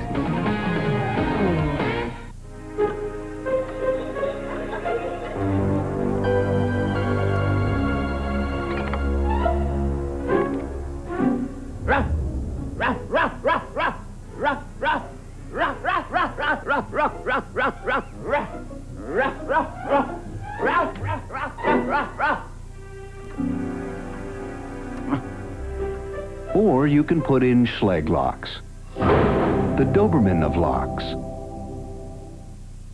And we're back at the Charlotte Motor Speedway with Richard Petty and Ernie Irvin. I'm Ken Squire, topside.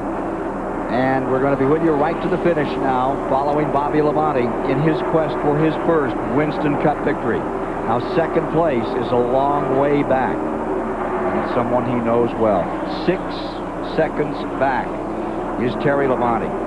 Years ago, he was asked by the press what he would change about himself. He said he'd like to be more like his brother Terry. Well, his brother Terry is a former Winston Cup champion, and I know that's what Bobby Labonte has in mind. A big step tonight if he can do what Jeff Gordon did and introduce himself to victory lane on the Winston Cup circuit right here in the Coca-Cola 600. Here's Bobby Labonte, and for Joe Gibbs, it'll be his second straight trip there.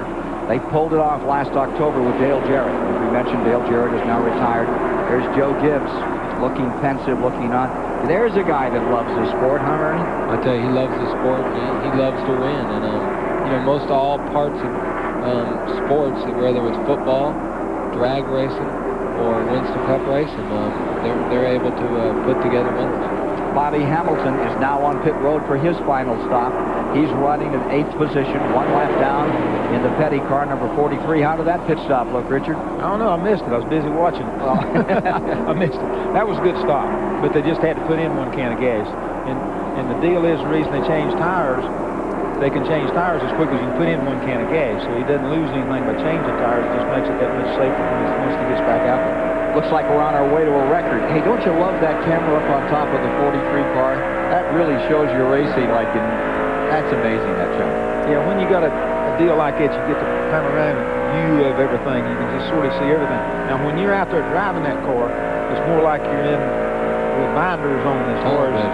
Yeah, you get tunnel vision. And somebody was asking me the other night about the difference in running during the day and running at night. And I think it gives you even more tunnel vision at night. It's not that you ever pay any attention to the grandstand or the infield during the day, but it's there. It's in the corner of the eye. And this way, all you see is that black strip in front of you. So really, I think you probably pay more attention when it is dark or when it is lit than you do any other time, because you don't get distracted any at all. 120,000 people on the edge of their seats here. Another 40 or 50,000 at least in the infield, watching as Bobby Labonte closes down. We're going to stay with you right to the finish unless there's a caution. Keith Craven has fallen back some, but he still, as far as his speed is concerned, but still stays 9th. Robert Presley has come back on the track. That rookie battle. Craven is still in 10th. Remember, Presley was brought in early, and he has fallen back considerably. So that point battle will change. Ricky Craven now making his final pit stop. They're going to just gas and go. 389. That's what the one car did. They're all kind of racing with Richard's car. And Richard's car, they put 2 tires on and a whole gallon of gas. The other guys were just putting in a couple, 3 seconds worth of gas, just enough to make it to the end. Presley back in 25th. Craven comes out. We're showing 10 to go. Getting down to the final 10 laps. 10 more laps. Boy. I tell you, I won my first Winston Cup race at Bristol, and I tell you, when the last 10 laps come, I mean, it's like unbelievable in what you feel. And I know Bobby Labonte right now is just, he's hearing things, feeling things, and his whole life is wanting to be a Winston Cup driver, and now when you succeed, that's the best feeling in the world. See, this is where Jeff Gordon started his deal last year. You know what I mean? He stayed 1 year, and then he went on to a real good year. And Labonte's got the same chance. Earnhardt coming down on pit road. This is that stop that they've been talking about. And here it is at lap 391. Morgan Shepherd also coming in.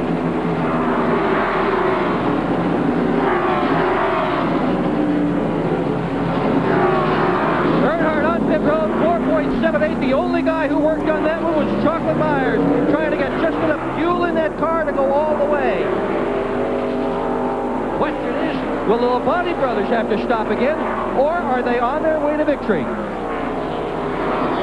Earnhardt coming back to speed. This puts Rudd into 3rd, Marlin to 4th, Waltrip to 5th, and Lake Speed up into 6th. Craven getting lapped by Bobby Labonte. One car was back in again. I wonder if they had a stop-and-go penalty or something. I don't know. I'm like you. I didn't see it till he went back out, so I missed it. But Earnhardt, they just gassed and go, and that's just they couldn't make it on fuel. If Richard Childress could figure out how to put some more fuel in it while they're running, they would have done it. Well, a 23-year-old has cast a long shadow over Bobby Labonte. When they ran for Rookie of the Year, Jeff Gordon beat Bobby out. Then 2 races this year. There's Bobby's wife, Donna, looking on. 2 times this year, Bobby Labonte was close. Jeff Gordon took him away.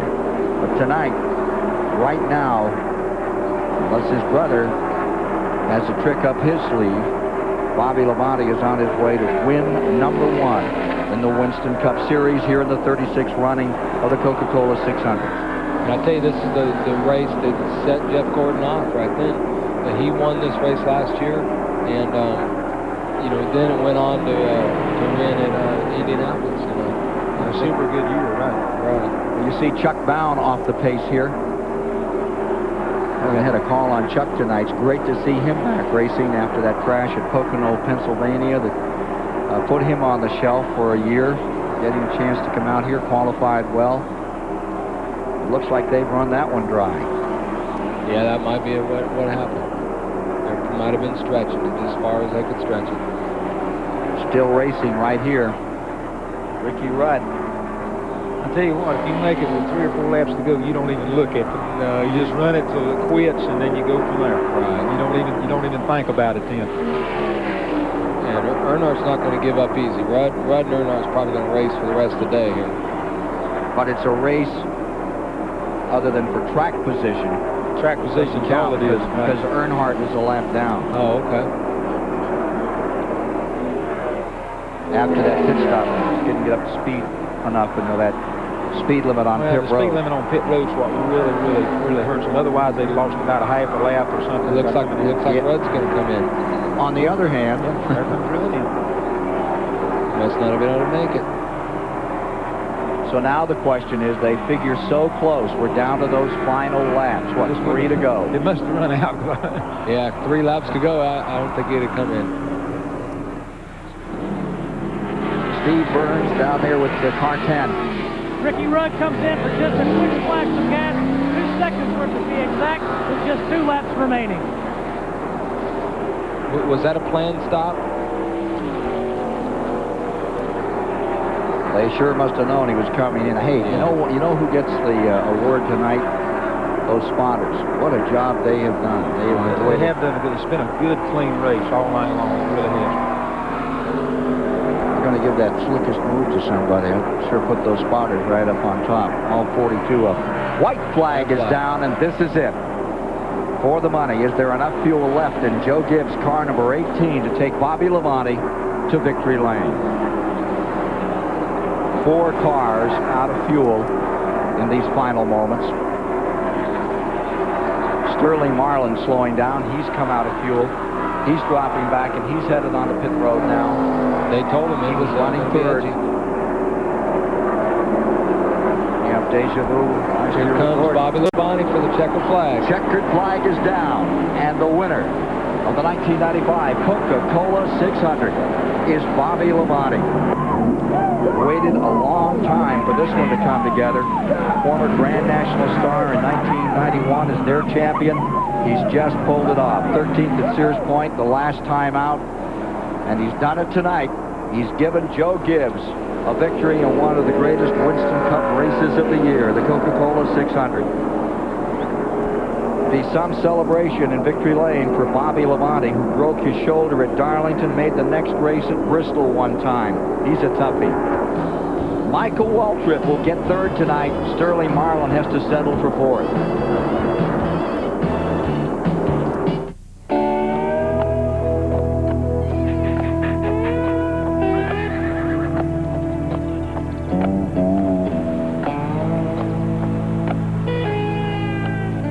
Put 700 of the world's most powerful horses together, and what do you get? You get out of the way. The Budweiser Ken Schrader stock car. See you at the races. Some people can't afford to worry about the fuel in their tank. And when it comes to consistency and quality, their demands are among the toughest in the world. That's why most major domestic and international airlines depend on Citgo. And with more than 13,000 locations across America, you can depend on Citgo too. Citgo, the sign of quality. The customer's a big key in the repair. If you can't listen to customers, you've got no business being in a dealership. But sometimes it takes a little extra effort. That's where I hear the noise. You've got to listen to the customer, get in the vehicle with the customer, drive it, whatever the case might be. Quality care standards is what they're called. We have a lot of competition out there. It's our obligation to do a better job, and that's what we're going to do. Quality care people, quality care standards at your Ford and Lincoln Mercury dealer. Hey, Mike, hand me my channel lock pliers. Tommy, give me that plier over there with the blue handles. What kind of pliers is that? These are channel lock tone groove pliers. My dad uses them on his race car, too. For the tough jobs and the small jobs, reach for Channel Lock, the handiest plier of them all. Hey, guys, anybody seen the channel lock pliers? Channel Lock. Be sure you're getting genuine Channel Lock pliers. Look for this trademark.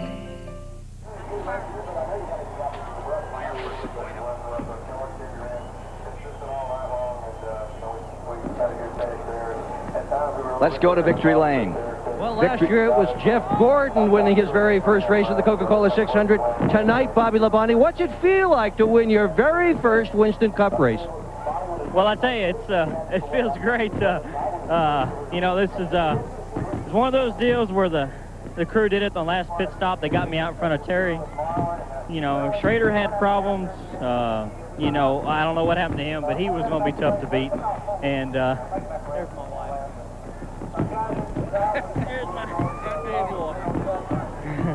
But the Interstate Batteries crew did an awful great job tonight, you know. I was just trying to pace myself throughout the night, and I got into Earnhardt a couple of times there. Didn't mean to. I just never had this fast a car here before. And I tell you, you know, I just let him go because I thought, well, ain't no need to be racing. So, you know, Interstate, Shell, EDS, Goodyear, Hendrick Motorsports for the great engines, Chevrolet, Food Line, Champion, you name it, they helped. You know, I'm just a small part of this great team. Looking forward to the rest of the year. Okay, you've got all the sponsors in. Tell us about the race. What kind of race was it for you? Well, the race was, you know, I mean, you know, we just paced ourselves. You know, we went really wild on shocks this weekend. We spent Friday testing shocks. We weren't too sure what to expect, and I thought the first part of the race was going to be great, but I thought they gave up on us. But Penske shocks did awful good, and I tell you what, they're pretty wild. So on the graphs, they're not very pleasant looking, but we liked them. So it's great. Bobby Labonte in victory lane. To Rick Benjamin. Oh, Dick, Bobby Labonte and his crew certainly deserving of our congratulations. Great to see that team back in victory lane, and congratulations to Bobby, who certainly deserved an opportunity to win. Time now for our Liquid Wrench Slickest Move of the Race Award. The Slickest Move is brought to you by a Liquid Wrench, given to the driver or team member who makes the best move to help the team on the racetrack. This award goes to Labonte and his entire crew for pit stop management. There you see one of their stops earlier tonight. They had the gas mileage figured out. Bobby did not need to come in late in the race. He was able to maintain his lead. One of many great moves, I think, that team made tonight. Some on-track moves. You heard Bobby talk about his two little skirmishes with Dale Earnhardt earlier. Kept the car straight, got it back going, and was able to move on to the victory in convincing style once Kenny Schrader fell out of the event. So the Liquid Wrench Slickest Move tonight to Bobby Labonte and the Joe Gibbs Racing Team for their victorious effort. Randy Pemberton still on pit road for us. Well, we've caught up with the other Labonte. You had a heck of a run, but you got to be happy for your younger brother. Well, I am. He did a great job, and he's done a great job all year. They've got a great team, and you know, they finished second a couple times already, so it was a well-deserved victory. And I'll tell you, our Kellogg Chevrolet was good. We were consistent all night long. We had an ignition go out there about 20 to go, and I thought it was over and switched ignitions, and it picked back up. But it was a good run for us. We're happy with it. Congratulations on a good run, Terry. Thanks. Steve Burns? Michael Waltrip, a third-place finish, but, man, you look worn out. Yeah, just disappointing, you know, a little bit to have the problems we did and have such a good car. You know, that kind of takes your wind out of your sails when the race is over. But third-place finish is great for the whole team. I appreciate Doug and Ron and all the guys. They work so hard for me. And say hello to Mr. Pate with Pennzoil. Appreciate all they do for us. And they didn't have a very good day at Indy, so we needed to do them some good here tonight. We had a real good car. We lost first and second gear early on, hurt us getting in and out of the pit, and then there at the end, we didn't know if we could make it or not, so I was riding around about half throttle, just keeping Sterling in sight, just figuring I'd try to get him at the end, and I'd be darned if he didn't run out. Well, great run. Let's go up to Ken Squire. All right, full field standings on the final lap coming up. Point standings as well coming up. And more from the Coca-Cola 600 on TBS. Memorial Day on TBS. An alien object of unbelievable destructive power is less than 3 days away from this planet. William Shatner, Leonard Nimoy, Star Trek, the motion picture. Monday morning at 9:05 Eastern. Turn to TBS. At AutoZone, most of our customers are the kind of people who like to work on their cars themselves. That way they save money, and they know the work's done right. Of course, when they come to AutoZone, they know they're going to find the right part for the right price. But sometimes, what they're looking for is just a little advice. And that's okay, because we don't put a price tag on it. You see, at AutoZone, we take pride in taking care of our customers. And we've learned that when you treat folks right, they keep coming back. If you don't replace your air and oil filters regularly, you might as well drive your car off a cliff, because dirt can really mess up an engine. Fram Extra Life air filters and Fram Extra Guard oil filters keep out dirt best to protect your engine. Fram, America's #1 premium brand.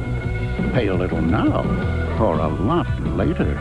Get a $2 rebate on Fram air filters at participating retailers. Peerless Faucet didn't come up with the idea for a spout long and high enough to reach over and into large objects.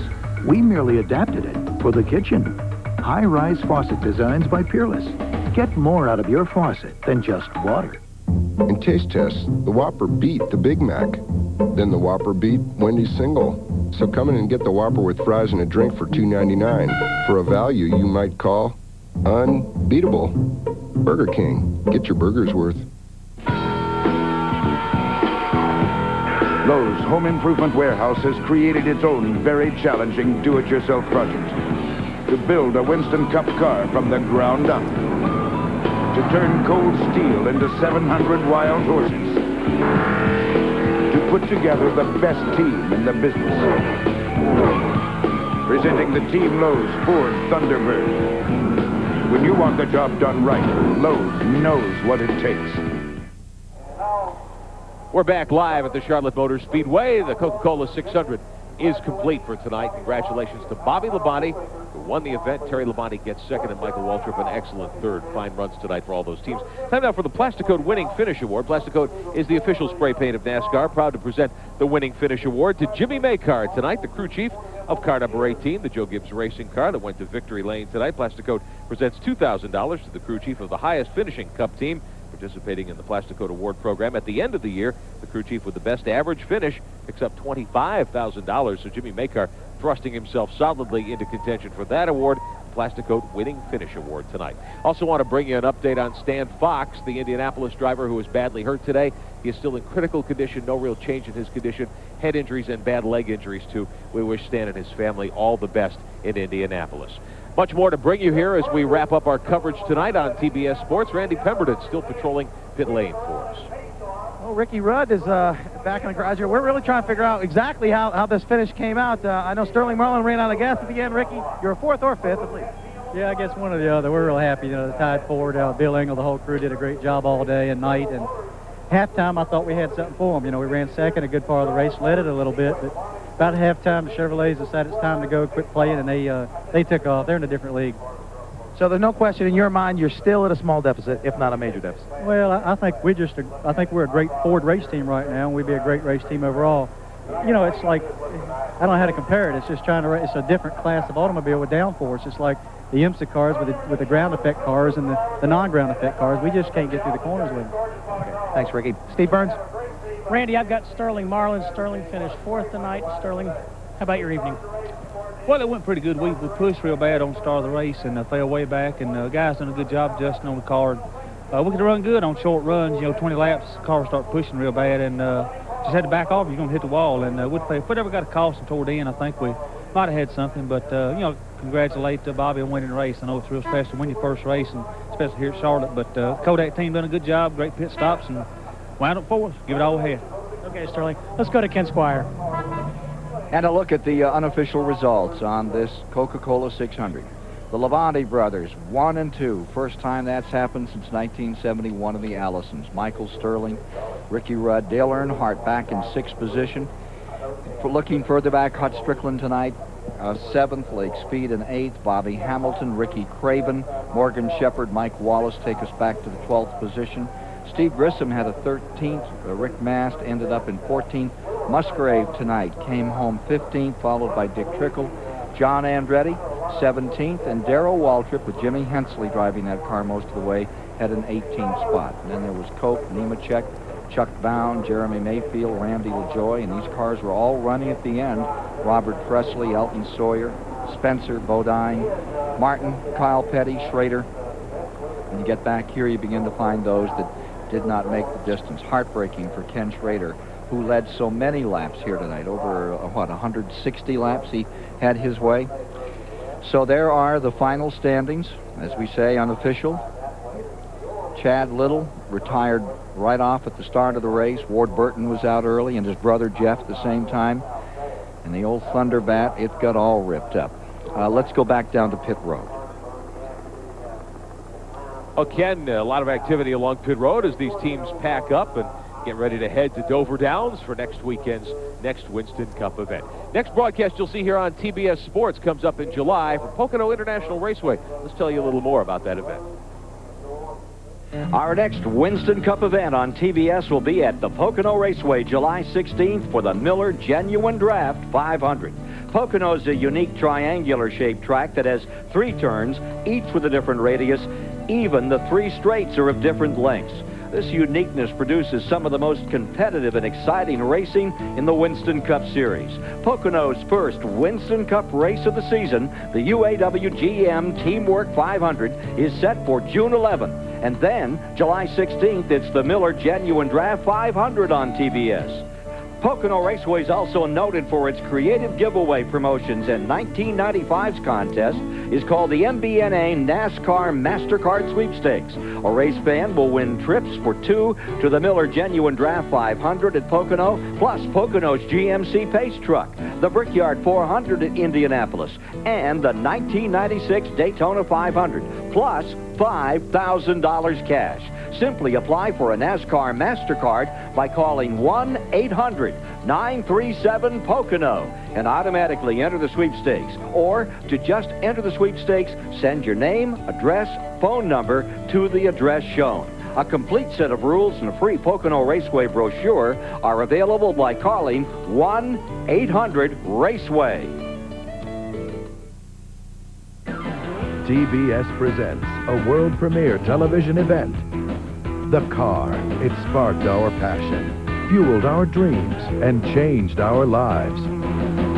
Join TBS for the trip of a lifetime and take an incredible look at America's lifelong obsession with the automobile. Driving Passion, America's love affair with the car, premiering 8:05 Eastern, Tuesday, exclusively on TBS. In Alaska, we need a tough truck. Edie Jeanreau, legendary Iditarod racer. To get ready for a 1,000-mile dog sled race, there are 2 things I count on.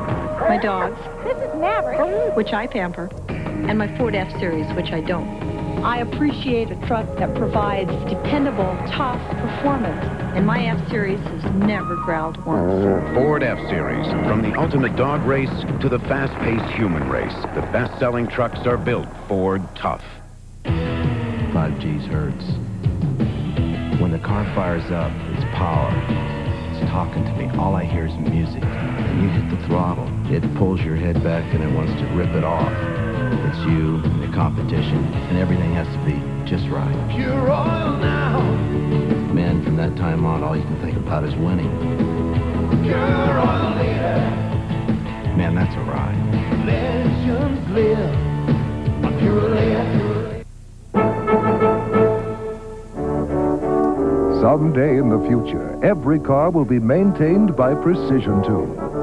Every brake job, oil change, and scheduled maintenance service will be performed by our skilled technicians at prices that are the envy of dealerships. All backed by our 12-month, 12,000-mile guarantee, leaving tow trucks free to spend their time on more artistic pursuits.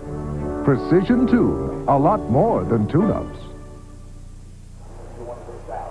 Well, Coach Gibbs' team won last fall here as well. That was with a different driver. That was with Dale Jarrett. So we've had 2 races, 2 drivers, 2 winners. How are you doing this? Well, I'm not sure. I ride Jimmy May car and today Bobby Labonte's coattails, but I wanted to say hi to Norm and Tommy Miller from Interstate. Hey, those guys made it possible, and it really is when you think about from last year and all the trouble and the things he went through last year.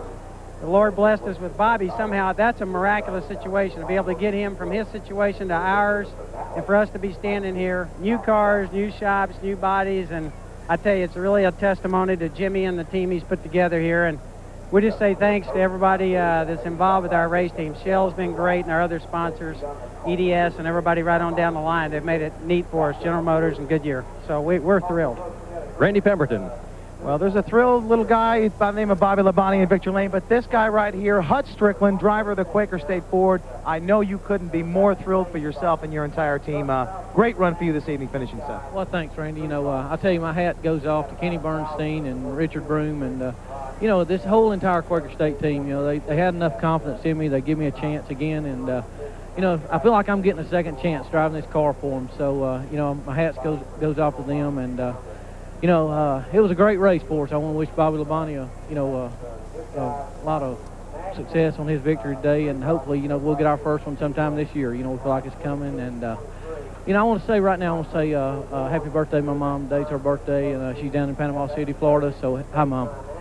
Okay, ditto for us. Okay, Steve? Randy, I'm with Lake Speed. Lake, you finished 8th. That's a good night's work at Charlotte Motor Speedway, top 10.